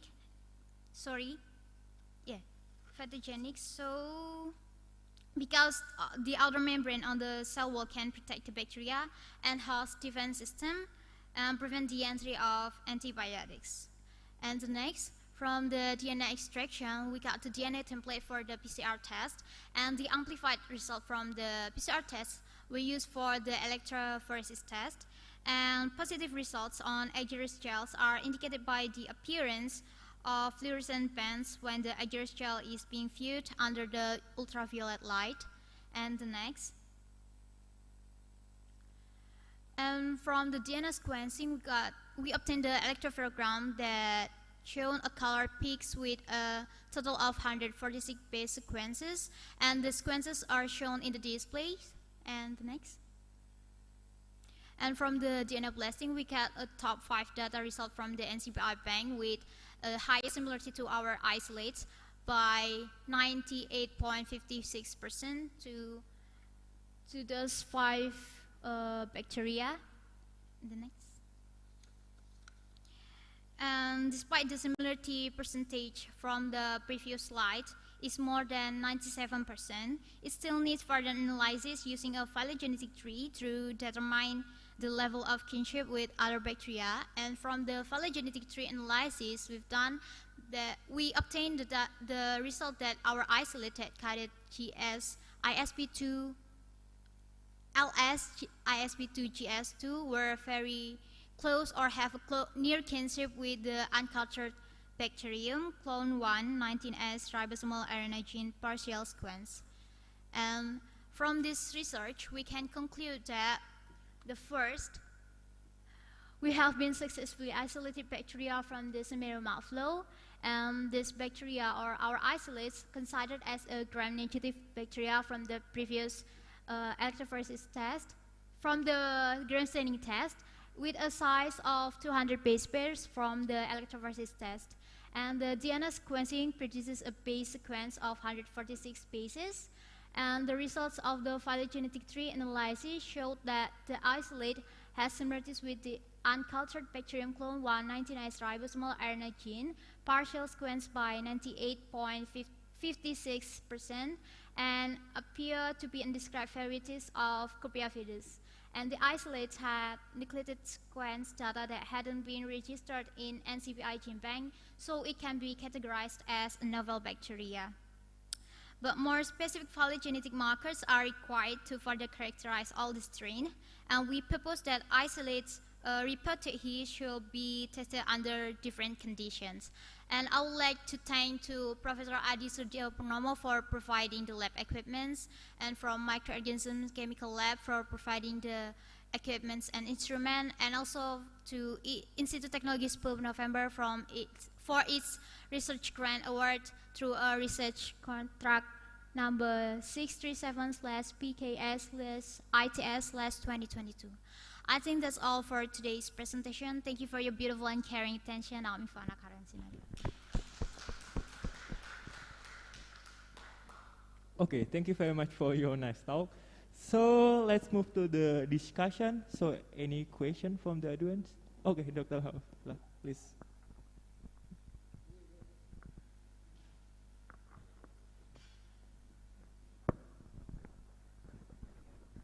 Okay, thank you very much for the nice work.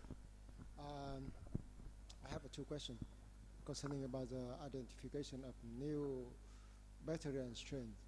Because in this work, you use the staining method, right? Yes. And also the molecular method to identify the new strain of bacteria. So, unfortunately, I would like to know about the morphology and shape of this bacteria and strain. It's my first question. Sorry, I can clear here. For this new strains of bacteria, yeah. When you identify the gene about the gram gram negative, so I would like to know about the morphology and shape. Morphology and shape of the bacteria is my first question. Yeah. And the second question is how the colony of bacteria and strains form on the agar. Okay. My question is clear? Yeah, I'll try to answer the first question first. So for the shape and the morphology of the bacteria, we haven't shown it yet because we're still doing the test using the VSM. So in our campus, it's still a limited instrument for it. So we need to wait until our time for testing. And for the second question, please. I think the second question is about how it's.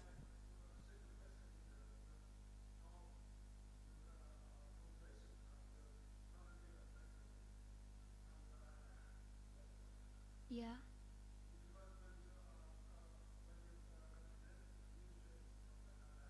Yeah.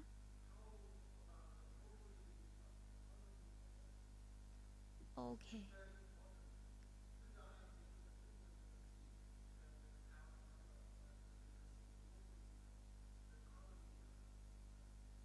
Okay, for the colony, we take the colony for the first question with a dot, like the previous slide, please, on the results.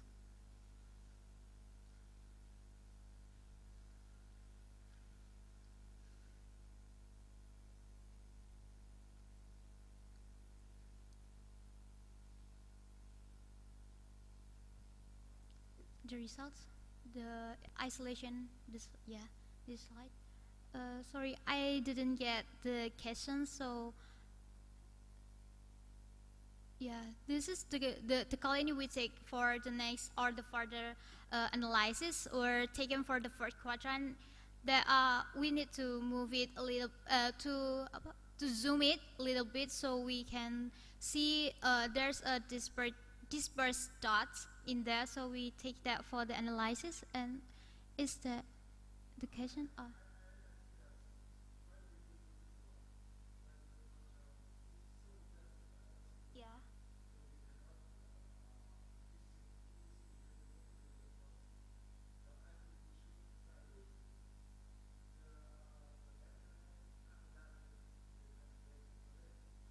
Oh, yeah, yeah, yeah.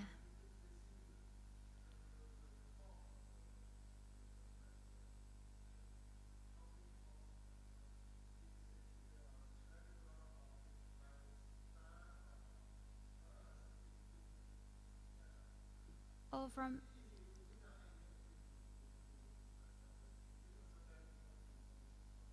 oh, yeah, yeah. It's dots like a dots. Yeah, it's sickle.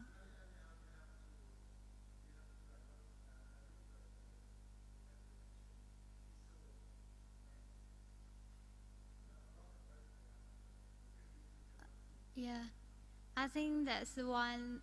The picture we taken are not really clearly can be seen the difference about the one and other colony. So yeah, we need to take the picture for the spirit colonies. So, yeah. Dr. Who, is it clear? Okay. Yeah. Is there any question from our audience? No? Okay. Let's give the applause again for Miss Carolina.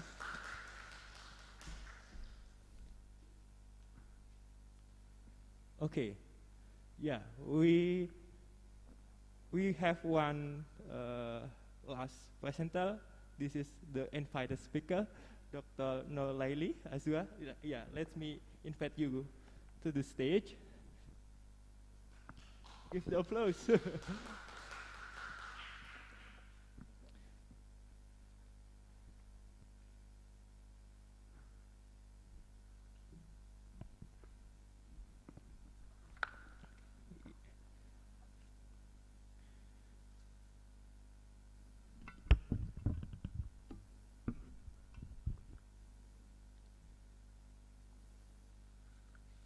Yeah, Dr. Laili, thank you very much for joining us.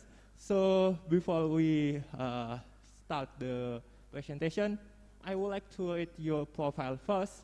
So the full name is Dr. Nur Laili Azwa Jamari.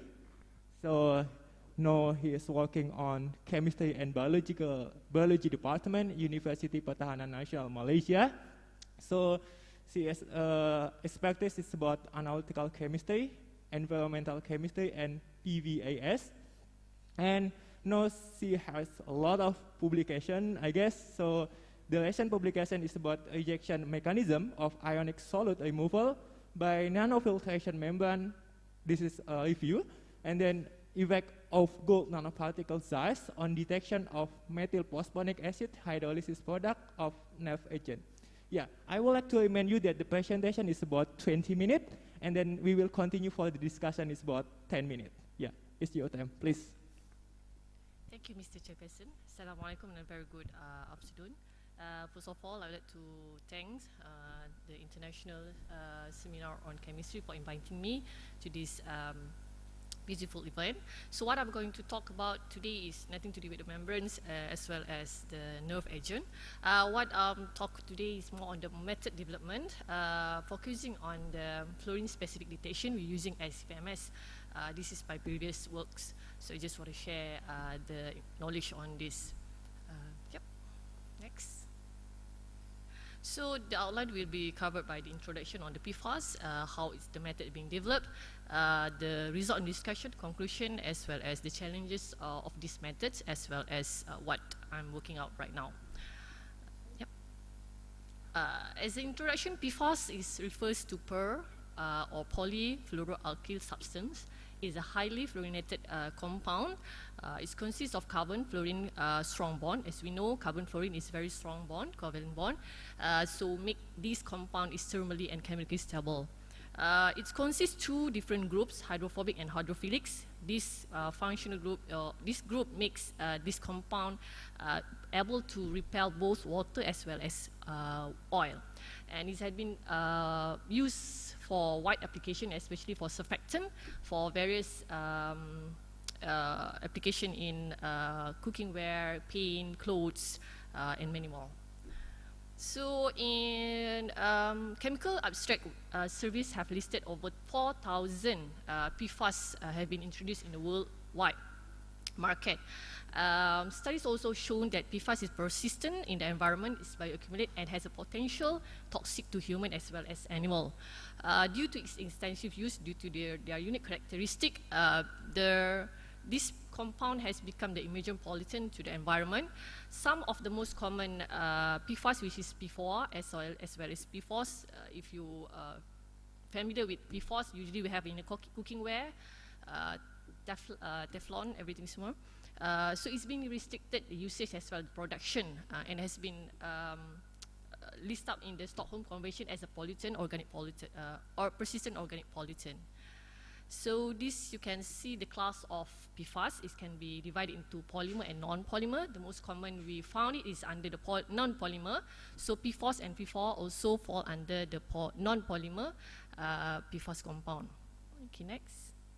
Okay, due to restriction of usage as well, production, industries start to generate new formulation because the unique characteristic of this PFAS compound. So they try to modify the structure from PFOS and PFOA to something as long as the benefit, the characteristic of being amphiphilic characteristic can be applied for other application. So due to this, we doesn't know the new existing, how their structure. So when we don't know their structure, we're not able to study the effect either to the environment as well as to the human as well as animal. And it's been released to environment. We cannot study if we don't know the structure. Studied by Yamashita has revealed that basically quite a lot of PFAS still remain unknowns until now. As you can see, mass balance is basically a method that we use to understand the transport and fits of the compound. So if you can see from this figure, the yellow line is refers to the total fluorine content in the samples. But the one that we only know, only half of it. It means the structure of the compound, only half of it we know. But the rest, another 50%, is still remain unknown because we don't have a standard or methods that are able to identify this compound. Next. Okay. So basically, this is the list of methods are being used for fluorine detection, depending on the characteristic of the fluorine, either it's a fluoride or organofluorine. So different methods have been used currently, and some of them are fluorine specific and some of not. So this is depending on the sample. Next. When we focus on the PFAS, many studies have been done to study this PFAS. Most of them, they try to use different extraction method to study all this compound. For total fluorine content in the sample, they use combustion ionic chromatography to quantify the concentration of the total fluorine in the sample. And other extraction method, usually they will use GCMS or LCMS. However, this LCMS have a problem. Okay, as we know, for PFAS, we have a problem to use only LCMS. In order to identify the unknown, basically LCMS requires a standard. And then the data from the electrospray also is a huge data. To mining those data is really time consuming. In addition to that, the fluorine also have really small mass deficiency. So to evaluate it, to pick up and to find it is a bit difficult, just using the LCMS. So that's come the needs where we need another methods that is a non-target, but specifically for fluorine. So this idea comes from the speciation analysis. When we talk about speciation analysis, we always found that they will use the three instruments combining together, where the HPLC are combined to ICP-MS as well as the electrospray. So here, HPLC we know act as a separator, so this will separate the compound according to the molecule itself, and then being connected to ICP-MS, where the ICP-MS is basically the element specific. So whatever the compound come out from the HPLC being detected based on element that we choose. In my case, is fluorine. And then the other one is the electrospray, is basically the molecule being identified. So basically how this method are being conducted is basically we will overlay all the chromatogram together. So from there, the individual elemental can be determined using these two detector. I will call it detector. The ICP will become the element detector. Meanwhile, for the electrospray will become the molecular detector. Okay. And this speciation analysis has been applied for various applications to identify novel compounds such as arsenic compound, selenium compound, as well as sulfur compound. And using this method, they only need one type of standard, doesn't require multiple standards. So even the unknown, we can identify it, even though we just use one standard. Next. So when we talk about species analysis, ICP-MS is the one become the key point. Why is ICP-MS? Is basically due to its ionization source of argon plasma, where it's able to break everything. Even the strong carbon-fluorine bond can be break from this plasma, and it's specifically for elements. So whatever element that we choose, it can be identified. And this it also has mass spectrometer where filter only the ion that we want. The one that we doesn't want, it will not go through and will not be detected by the detector. That's why this ICP-MS is, we see it is element specific detector. Next. Okay. Based on those ideas, we come out how we want to measure fluorine using ICP-MS. To be honest, it's impossible because fluorine has really high ionization potential. For argon plasma to ionize fluorine is impossible. It's possible if you use helium, but helium is too expensive. So for argon plasma, it's impossible to ionize fluorine to become F+.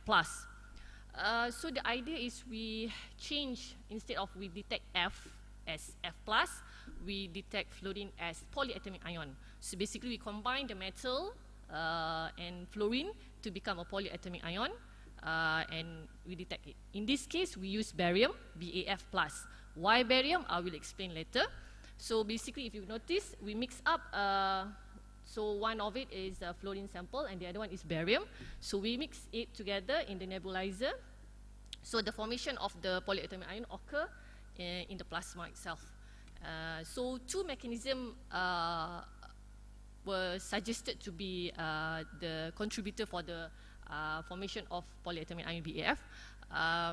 But then we try to identify which one is the major contributor for this formation of polyatomic ion. Next. Okay, so from there, in order to identify which one is the prominent one, we do study on few parameters on the ICP-MS itself. And as you can see from the first figure, we can see that the RF power is basically the power energy given to the plasma. At higher temperature, at higher power, the intensity is higher as compared to lower power. So from that, we get an idea, basically those polyatomic ion are formed in the hot plasma, in the hot environment. When we talk about hot environment, we suspected is to be Ba2+, being the major contributor, because as we know, barium has first and second ionization potential is very low, so we suspect is a Ba2+. But then when we try to overlay the intensity of barium+, barium 2+, as well as the polyatomic ion, we didn't see it coincide. So basically, from there we get the idea, okay, the formation of polyatomic ion is depends on the fluorine itself, not either it's Ba+ or Ba2+. Next. So from there, so from there we try to study different metals, because according to Yamada 2015, the thermochemical properties of the metal itself can influence the efficiency formation of the polyatomic ion. So from there, we try to study different metals. As you can see in the first figure, is basically the intensity versus the bond dissociation energy of the metals toward the fluorine, because BDE as well as the ionization potential both are the things that contributes to the formation of the polyatomic ion. So as you can see, only 3 of them give a quite significant signal, which is barium, europium, as well as strontium. but the rest is not. And then we move on to the next one. Since in the plasma we have quite abundance of oxygen, so we also have to consider the formation of polyatomic ion related to oxygen. So we have to exclude those information. So from there, as you can see, the triangle, the red triangle, have the tendency to make a bond with oxygen as compared to fluorine. So we exclude that. But the rest, the blue one, is basically those that have a tendency to make a bond with fluorine more as compared to oxygen. Yeah. Next.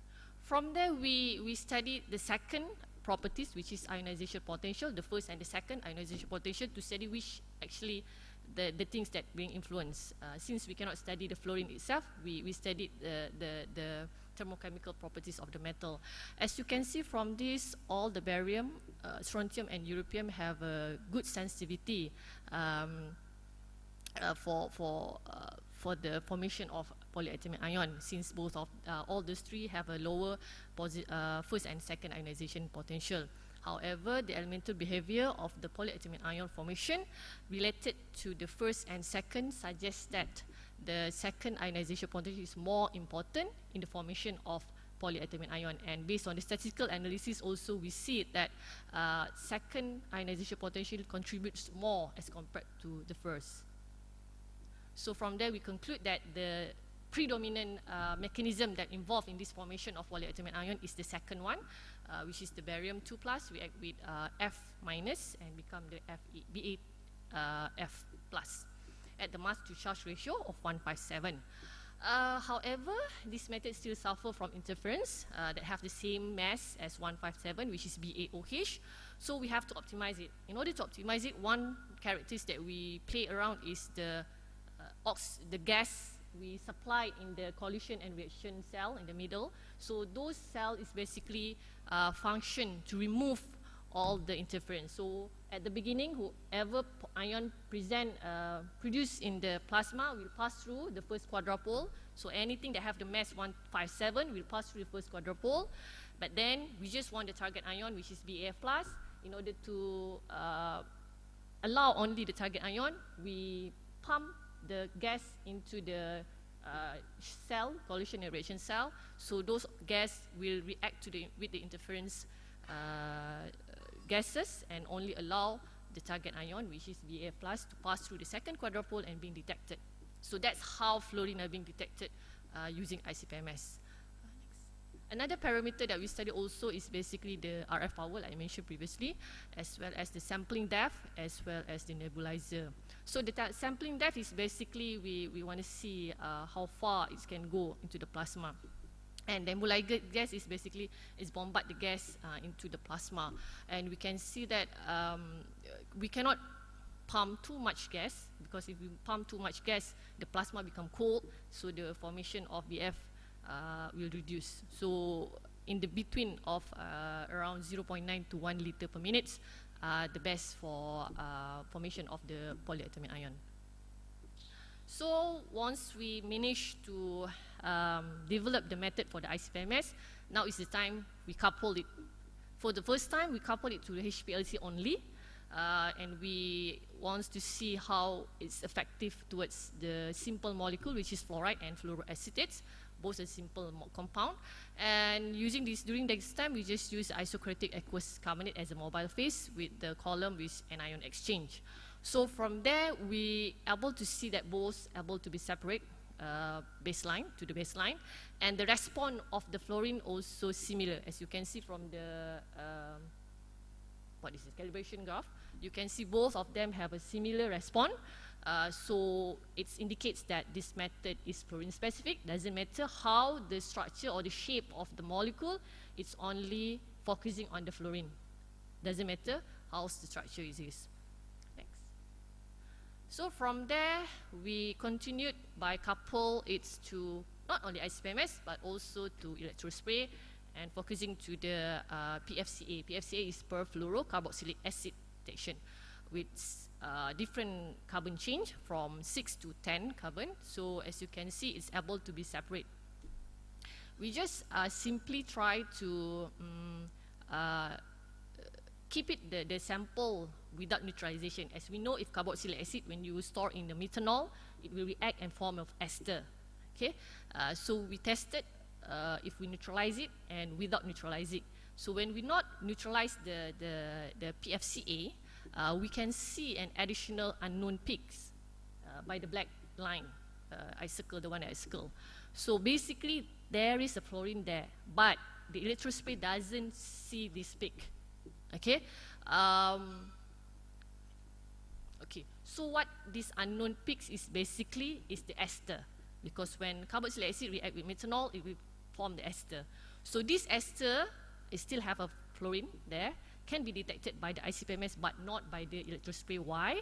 Because ester are not ionized in the electrospray. It's not able to ionize. When it's not able to ionize, it's not been detected by the electrospray. So this is, yeah. Next. Yeah. So basically that's metal, is the ester of the carboxylic acid.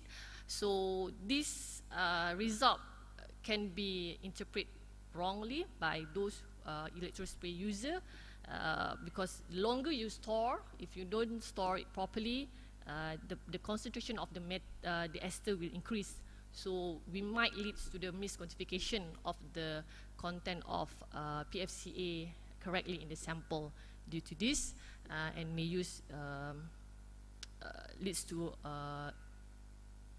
misquantification, as well as we're not able to identify it. In addition to that, we also try this method with fluoride in tea. So as we know, tea have a very complex composition. Not only fluoride, it also have other organic compounds as well as organics anion. And IC ion chromatography is the most common being used to detect fluoride. However, some of study have said that it might be the ion chromatography information, the concentration we get from the ion chromatography, it might be the result from the co-eluting peaks. Next. So when we test the T sample with ICP-MS, the fluorine specific detector, we can see that from the IC, you see there is a kind of like the peak of fluoride, but we can't see it in ICP-MS. Okay, so there is a possibility the one that we see in the ion chromatography is not fluoride, but it might be some organic anion. And this can lead to misquantification, overestimation of the fluoride intake by the human.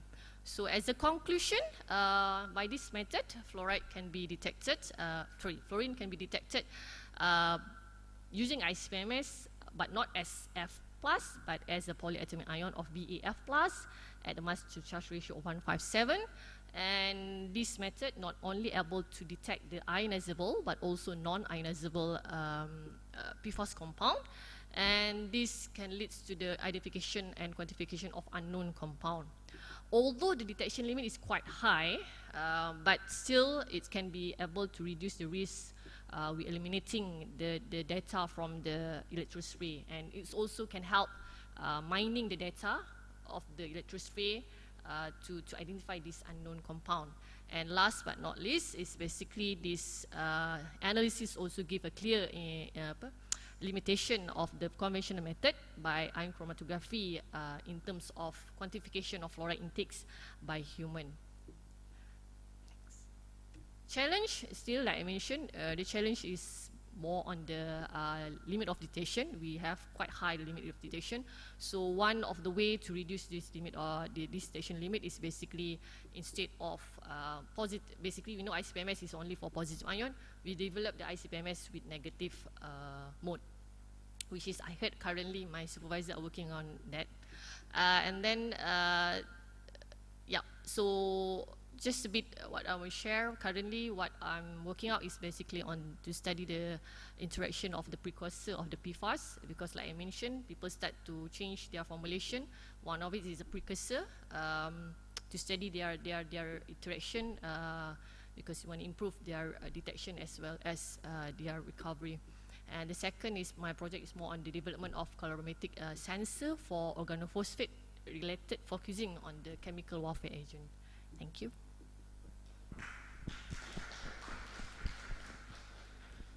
Okay, thank you very much for Dr. Laili.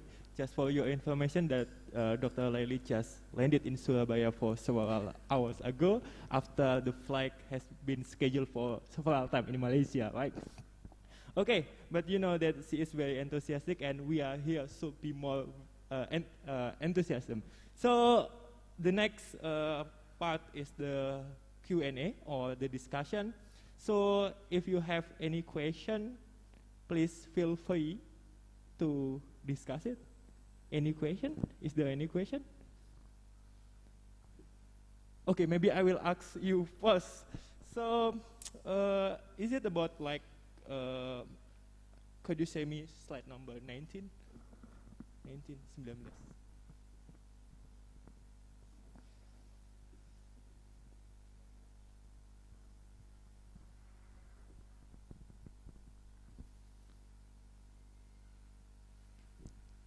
Yes, that's one.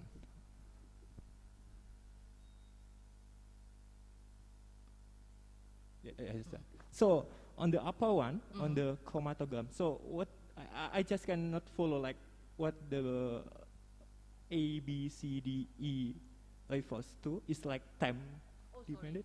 It's basically different concentration. Ah. Yeah, it's different concentration of the fluoride as well as the fluoroacetates. Sorry, I forgot to. Oh yeah. I just want to make sure. So what is that? That's different concentration. Okay. Yeah. The next question is slide number 20.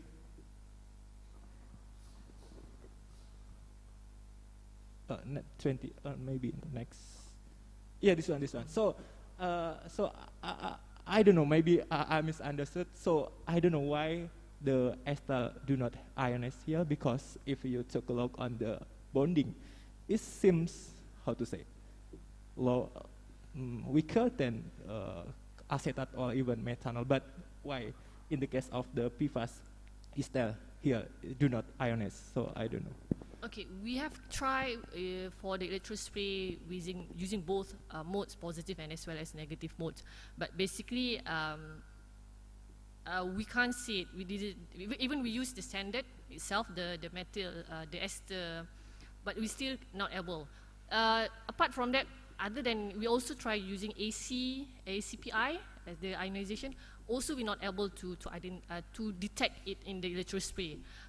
Currently, the things that we saw it when we use GCMS. When we use GCMS, then we're able to see those peak. But by the electrospray, either using the electrospray MS or ACPI in both positive and negative mode, both are not being seen in the chromatogram.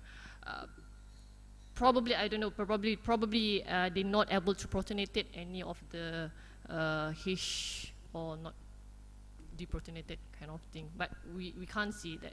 No. Yeah, I see. Okay, got it. Thank you very much for the answer. So, any other question? So, you can check up in Bahasa actually, so no need to worry. Any other question? Yeah, can come please.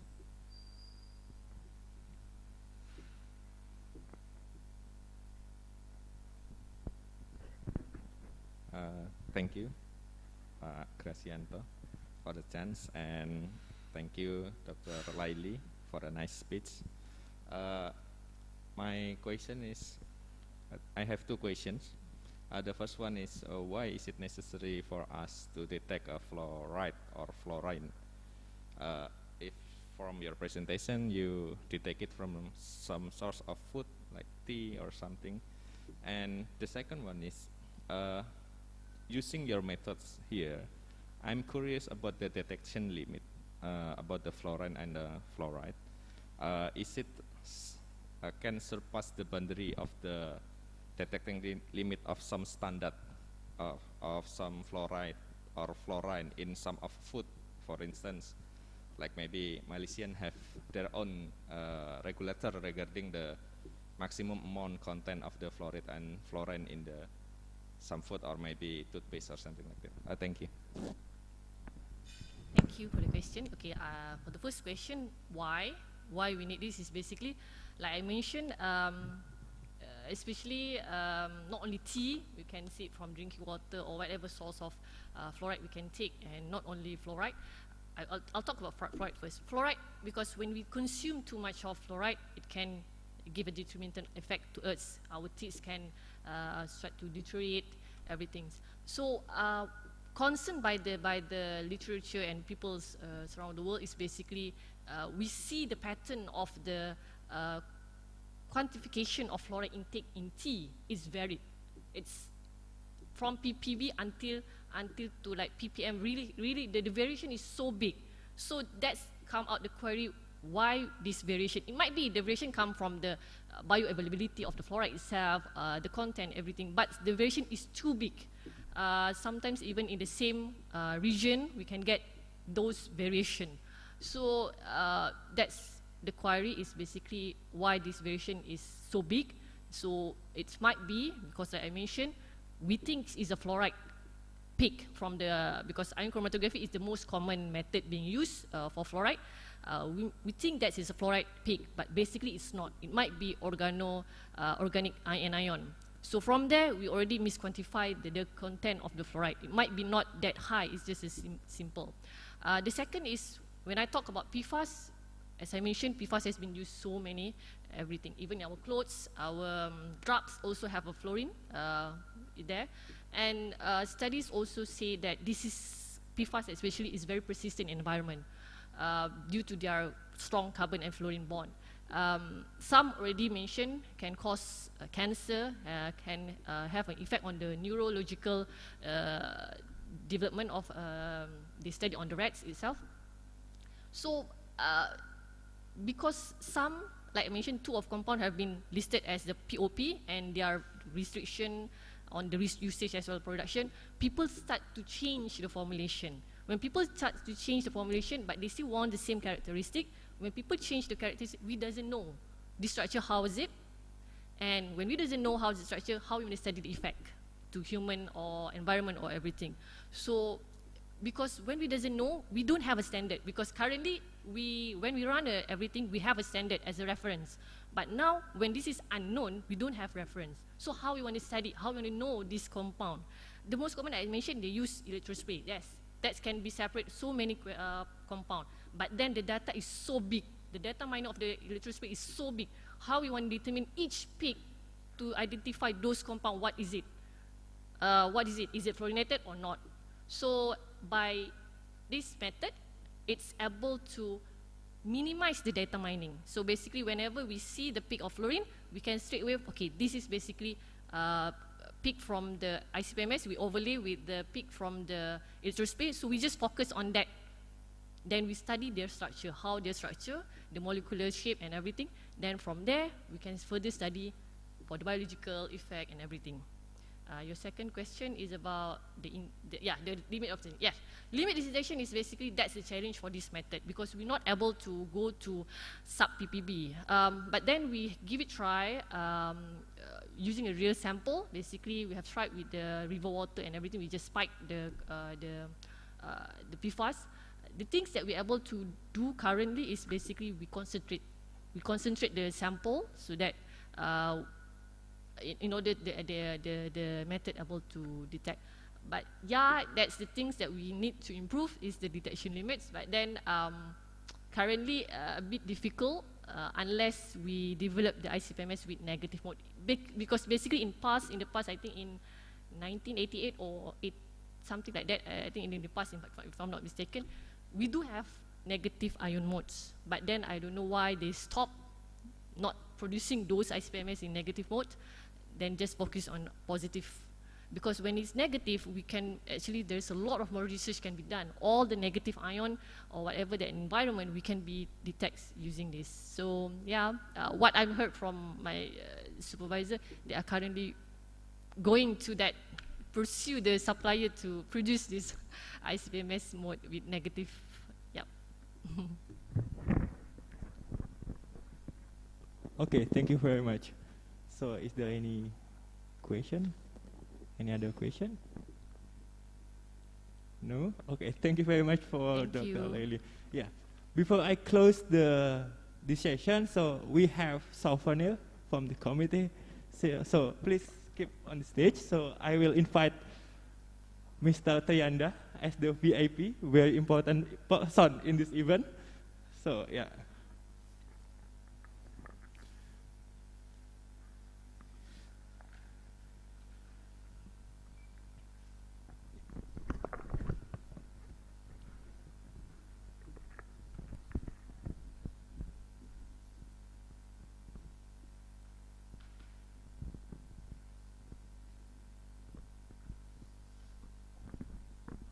Give the applause.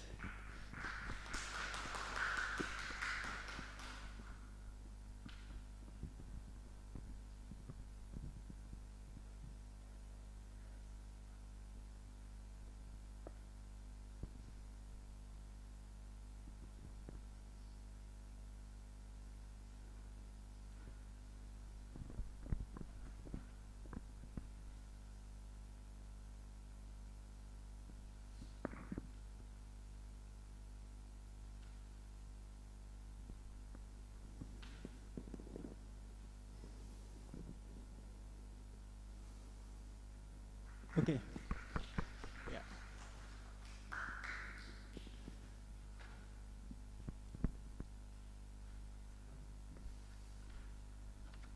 Yeah, thank you very much, Dr. Laili, for your presentation.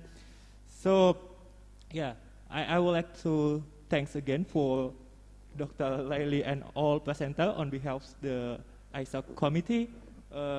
We will thank and very appreciated for your contribution on this event. So, yeah, this is the end of this section. So after this, we have coffee break and playing time. So we have coffee on the corner. So please enjoy.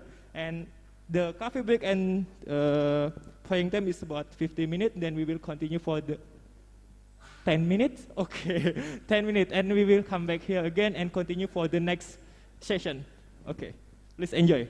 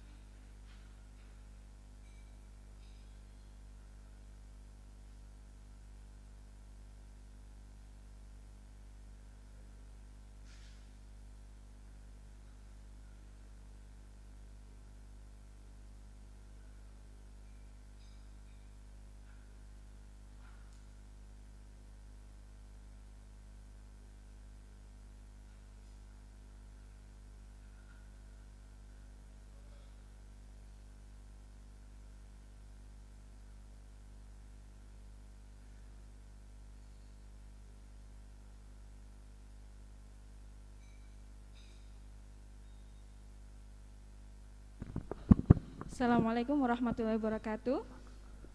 Is everybody already here? Can we start now?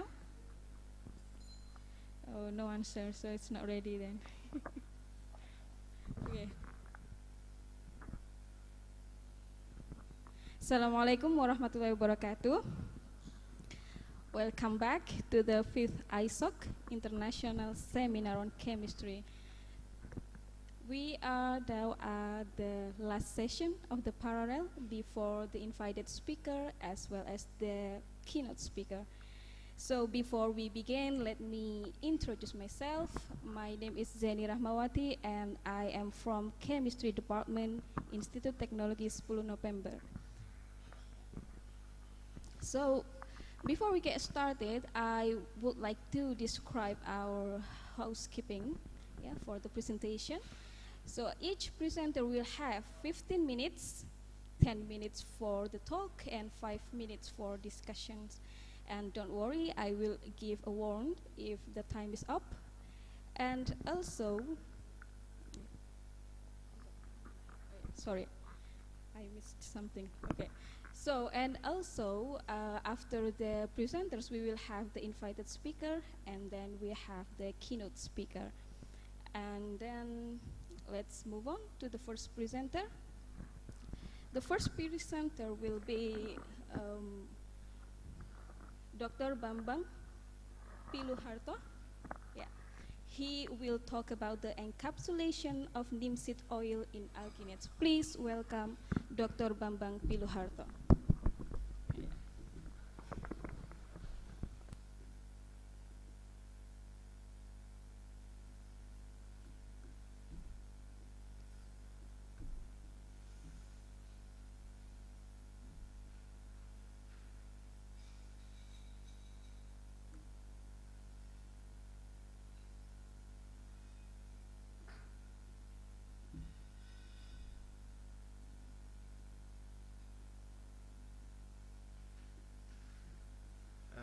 Okay, Assalamualaikum warahmatullahi wabarakatuh. Thank you for opportunity to me to present my research with the title Encapsulation of Neem seed oil in alginate black liquor matrix. It is the member of research Amira Gosia, Dwi Indarti, Lutfi Rohman, Asmorolono, and me Bambang Piluharto. Next. Introduction, I'm sorry, in Indonesian text. Okay, the first is the neem seed oil is widely used as a biopesticide because neem oil is extract obtained from neem tree or neem plant and widely used as biopesticide. One bioactive content in the neem oil, it is azidirachtin, is bioactive compound of neem plant that play important role is antivedant and inhibited growth of insect. Okay. But two application for the biopesticide, neem oil is disadvantage have low photostability when get exposure of UV lights. It is the susceptible to degradation. Next. So to overcome the disadvantage of neem oil as biopesticide application,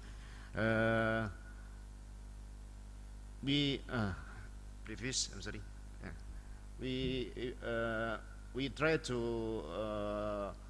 using encapsulation method to overcome disadvantage of neem oil for biopesticides. What encapsulation? Encapsulation is technique enveloping active compound in solid, liquid, as gas form. There are two main component encapsulation, namely shell or matrix and core, often called in active component. This is the this figure is represent release mechanism active compound from the polymer matrix. Next. Okay. In here, to prepare encapsulation, we use iotronopic gelation. What iotronopic gelation is based on ability polymer to cross-link in the present counter-ion to form hydrogel. In here, counter-ion, we use the calcium chloride. This to junction by the chain polymer to form the structure 3-dimension. Ability alginate to form hydrogel will known as the egg box model, like this figure. Next.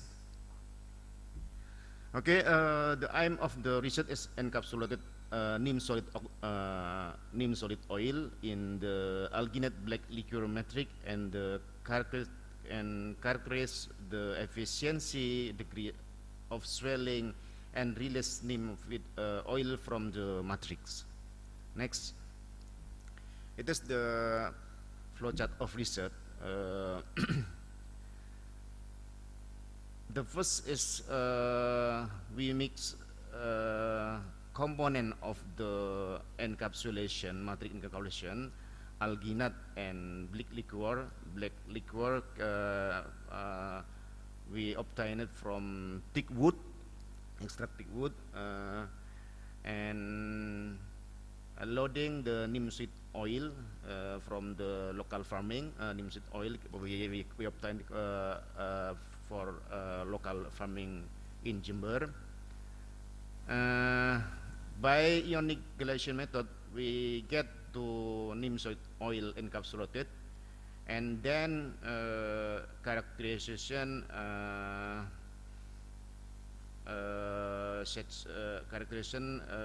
several characterization, efficiency encapsulation, functional group analysis by FTER, swelling degree, and neem release. Next. Okay, characterization of neem seed oil encapsulation. The first is the top figure to represent the product of beet encapsulation.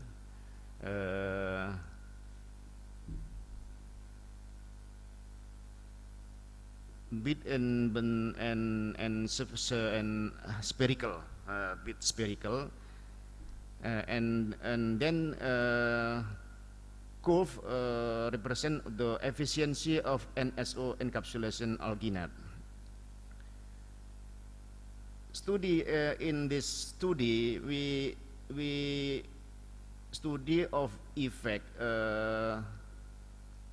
black liquor content to efficiency of beet, increasing black liquor content to reduce a decrease of efficiency. But the red figure, it is the represent to spectra. From top figure represent neem seed oil, and bottom figure represent from matrix alginate and black liquor and loading the neem seed oil. Next. Okay, and the left, this the represent to curve about the degree of swelling, and the red represent to azidaractin mass release, jadi neem seed release. Okay, increasing black liquor content in the matrix, increasing degree swelling and release rate, and neem seed oil for release. So it is the similar pattern between degree swelling and NSO release. We see increasing black liquor content to increase the grease wheeling. It is the same similar and to neem soy oil release. In here, neem soy release is assume azidarehtin release. Okay, the next conclusion: increasing black liquor content in the matrix decrease efficiency loading nitrate oil in the alginate and black liquor matrix, and increasing black liquor content in the matrix increasing degree of swelling and release rate of neem soy oil from matrix. Okay, thank you.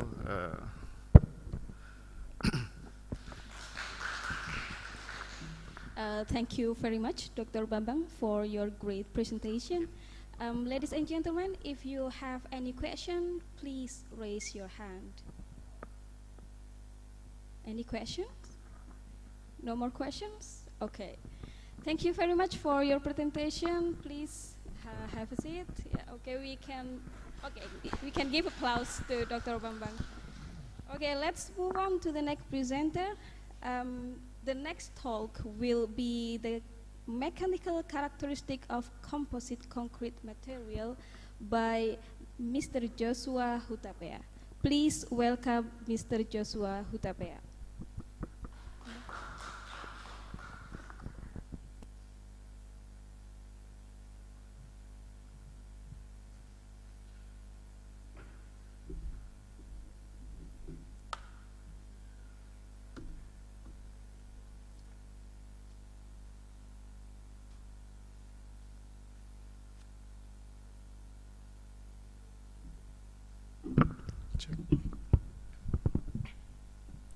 Good afternoon, ladies and gentlemen.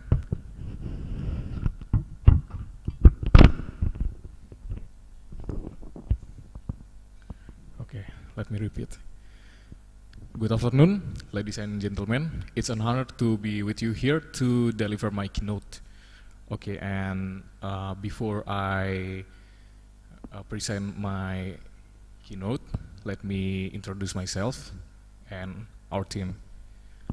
I'm Joshua Hutapea from Engineering Physics of Institut Teknologi 10 November or ITS Surabaya, and I'm standing here on behalf of my team, consists of Mrs. Diah Savitri and Mr. Febrian Kurniawan and Mr. Zulkifli. I hope you enjoy your day. Okay, next. So, before we go to the keynote, let me explain that my keynote consists of 5 sections. First is introduction, and then the purpose of the research, and then the methodology, and the key findings, and the last is the conclusions.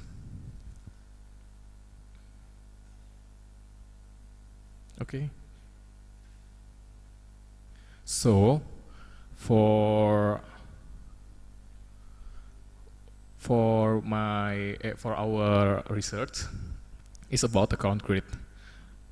So I have to explain to you first what concrete is. Concrete is a composite building material consisting of a combination of aggregate and cement. And I believe all of us use concrete on our own home or house. It is built with concrete, right? So, and then the most common form of concrete is Portland cement concrete, which consists of mineral aggregates such as gravel, sand, cement, and water. Next. Okay, for the second most important things that is in this keynote is plastic. We believe that all of us never seen the day without using plastic. Like today, we also use this bottle for our drink. Nah, most Indonesian use plastic for their daily life, especially in buying and selling activity. And Indonesian Institute of Research conclude that 96% of packages purchased online contain plastic materials. It proves that we really depends on using plastic, and because plastic is not easy to be destroyed in the nature, it's a big problem for us. So next, so we have idea to use one kind of plastic to be used as an aggregate to make an concrete. One of the type of plastic that can be used to be an aggregate of concrete is PET or polyethylene terephthalate. It is the plastic that is used on mineral water. You can see there is a triangle and number 1 inside of it. It means it made of PET. Okay, next. Okay, and after PET, we also have coconut fiber ash. Coconut fiber ash result from processing coconut fiber waste that has been dried and heated to become ash. CFA contains silicon dioxide and calcium oxide, and it is suitable to be used as a concrete aggregates. But however, excessive use of CFA can reduce the quality of concrete. Okay, the second section of this keynote is, purpose of this keynote is examine the effect of adding plastic material and coconut fiber ash as a substitute for fine sand aggregate in a composite concrete. The plastic used is PET from plastic waste, and the CFA used can be obtained from coconut fiber waste, which is also common in Indonesia. For the methodology, okay, here is the flowchart of the methodology. The first one is literature review, which we learn and understanding past research about this, how to test concrete, etc., etc. And the second step is preparing the material, and then testing it. If we believe the material can be used to make concrete, and then we plan the composition of mixture of the PET and CFA.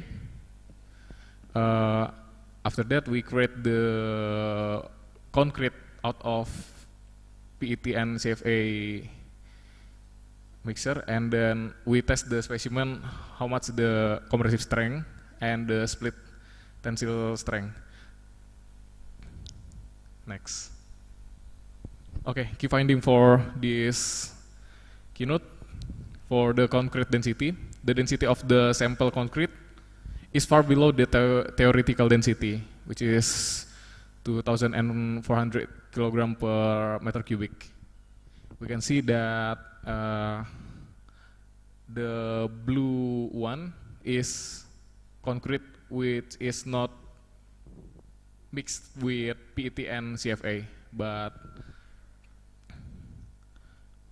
however, the density value obtained is still the range above 1840 kilogram per meter cubic. So it is not in the range of like wet concrete category. It still can be used. It's still can be considered as the same as the standard concrete. Next. Okay, for the compressive strength of concrete, the compressive strength test of concrete was carried out at 28 days old on cylindrical specimens with a diameter of 10 centimeter and height of 20 centimeters. The test is carried out by applying a load or pressure to the concrete with a vertical condition that has previously been coated with sulfur. Next. Adding a mixture of PET and CFA can reduce the value of the compressive strength of concrete by up to 55% of the compressive strength of normal concrete. The 55 is in PET 8% and CFA 10%, the gray one. Okay, next. Split tensile strength.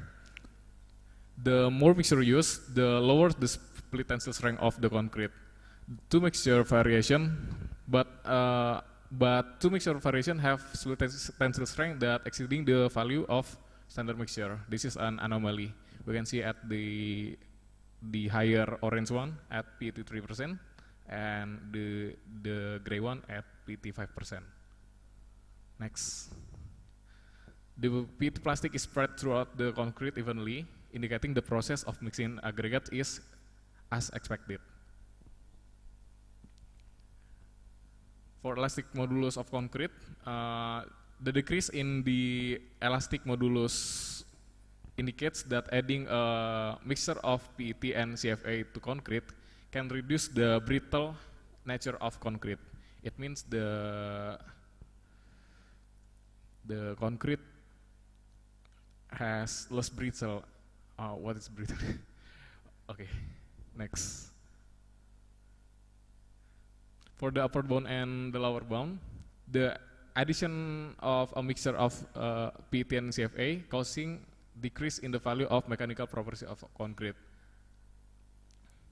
We can see that the red market variation is still meet the composite rule. These are the variation of 3% and 5%, 5%, 510, 515, and 815. Next. So for the last section of this keynote, the increasing addition of a mixture of PET and CFA in concrete lower the compressive strength, split tensile strength, and modulus of elasticity of concrete. The highest value occurred in the percentage of a mixture of 3% PET and 5% CFA, which is considered low within the sample, with concrete compressive strength of 19.48 megapascal, split tensile strength of 9.86, and elastic modulus of 19%. Okay. The addition of a mixture of PET and CFA that got good result occurred in variation of mixture of 3% PET and 5% CFA, where there was an increase in the value of the split tensile strength of concrete compared to normal concrete and had compressive strength and elastic modulus value that were close to normal concrete. And then further research is needed regarding plastic as an optimal concrete aggregate used in concrete, because plastic waste is not only in this form. Plastic is not only PET, so we need more research about another type of plastic that can be used as an aggregate of the concrete. Thank you. Thank you very much, Mr. Joshua. Such a very nice presentation. Is there any questions from the audience? Ladies and gentlemen, you can raise your hand. Okay, please.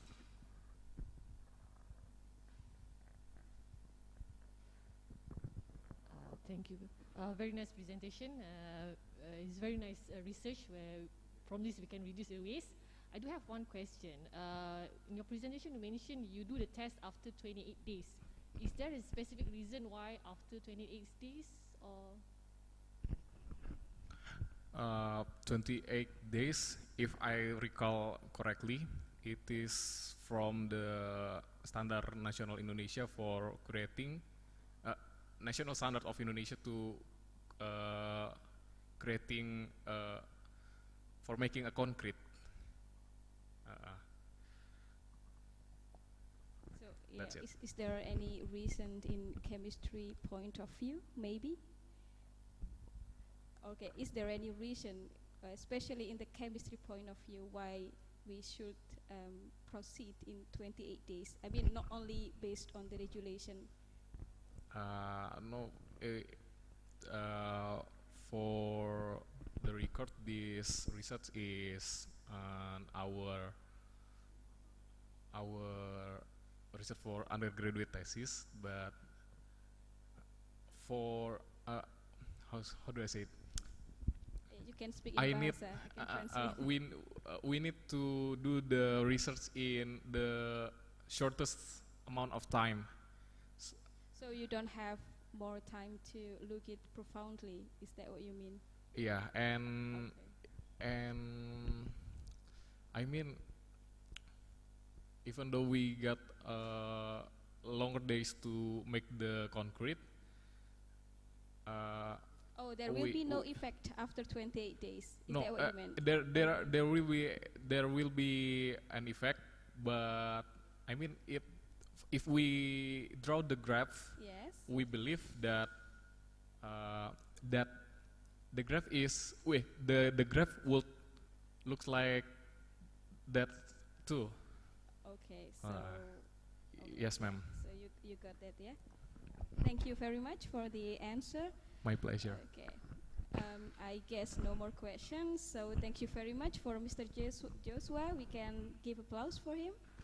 Okay, please, you may have a seat. Okay, for the next session is what we are waiting for. So we have our invited speaker. Yeah. Okay. Can you please open the CV? So we have a speaker from far, far away, like 17,000 miles. Sorry, 7,000 miles away. Yeah. He is from University of Newcastle. Oh, it's wrong. I don't pronounce it correctly. Newcastle University, not University of Newcastle. I'm sorry for that. My bad. So our invited speaker is Dr. Greg Much. So he is from Newcastle University. His main research is on membrane and carbon capture. I am very proud and feeling so blessed because he was my colleague during my PhD in University of Aberdeen. So please welcome Dr. Greg Much.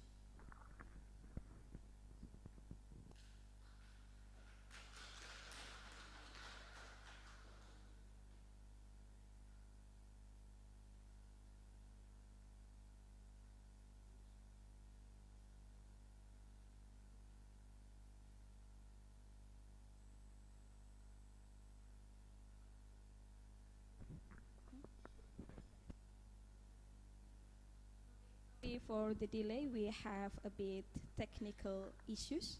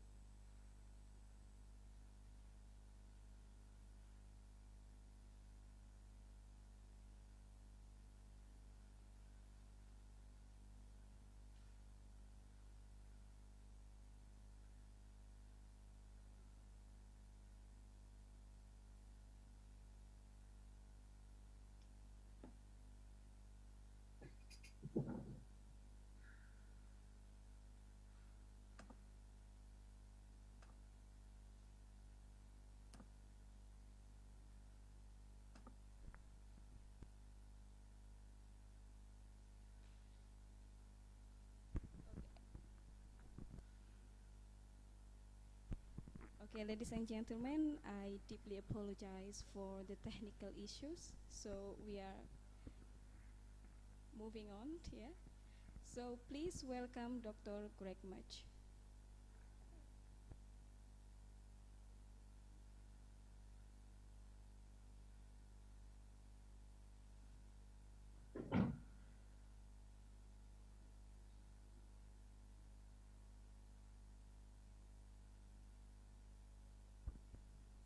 Tes, tes. Masuk nggak, Pak? Tes, tes. Enggak ya?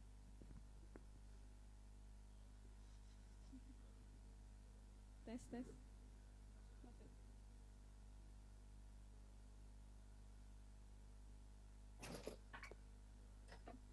Halo, halo, halo, halo, halo, halo. Enggak kedengaran juga.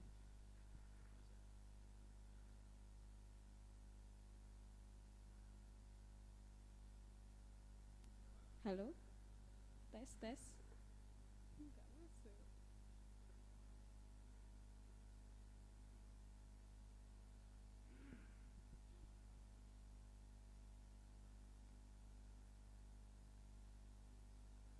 Atau di ini aja sudah langsung di Greg suruh ngomong aja sudah.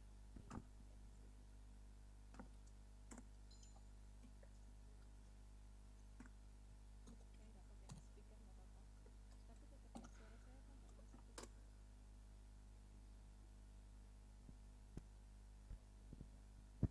Halo, halo, halo, halo. Udah masuk ya? Yes, I Excuse can me, hear Greg. you, Zanny. Okay. Is my voice okay now? Can you hear me?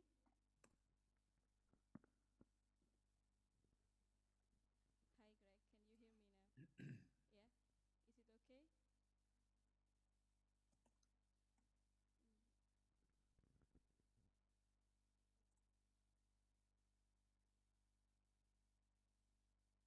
Okay, I'm I'm seeing in the chat that you can hear me. I heard someone say that there was technical issues, so I stopped talking, and then I didn't hear anything for a while.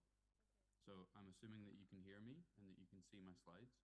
And if not, if you want to stop me again. But I heard someone say that there was technical issues, so I just waited to see that they were resolved.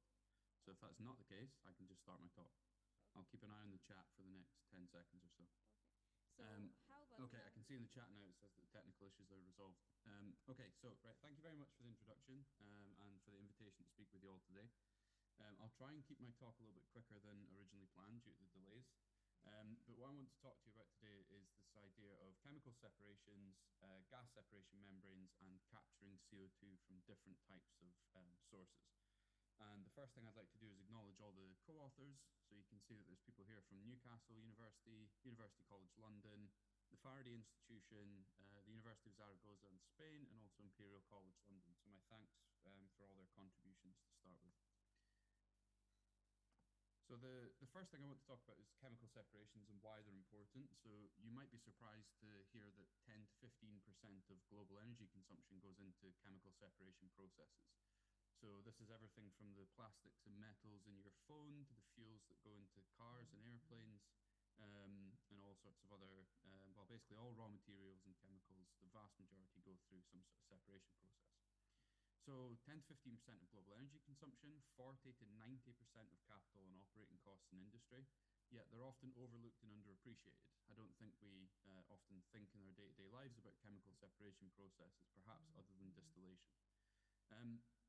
The figure on the right here shows the importance of chemical separations. So we've got elements highlighted here in a sort of periodic table of chemical separations, talking about how in the future we might want to be thinking about separating metals from seawater. We might want to be recovering a large number of elements from electronic wastes, and also about removing greenhouse gases from air. And the figure in the top right talks about how we need a lot of different elements in devices like smartphones, and how a lot of the supply of these is basically running out, and therefore again why we might want to be looking at separating elements from various devices, for example.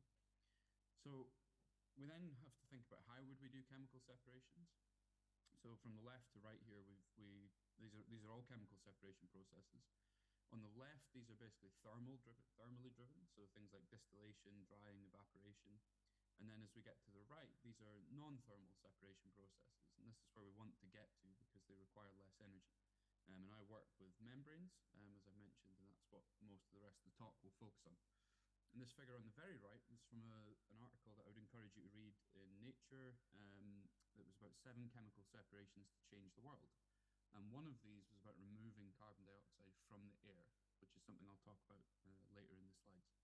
The point that they make, however, is that membrane-based separation processes would use 90% less energy than thermal separation processes like distillation. So if you like, this is the motivation to develop membranes. That in principle, they can be much smaller, more compact, require less materials, and require less energy. So if we look to nature, we can get some inspiration about how membranes work.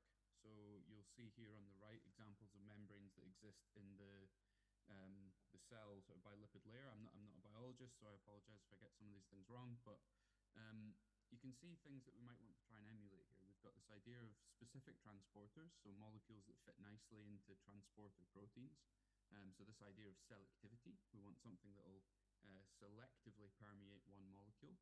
And then in the aquaporin on the very far right, you see this beautiful straight parallel pore. So there's no resistance to transport. So if you can get a selective membrane and one that is very permeable, so things will travel straight through it, then you have a great membrane. And the potassium ion channel is a good example here, that it can permeate larger ions selectively over smaller ions at a speed that approaches the diffusion limit. So you basically can't get any better than that. So this is kind of where we try and take inspiration from. So just very quickly, some applications of gas separation membranes. So I'm focusing on gas separations because that's the area I work in, but membranes can be used in the treatment of liquids, can be used for separating solids as well. But in terms of gas separations, lots of applications in the production or recovery of hydrogen, the production of oxygen for example, medical applications, and then all sorts of hydrocarbon-based separations that may look to replace things like distillation. So if I just focus on hydrogen for a second, we can see that we've got a few different classes that we can use here. We've got dense polymers, microporous ceramics, porous carbons, dense metallic membranes. They've all got different temperatures of operation. They've got different selectivities, different fluxes, different problems in terms of poisons. So what I mean here is gases that may interact in a negative way with the membrane and reduce performance. The point I'm trying to make here is that there's a lot of space to work in membranes. There's a lot of different materials. And based on the temperature of operation, there's different applications. So that leads me to thinking a bit more about the applications. So if I focus on producing oxygen, once we've chosen a membrane material and we've developed it into a membrane, say at the lab scale, we then want to go further and develop it towards application. We then need to think about, well, what is it we're actually trying to do? So in this example A, we've got a one-stage membrane separation process where we can take in air, just ambient air, and we can produce oxygen-depleted air and oxygen-enriched air, but it's not pure. But we can then tie in, if you like, second-stage membrane processes or different absorption-type processes, and we can develop processes that get us all the way to pure oxygen and pure nitrogen. So the point I'm making here is that we think about the materials, we build membranes, but we also need to think about the process and what we're trying to actually do with a membrane. They're not just the answer to every application, so to speak. So I want to focus on carbon dioxide. As I've hinted at already, it's important to think about, before you even build membranes, what it is you're aiming for. I won't go into the detail here to save a bit of time, but basically there's this window of operation that you want to get in for developing a carbon capture membrane for typical carbon capture applications. And you see here we've got this idea of selectivity, so how selective the membrane is for carbon dioxide over nitrogen, and CO2 permeance, put simply how quickly CO2 will move through the membrane. So we have these targets. We want high selectivity and we want high permeability. And there's very few membranes. You can see only one at the time, which I think was 2010. There was only one membrane that had reached commercial application because it was the only one that got into this window, this combination of the right selectivity and permeance. So to try and develop membranes with high permeability and high selectivity, I work on supported molten salt membranes. So these are membranes where you take common everyday salts like carbonates, nitrates, hydroxides, you take them to a temperature where they melt, and once they're a liquid, you can infiltrate them into the pore space of a solid support. So the solid in some cases just acts as a physical support. You've got the pore space, you infiltrate the liquid inside the pores, and the liquid acts as the pathway for CO2 to move through. So this is what you see in this example on the left with an alumina support, so an inert, chemically inert support. Carbon dioxide just moves through the molten salt. We can use functional ceramics, oxygen ion conductors, where we take advantage of the oxygen ion conduction in the solid. We can also use metals, where we take advantage of the electronic conductivity of a metal. And in this case, when you've got electronic conductivity, you can co-permeate carbon dioxide and oxygen in a fixed ratio, which may be useful for things like reaction engineering. If you can start to co-permeate gases selectively, and tailor that to certain reactions, you can do quite interesting high temperature reaction engineering. The key point really is this plot on the bottom right. You can see that this is what's called the 2019 upper bound. So this is basically the best class of polymer membranes in 2019 for CO2 capture from a mixed gas of CO2 and nitrogen. And you can see that the membranes I'm working on have extremely high permeabilities, about an order of magnitude higher, and selectivity so high that we find it difficult to measure in the laboratory. That is to say that if we feed CO2 and nitrogen, we simply can't measure nitrogen coming through the membrane, so we have to make an estimate of this region based on things like the limit of detection of the apparatus that we use, because we simply don't detect it. We published a review a few years ago now on this class of membrane if you're interested in learning more. So the things we play around with, if you like, we play around with the geometry. So geometry factors, if you like porosity, pore shape, tortuosity, the overall membrane geometry. And this is important because it impacts on how well your membrane performs, so things like permeability. So on the left, if we go from the bottom to the top, we're basically becoming more and more structured, more and more ordered. We go from simply pressing powders of ceramics into a sort of coin, and we go all the way to laser drilling of ceramics, so we can produce beautiful parallel pores, going back to this idea previously about the aquaporin with a beautiful straight parallel pore for good transport. What we're aiming for really is this idea of a high density of parallel, aligned, and connected pores. So this ideal membrane structure. And in the bottom right here, you can see X-ray computed tomography, where we basically use X-rays to look inside the ceramic structure and understand things about the pore shape, size, tortuosity. And we can use sort of visual reconstruction, computational methods to try and understand how our control over synthetic procedures impacts upon permeation. So one example I wanted to focus on, this is where the very high performance of selectivity and permeability in the earlier slide comes from. So this is a membrane that starts life, if you like, as an alumina membrane, so an inert ceramic support with molten carbonate salts in the pore space. But what we do is we deliberately add a very small amount of metal, because we know that the metal membranes are very high performance. We add a very small amount of metal, if you like, as a dopant, and we try and grow metal conductive functionality within the membrane. So if you're familiar with lithium-ion batteries and lithium dendrite growth within lithium-ion batteries, where that's a problem for them, this is actually what we want. We want nice electronically conductive pathways through the membrane. So this, again, on the left-hand side is X-ray computed tomography, so looking inside the structure in 3 dimensions. At 2 hours of operation, we've got this black color, which is alumina, and we've got this very small amount of orange color on the bottom, which is the silver dopant. We've added a very small amount to one side of the membrane. And you can see with time, these dendrites form, providing electronic conductivity through the membrane. You can see that in this middle plot here, where resistivity drops by 3 orders of magnitude. And we see the CO2 flux and the oxygen flux increasing when we get to this high performance. We then take these laser drilled structures that I talked about before. So in the example on the left, we've just got random porous architecture. But here we've got this laser drilled pore structure, which means we've got these beautiful, nice, straight parallel pores. And we can do the same thing. We can grow these silver dendrites, here colored orange, within these pores, which give us nice electron transport through the membrane, which leads us to this very high flux and selectivity and permeability. So we're sort of challenging the state of the art, with the caveat that our membranes operate at high temperature, which could be advantageous again for things like reaction engineering. So a brief summary for the first half. I'm timing myself, so I think I'm roughly on time. I've hopefully introduced you to the idea of a supported molten salt membrane and how we can use them to overcome targets in terms of selectivity, permeability, etc. I've talked about how we control membrane materials, pore shape, size, etc. to influence performance. What I haven't said, and what we're working on now really, is the open questions around permeation mechanisms. So how exactly do these membranes function internally? What are the species that are important, the reaction intermediates, etc.? And we're also interested in things like scaling these membranes up. So we have a few projects where ultimately we want to scale these towards demonstration. I personally think that the exciting opportunities here, as I've hinted at, are high temperature operation. That makes us unique in terms of membranes for CO2 capture.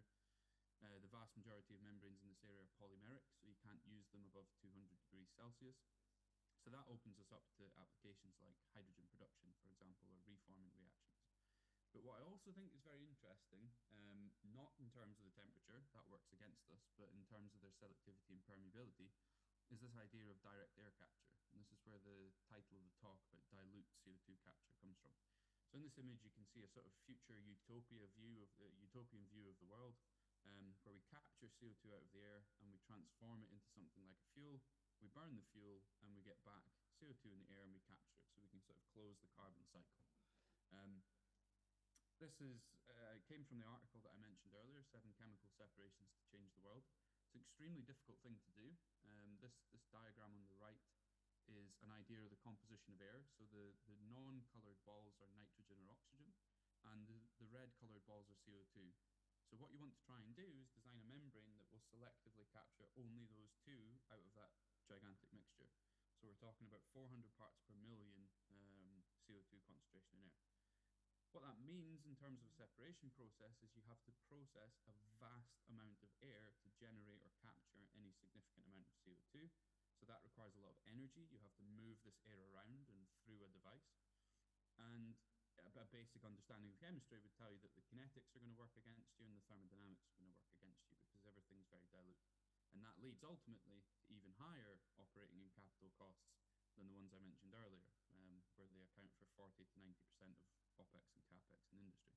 So huge challenge, very, very difficult to design an effective process to do this. That said, we reviewed this area recently in this paper in the top left in Energy and Environmental Science. We looked at all aspects of direct air capture, from materials to technologies to socio-political aspects. And people have started to work on, this is not my work, but people have started to work on membrane-based direct air capture. So I reviewed that as part of this.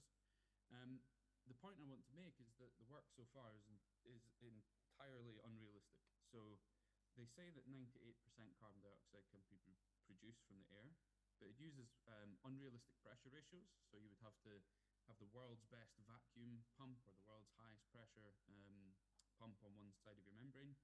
You get a vanishingly low recovery, and you're using unrealistic materials. They use the selectivity from one membrane, the permeability from another, and say that you could put these together and design a membrane that would work for this process. So essentially, most membranes out there could never do this process. But with such high permeabilities and selectivities in molten salts, if we ignore the high temperature for a second, it got us thinking about, well, could we use the membranes we work on for very dilute CO2 capture? And the first problem really is, how would you measure that? Because it's very difficult to measure flux through a membrane from such a low driving force. From only 400 ppm in the air, you would expect very little CO2 to pass through the membrane. So it's even difficult just to do the experiment in the lab. So I'm maybe going to go a little bit sideways here and do something a bit conceptual, a bit philosophical, but it helps maybe to explain the way that we're thinking about this. So I've talked about processes on the right, which are membrane processes, where you've got three steps, essentially. You've got the molecule being taken up into the membrane, diffusion through the membrane, and then release on the other side. This is not dissimilar from sorption processes, where you've got CO2 being taken up by a material, diffusion into the core of a material, and then release from the material. So one is separating in time, and one is separating in space. Or another way of saying that is every membrane process can be redesigned as a sorption process, and vice versa. So we wondered if we could use sorption-type experiments to actually measure the direct air capture capability of a membrane, because it's difficult to do the membrane experiment. So we came up with a way to do this. On the left, you can see a typical membrane experiment. You have a, say, 50% CO2 and nitrogen as a feed gas. Some CO2 goes through your membrane, and you measure a small amount of permeation. You can see here, this would be typical of our class of membrane, 50% to 1%. So if you've only got 400 parts per million here, you would be struggling to measure this with any normal laboratory kit. On the right, what we see is a bubble of CO2 gas within a molten salt, so the same material we build our membranes from. And what we do is we just change the gas composition around that bubble, and the bubble shrinks and expands, and we can extract the size of the bubble using visual techniques, and that allows us to measure at very low driving forces. So this video, you can see, hopefully the video is playing okay, you can see the bubble will shrink in response to a change in the gas atmosphere. And this allows us here, this is permeabilities or permeation rates, doesn't really matter. We can measure 2 orders of magnitude, across 2 orders of magnitude in permeation or permeation rates or permeabilities in less than 20 seconds, which compared to normal laboratory experiments is extremely fast. And just in the interest of time, I'll skip the next slide and I'll jump to the final one. So this measurement I've shown you here, this visual measurement, exists down in the bottom of this plot here, where we're looking at flux versus driving force. Direct air capture would be down in this bottom left corner. We've got very low driving forces for permeation. So using this visual measurement, we can get away from the limitations of routine laboratory measurements. And to make that point, the red squares were the best that we could do in the lab using very nice high quality, well-sealed membranes. And the other points are from the literature. So the first step for us really is, how do we actually measure the performance of these membranes? And we think we've come up with a sort of roundabout way of doing that by using a completely different methodology which relies on visualization of gas bubbles and the idea that a membrane process can be redesigned as a sorption one. So I was asked to speak for 20 minutes, I think, and leave some time for questions. So by my count, I'm on 19 minutes. So I've just got given myself 1 minute to sort of wrap up. So chemical separations, I mentioned at the start, I think these are going to be increasingly important. They're already very expensive. They require a huge amount of energy. But as we go towards a circular economy, a more sustainable lifestyle, we're going to need to think about everything from capturing CO2 to producing hydrogen to recovering critical elements from seawater to remediation of wastes on land like electronic waste. So they're going to get more and more important, and we need to move away from thermal separation processes like distillation, drying, etc., and towards membranes because they use less materials and they use less energy in principle.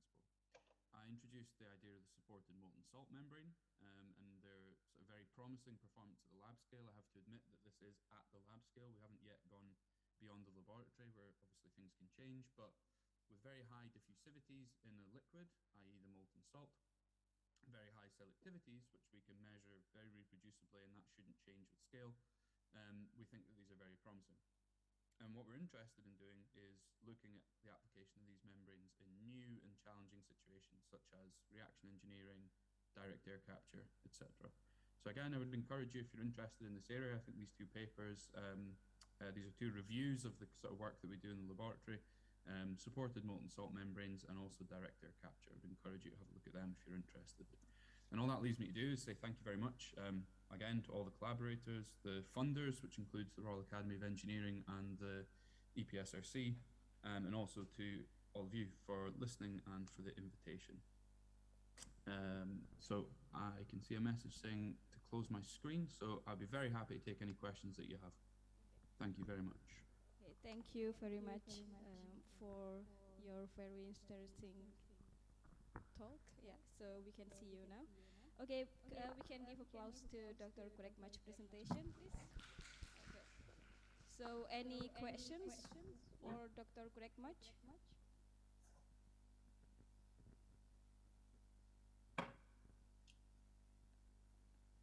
Okay, you can just raise your hand if you have any questions.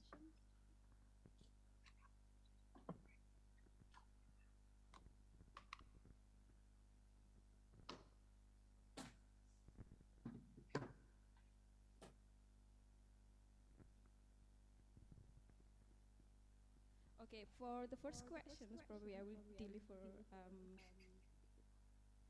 the question. So, can you hear us? Yeah, you can hear us, okay? Okay.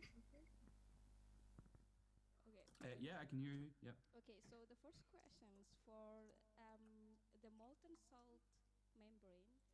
Okay, so yeah. It's quite quiet now, Zenny. I'm struggling to hear you. Okay, sorry. Test. Can you hear me? Yeah, it's quite quiet. I can hear you, but yeah, keep the microphone close. Maybe I can hear you. Okay, so I'm trying to louder my voice. Is that okay now? Can you hear me? Yeah, I can hear you. Okay, so the first questions for the molten salt membrane, apart from the pore size, is there any other factor influencing the selectivity?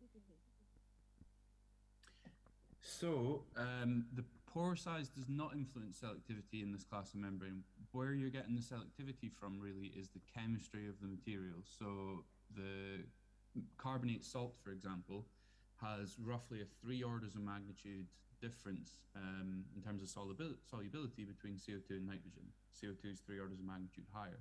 So what that means is for every 1,000 molecules going through, 999 of them are CO2 and 1 is nitrogen. So it's the chemical reaction, if you like, between CO2 and the carbonate salt. Changing the pore shape and structure and size and tortuosity is more likely to have effect over the permeability. That is how easy it is for the molecule to travel through the membrane. Okay, thank you very much for the answer. Any more questions? Do you want to ask? Okay. So one more question. Hi, Greg. Can you hear me? Hello? Yep. Yes, I can hear you. With regards to the molten salt, is it any type of salt? Is it or a specific type of salt can be used? Yeah, so we study mostly molten carbonate salts, so lithium carbonate, sodium carbonate, potassium carbonate, these sort of materials. We would typically use a eutectic mixture of those three simply because it allows us to operate at 400 degrees. The melting point of all of these individually is 600, 700, 800 degrees. If you mix them in the right ratio, you get down to 400 degrees. We've also made membranes for NOx permeation, so NO, NO2, using nitrate salts. And currently we're looking at hydroxide salts for steam permeation, CO2 permeation as well. So inorganic salts, typical sort of alkali earth, inorganic salts. Okay, thank you very much for the questions and the answer. Okay, so I think it's enough for now. Yeah, thank you very much, Greg, for your great presentation, and thank you very much for the questions. And thank you very much for having me. Thank you all, and have a here. good conference. Thank you. Okay, we can give applause. Okay. Okay, ladies and gentlemen.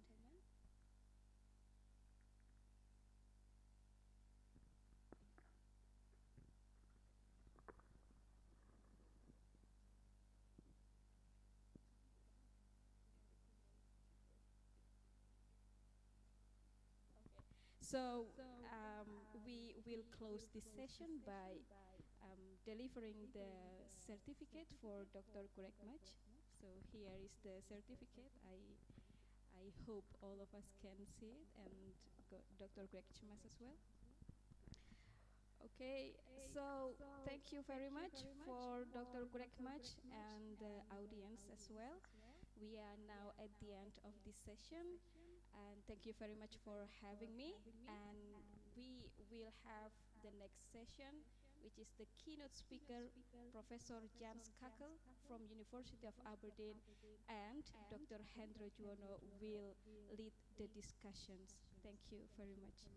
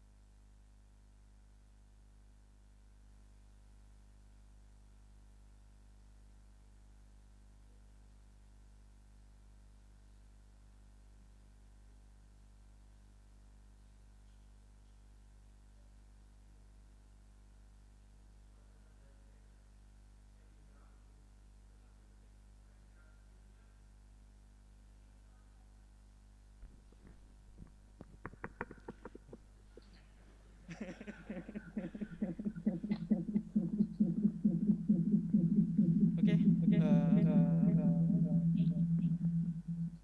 Professor Jens Kekel, can you hear us?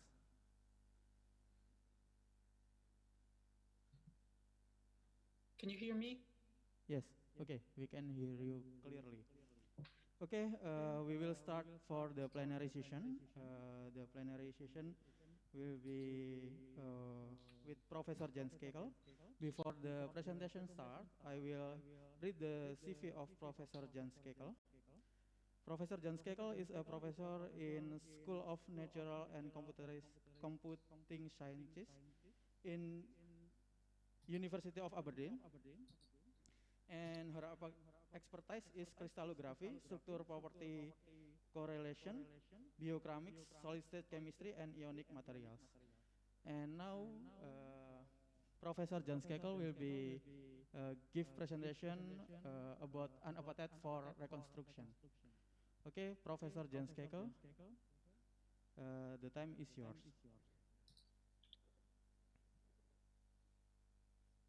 Thank you very much for that very kind introduction. Can you hear me and see my slides okay? Yes. Yes, good. I'm possibly approaching this from a slightly different perspective because our work started very much in looking at bone-like materials. So I'm going to start by looking at that and then move on to looking at things like carbon capture and remediation. Like Greg, I come from very far away. It's actually warmer in Aberdeen, which is up here, whereas Greg is down here in our map. So it's a little bit warmer here today. And if we look for what Aberdeenshire is famous for, it seems to be castles, stone circles, distilleries, and harbours. So those of you that haven't been to Aberdeen, I hope you can visit sometime. This is just some pictures of our campus. You can see the very old parts here, the new parts, and the ugly bit, which is the chemistry building here. But we also have a brand new science teaching hub as well, and this is the Institute of Medical Sciences. So I actually do some of my work up at the Institute of Medical Sciences as well as down in the chemistry building as well. And my background is also in physics, so our research is very multidisciplinary. In terms of what I'm going to look at today, I'm going to give a little bit of background to why we work on appetites, and how we then alter appetites for various applications. So excuse me if it's slightly off the topic a bit, but I'll be starting with bioceramics because that's where the ideas really came from. And then I'll be looking at carbon capture and finally remediation applications as well. So this is a picture of apatite here. It's a mineral phase, which usually means it's not very pure. But if we write the stoichiometric phase, then it's calcium 10, 6 phosphate groups, and 2 ions here. And depending on what the ion is in the place X, it has different names. So if it's OH, it's hydroxyapatite. If it's F, it's fluoroapatite, and so on.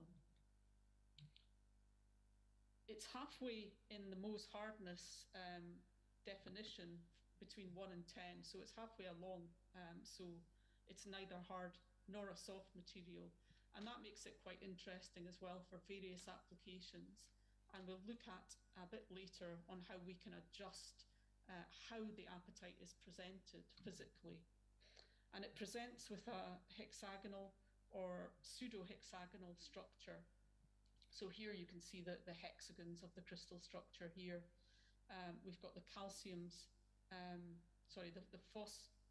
the fluorines in green, apologies, and we have the phosphate groups in pink, and the calciums are in the blue.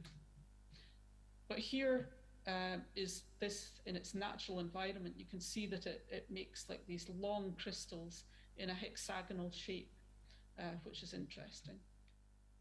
This is another hydroxyapatite material, slightly doped with mineral impurities so that it adopts a purple color. And because it comes from a mineral background, it's an extremely adaptable material. It can substitute many, many ions within the crystal structure. So it's not like a zeolite, but it does have an open structure to it, and this is quite important. So we can think of it really as a chemical sponge. It will take up many possible ions within it, and therefore it's possible to tune it very well.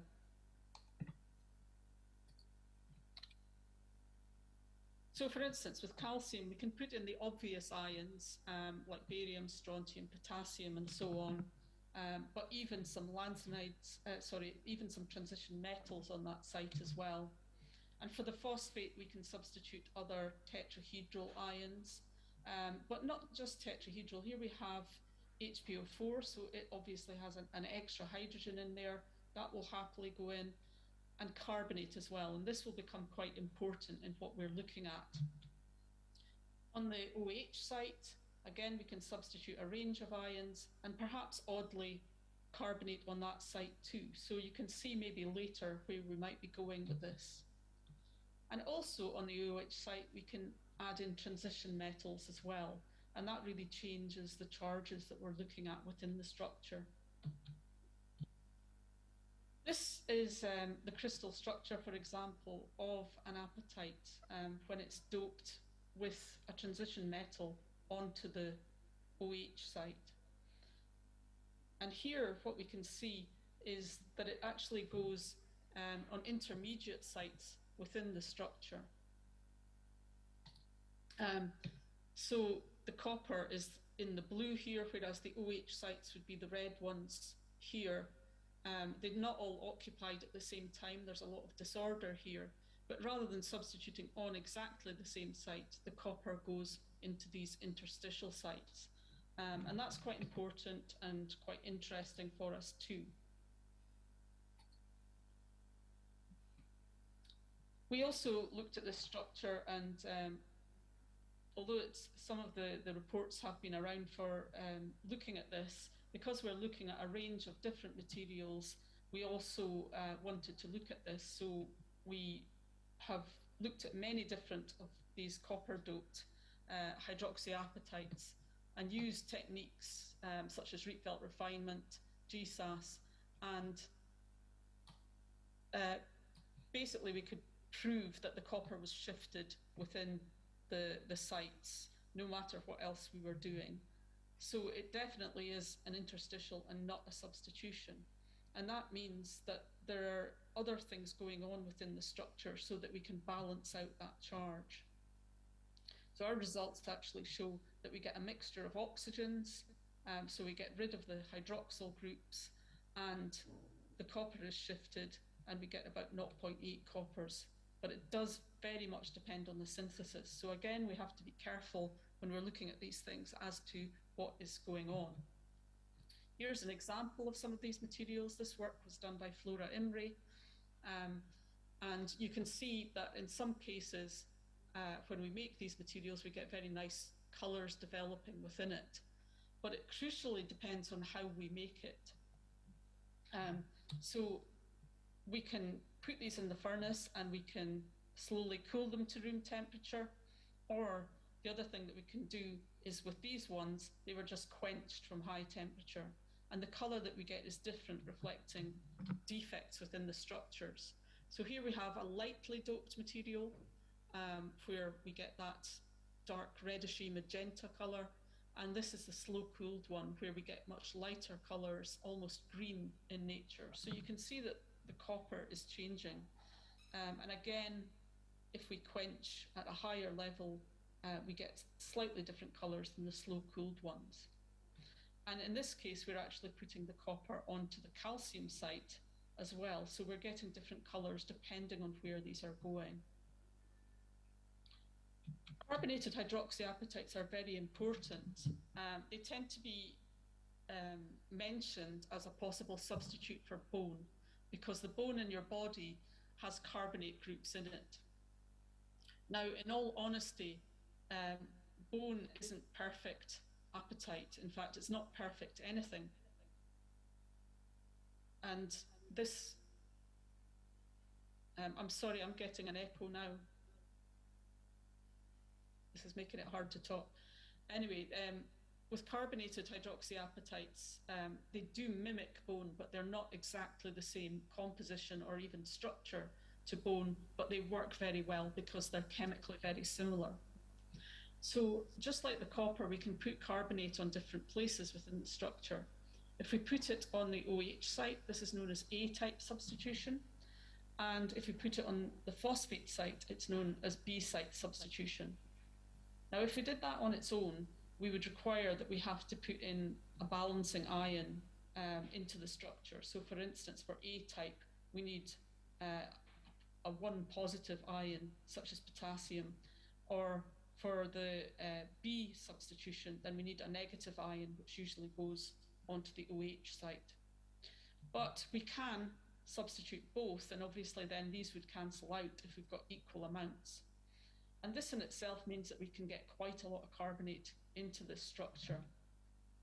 We can also use FTIR to look at these. So here's a rather bad example, to be honest, but it's one of the weaker peaks that we have here, looking at the carbonate bands within hydroxyapatite. And on one side we have A substitution, and on the other side we've got B site substitution. So this is really important that we understand what's going on.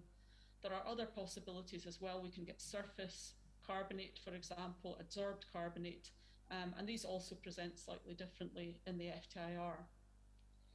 But if we look at this structurally, then it can be quite puzzling because the shapes are all different.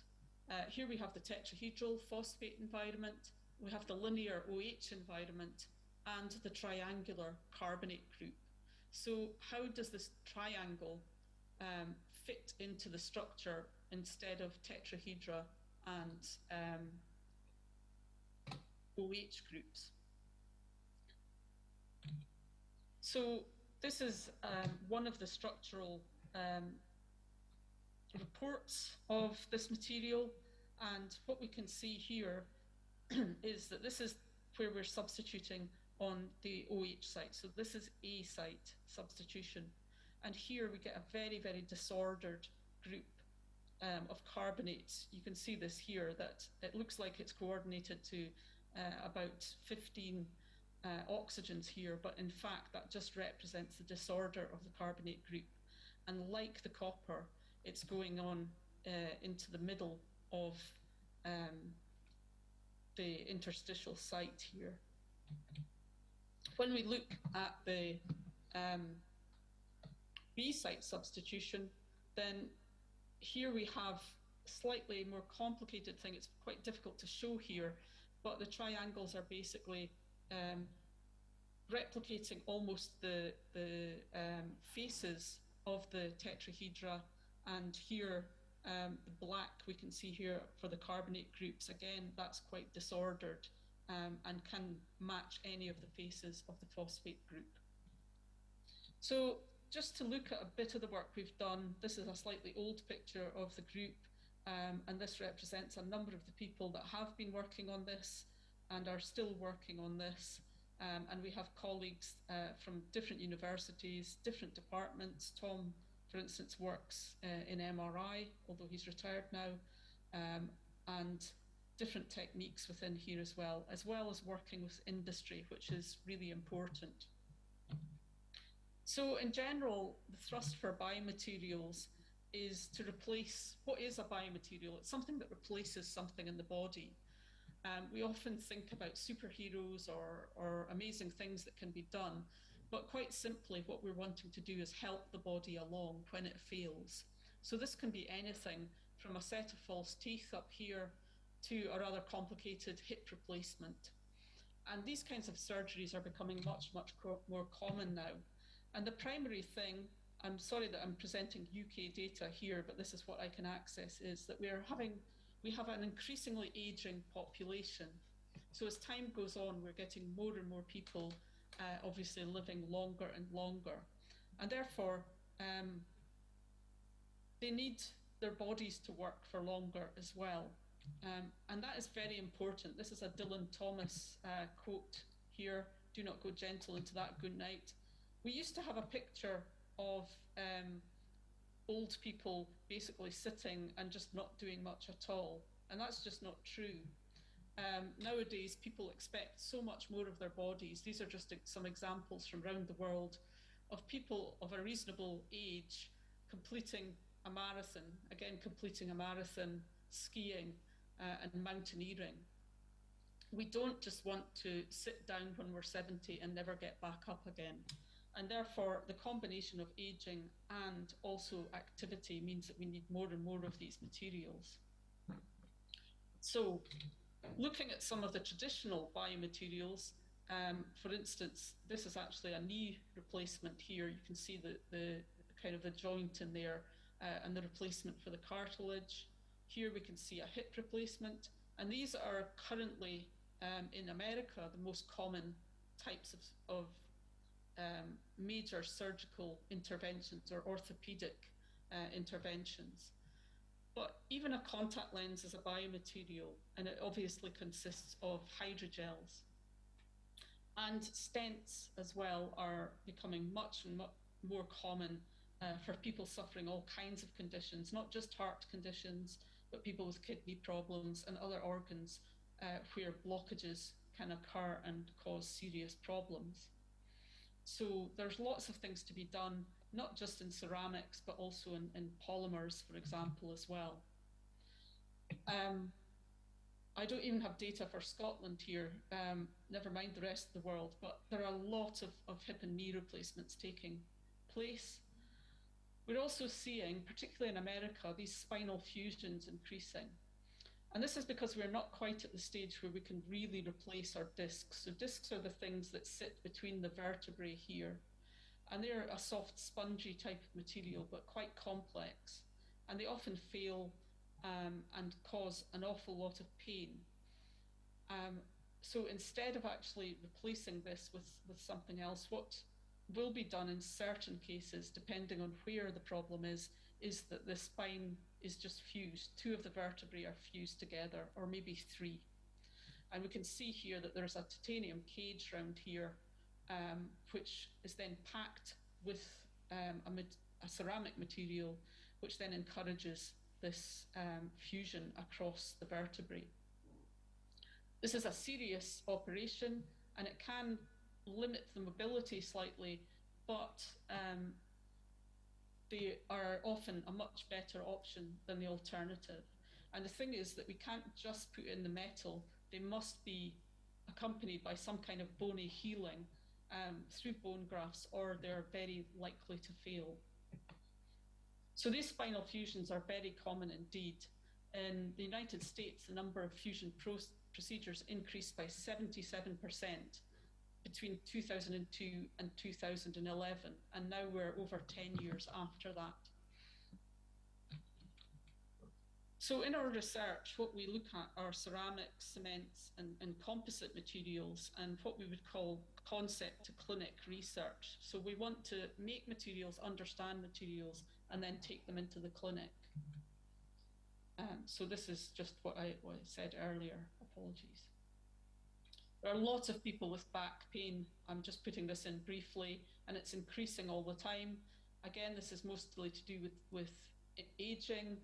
Obviously, the older you are, the more likely you are to have back pain, but also the demands that we put on our bodies, as well as the opposite, which is sitting down too much of the time. Now, bone design is very complicated, and again, we can learn a lot from nature. So what I'm saying here, although I'm talking about bone, it will be something that we can apply into what we'll look at later in the talk as well. So here, you can see that there's a kind of a crust on the outside. This is known as the compact bone or cortical bone, and inside is this much more open structure, which allows for blood vessels, and the marrow, etc., to be contained within this. And it's called spongy bone, trabecular, or cancellous bone. And here, what we have is a chocolate bar, which we often use to compare this, where we have the kind of the harder outside and then the open structure on the inside. So our options in replacing bone are somewhat limited. The gold standard is that you take a bit of bone from another part of your body and have it in to fill the defect. And there are obvious disadvantages with that because it means 2 operations. It means you're losing bone from somewhere else, and therefore it would be preferred not to have to do these things. Allograft is when you would get bone from a bone bank, in other words, donations made by people who have died. That has the advantage of only 1 operation, but it carries with it the risk of infections and rejection as well. And then our last one here are bone graft substitutes. Now these can be all kinds of things. They can be what's known as xenograft, which is when we take often cow bone and it's treated and then put into the body. Again, there's a risk there of transfection. Processed marine coral is something that you'll see quite a lot, but it's possibly not the best thing for the environment to be using something like that. So instead, what we want to look at are reasonably green procedures for making synthetic calcium phosphates. And these are the highest use ones at present, either as ceramics, but also as this injectable paste form. And therefore we have to think about how we get this into the body. So this is some of the work that we've done. These are two of the students, Flora Imre and Fiona Harden, enjoying their time in Japan. And for this, we worked to create a company which was called Syracuse. Why are we using silicon? Well, silicon is actually an essential trace element, and it's present in a lot of different fruits and vegetables and grains. So here we can see just the typical things that they come from, but whole grains are the highest source, followed by fruits, some drinks, and vegetables. So this has been found to be really good for your bones, but at odd times. In other words, the earlier that you can get good bone mineral density, the better. So we want to actually harness that kind of thing. But it is good for bone growth in general. So although it might not be about bone mineral density, it is very good at encouraging bone growth. This was a study that was actually done at Aberdeen independently of our work. To make these, this is the beautiful picture, and it really is bucket chemistry. It doesn't look pretty, but this is the way it's done. And the great thing is, if we want to commercialize anything, we have to think about how easy it is to make something. So here, what we want to do is substitute phosphate and a hydroxyl group for a silicate group. So here we have a calcium suspension, and we've got our source of phosphate and our source of silicon here, which are gradually dripped into the solution. And this is a low temperature route. It's sitting, it looks like it's sitting on a hot plate, but it's not heated because this is a plastic container, but it's just being stirred on this hot plate stirrer. And therefore we get very, very small crystals of about 50 nanometers. And the pH is absolutely crucial to this. So the bottle in the background is ammonia, which we can use to adjust the pH, but we'd prefer not to, again, to keep it as clean and green as possible. This is the kind of thing we get as we substitute in silicon. You can see that these are very small, small crystals. This is the X-ray diffraction pattern, and the peaks are very wide, but they are recognizable as apatite type structures. So we can see as we go up and substitute more and more in, eventually we do start to get small amounts of other impurities coming in, which are silicon, which contain silicon in them, but we can get a lot of silicate into this. Again, small crystals. Here's this SEM pictures. They're needle-shaped crystals, which these tend to have because of their hexagonal shape. So we use those. We see these at after synthesis at room temperature. We can also heat these up and get a much more, much larger particle size as well, but this is the room temperature things. Now, the thing about these is they're although I say apatites all the time, what we can best say is there's some type of apatite, but they seem to be slightly condensed because when in the poorly crystalline phases, so before they've been heated to any temperature, we find that there's some evidence in the solid-state NMR for Si2O7 groups. So this is Si29 enriched, and it's compared against the tricalcium phosphate here. So we have a phosphate group here that remains symmetrical, but the silicon looks asymmetrical around there, and that represents the introduction of silicate groups. This is done with magic angle spinning NMR, and this changes as we increase the amount, so this becomes more asymmetric as we can get that, and this can be deconvoluted to show this more freely. The problem with this is that as we put in silicon, we take out OH groups, and there is a limit to how much we can get in. There's also problems with the sources of silicon we can use, so these can sometimes cause problems, and also with mixing. We have to be really careful that it is thoroughly mixed, otherwise we get pockets where either the pH drops or that the components just don't mix very well at all. But the advantage of this system is that we can really control the micro and macro porosity of the material. And this means that they have high wettability. This is really important because we want them to interact with blood and soak it up. That will improve the vascular generation within these materials, and we can also scale this up really easily. So you can see that there's some relation between our material here, the SEM here, with open pores within this, and this is the trabecular bone that I described at the start. Our priorities are not the same as what you might say is normal chemistry, because we have to persuade surgeons to use this. And surgeons tend to be quite conservative, so they want this to be really much better, and they want it to be easy to use. We have to make it easy to synthesize on the industrial scale, and we have to make it thermally stable because it has to be processed to make it sterile. And that usually involves heating or certainly some kind of radiation treatment. We have to keep it open, it's got a porous structure, and we want it to resorb in the body. In other words, we want our material to actually disappear eventually. And there's a race between the material growing in the body and then the bone growing into that, and then the material going away. You don't want it to be too fast, and you don't want it to be too slow, because otherwise it will fail. We also want to promote healing, because often the people that we're treating with this material are already compromised by other diseases. So this is the histology after these materials have been implanted. And we can start to see new bone, which is the stained material with a trabecular-like structure surrounding the granules.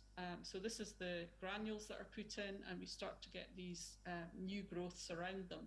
And eventually these grains start to be resorbed. Again, this is showing at a slightly different scale with a slightly different staining, but it starts to disappear. Because this is commercial work, this was all patented, so we've got a number of patents on this, which led to the spin out of a company from our university called Syracuse. This is, for me, this was entirely new. My collaborators had more experience in this, but this was quite an exciting time to get investment in and see this commercialized. So here we can see some of the beautiful pictures where we have pastes. We have this thing that looks like a bit like a marshmallow, but it does actually squeeze slightly. So it's got the granules embedded into polymer. This is the ceramic itself, and this is the material soaked in blood, which shows that it can basically sit there like a sponge. We got our CE mark in 2019, so that's a UK quality approval for use. And then in June 2020, all of this happened under COVID. This was approved by the FDA in America, which is a huge step. We started to see our materials actually appearing in packets. And then the company was acquired by a Swedish company which specializes in bone regeneration. So now they are marketing this. This is a partnership. Some of our students went on to work for the company, and they called it Catalyst, which I still think is not a good name, because as chemists, catalyst really means something else to us. But in any case, it's now available on the market. And of course, this is in Swedish, but it's got the translation underneath as well, that the first patients were treated with this in September 2021, and now well over 100 patients now have been treated. So this was June this year. So this is really being used now. So that's our nice story. What we also wanted to look at was the chemistry. Can we increase what is going on in the silicate group? So we've used various mechanisms to do this.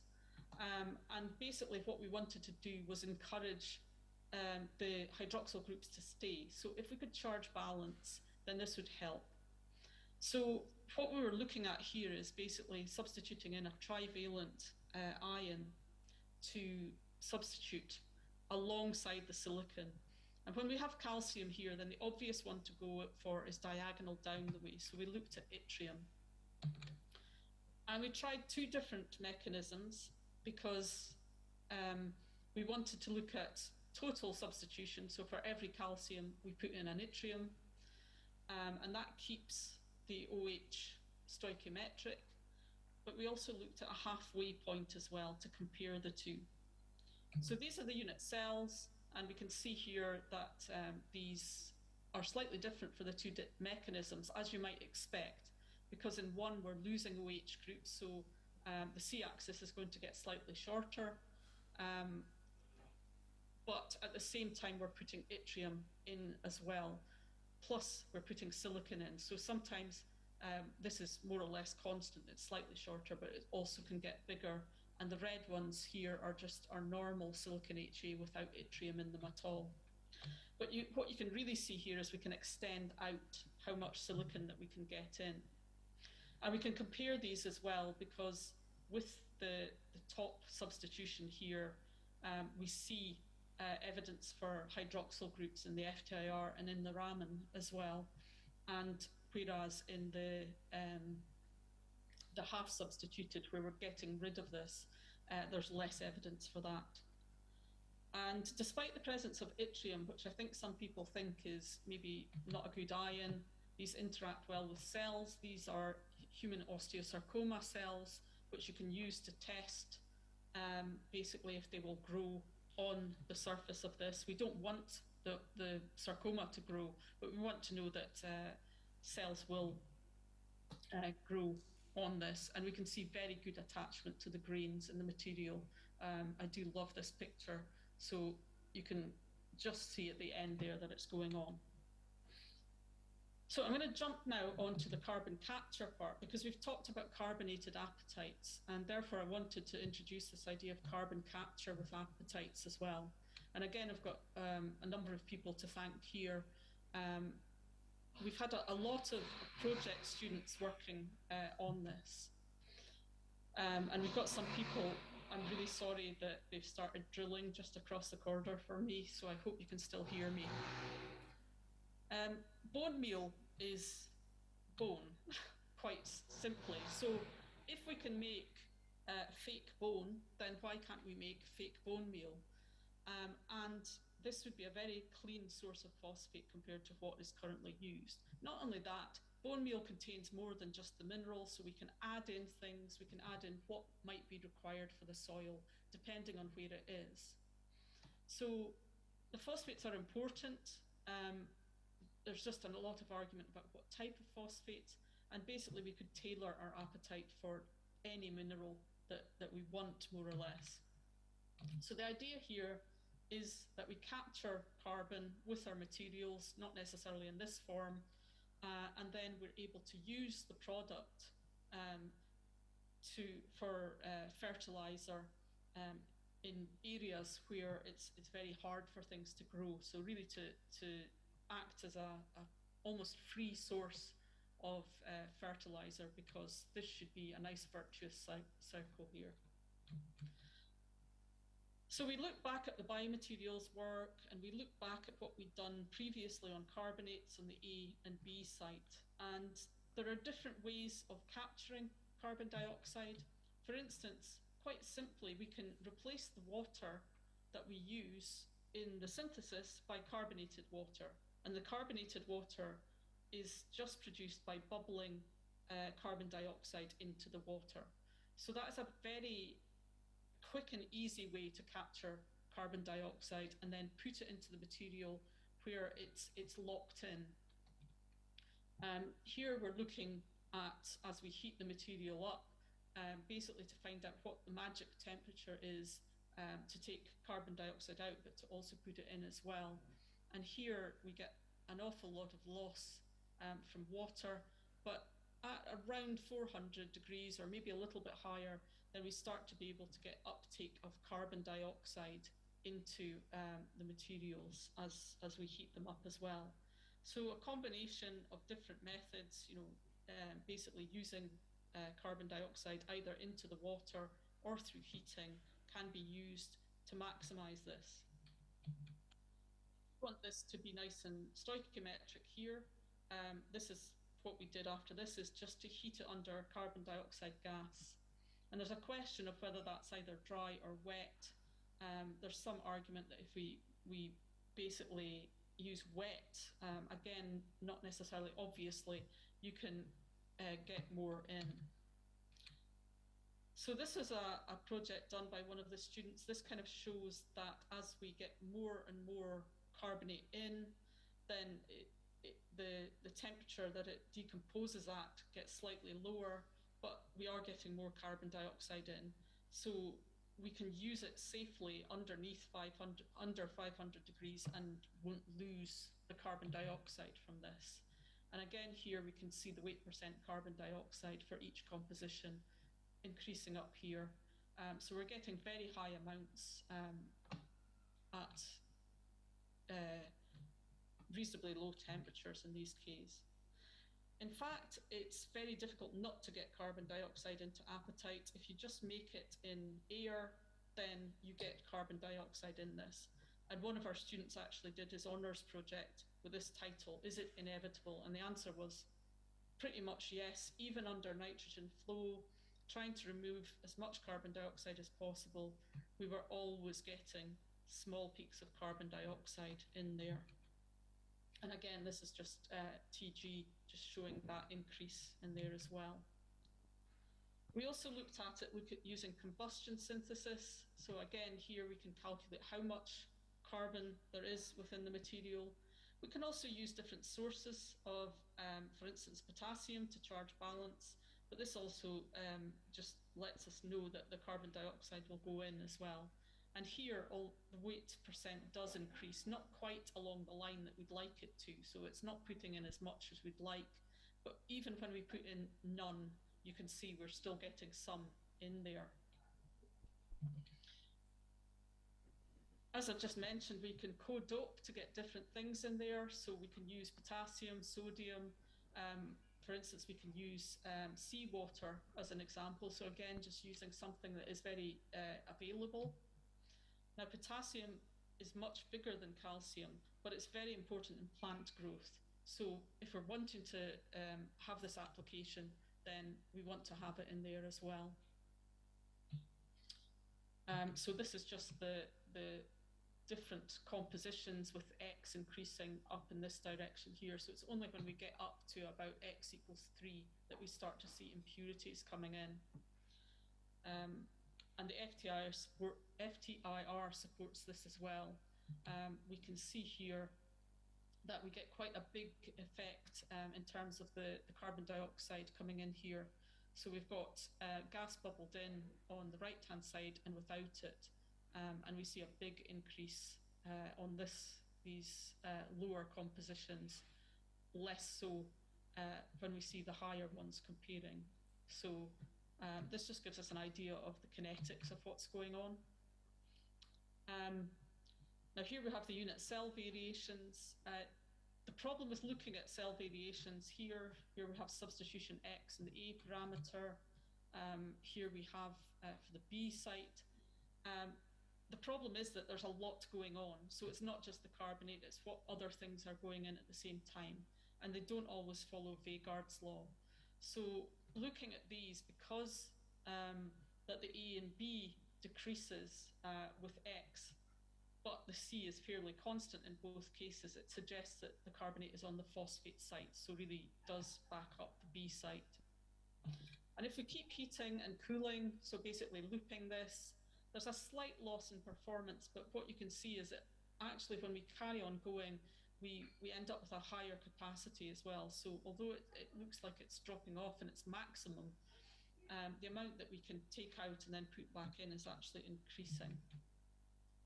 And again, this is just looking at the change in the unit cell parameters. So we're getting this big change, but after a few cycles, there's not so much change in the unit cell parameters.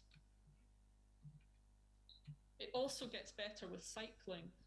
If we compare it with calcium carbonate, which decreases its capacity with cycling, here we're actually getting an increase with that as well. And just looking again at the different ones here, we can see that it's remaining intact. We don't see that much difference in the powder patterns as we cycle. So this is dry carbon dioxide and air, respectively. So that's my time up. I'm just going to skip. I had anticipated skipping through this because it gets a bit crystallographic at this point. But basically, there's a lot that we can do with appetites.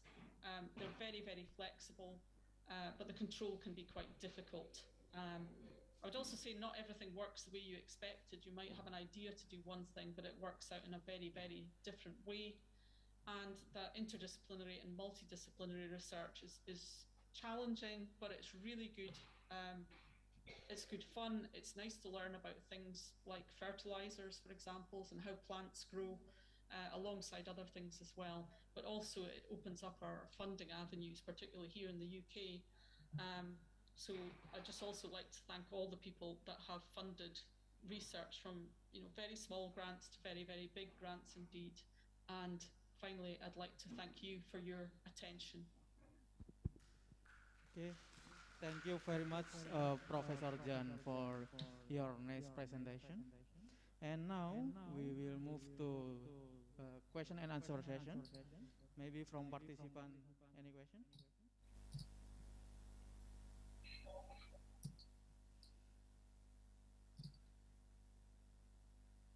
Okay.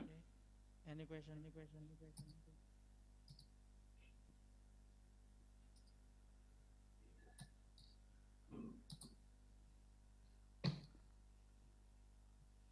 Okay, maybe there is one question here. Is any specific criteria for the ion that can substitute the appetite?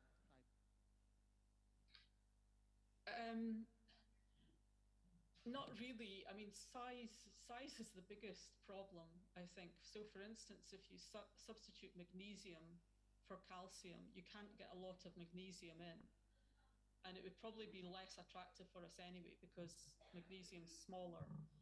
So size is really the first and major consideration within the structure.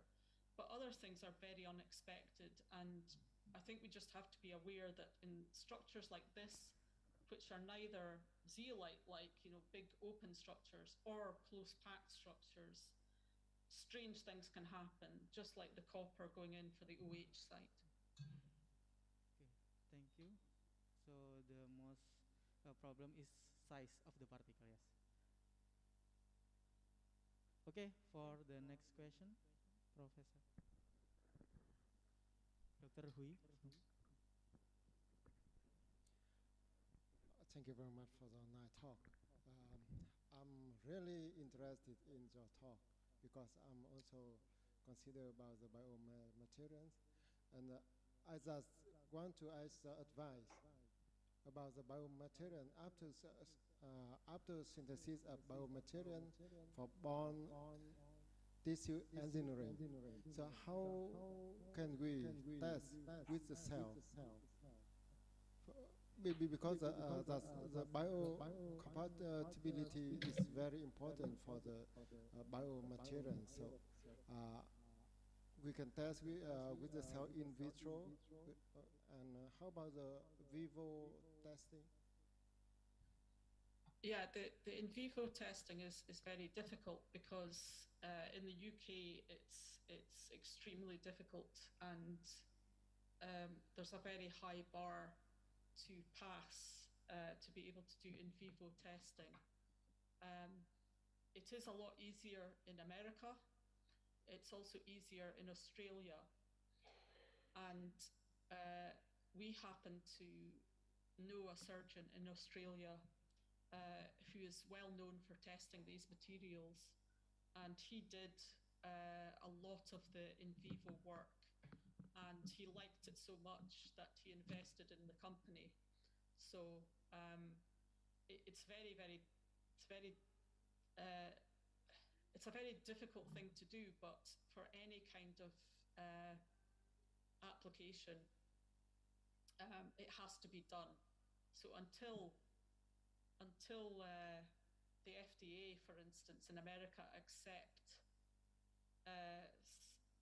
in vitro as adequate for various things, then we are forced to use these routes. It's not something I'm extremely comfortable with, I would say. But I think as technology develops, I think there will be a point when we can move away from in vivo for these kind of products, especially when they're quite similar to others.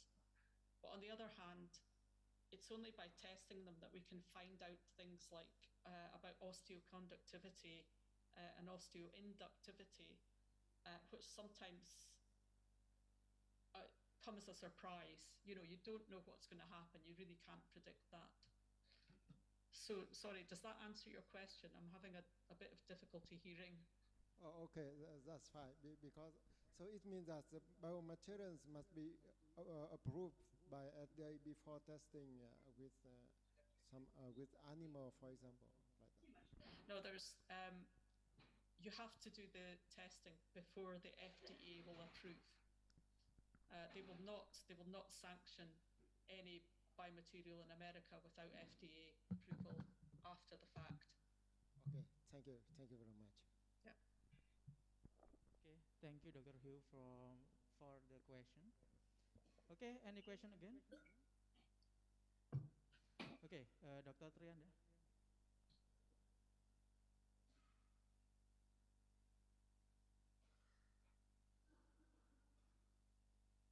Okay, thank you, Mr. Hamdan. Prof. Jan Skekel, can you hear me? Yes, I can. Okay, my name is Trianda. Thank you for your nice talks. I'm quite interested in the carbon capture section, which you demonstrate.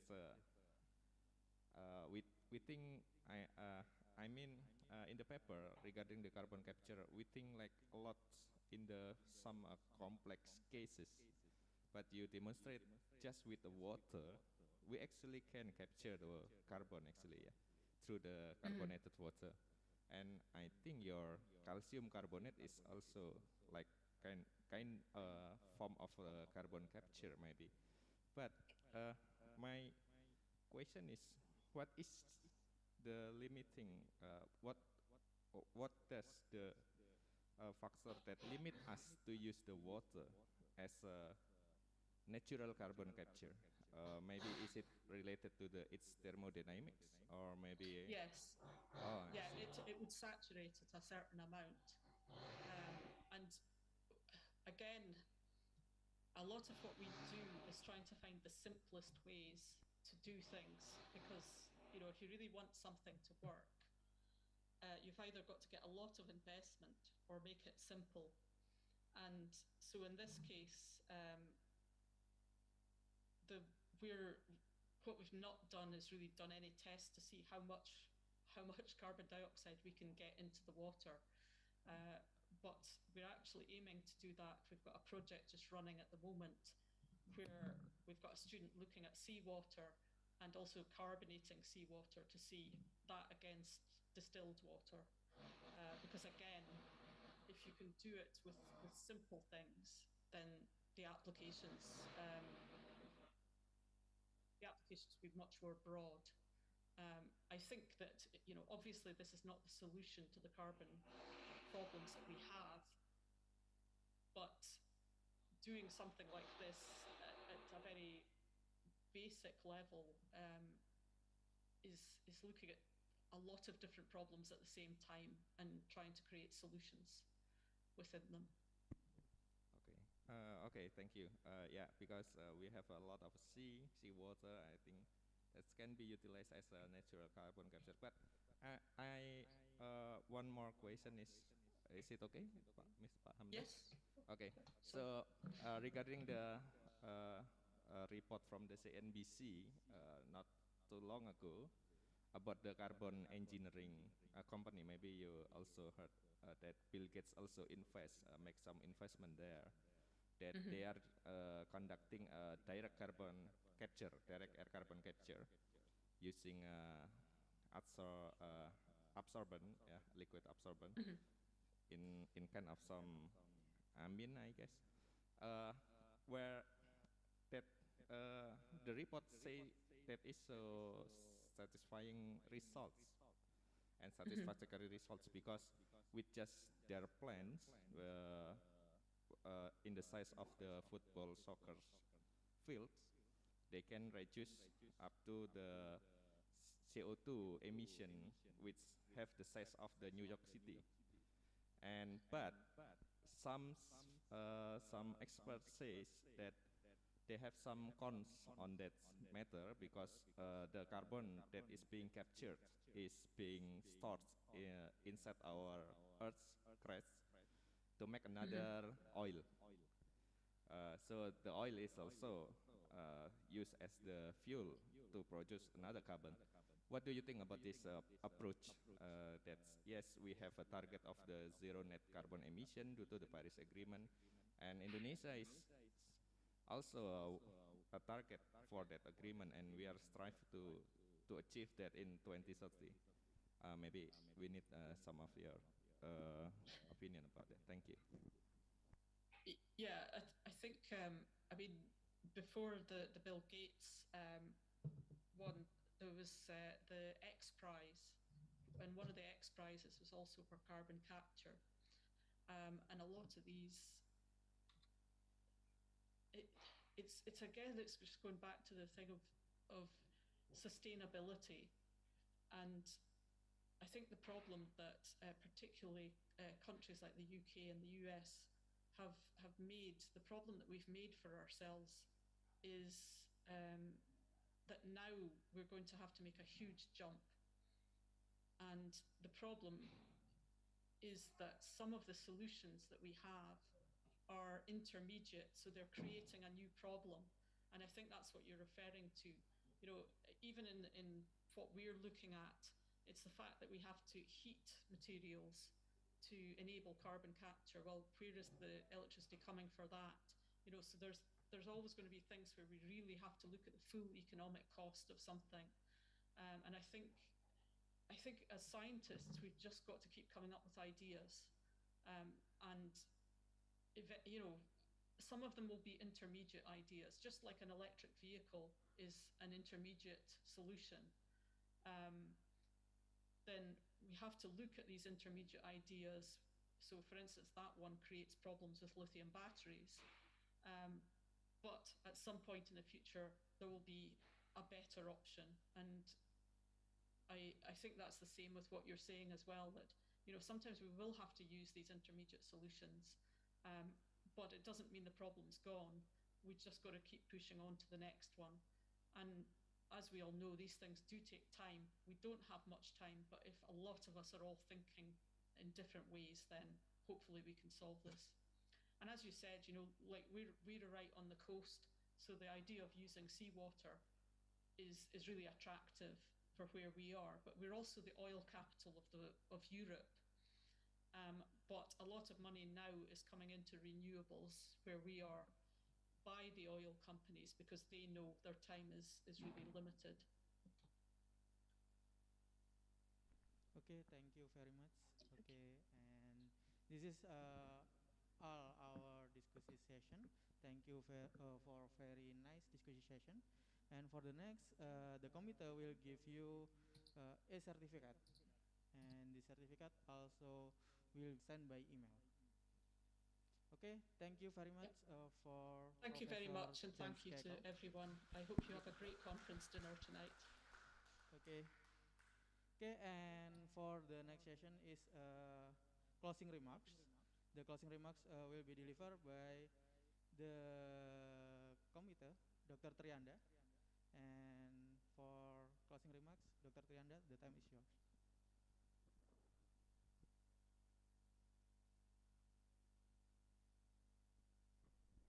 Thank you, Mr. Hamdan.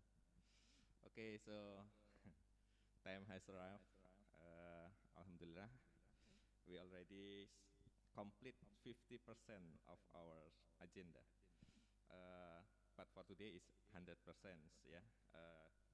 Due to any technical issue, we longer the meeting that should have been ended in 5:30, I guess. But okay, 15 minutes is like neutral in normal day in Indonesia. We have a rubber clock.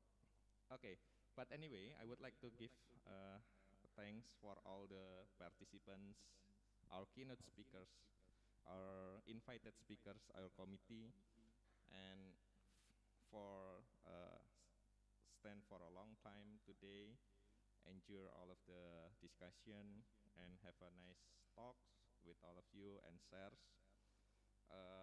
Hopefully we can gain a lot of knowledge for today's meeting and as well as tomorrow, hopefully. And I would like to give some brief information regarding the tomorrow events.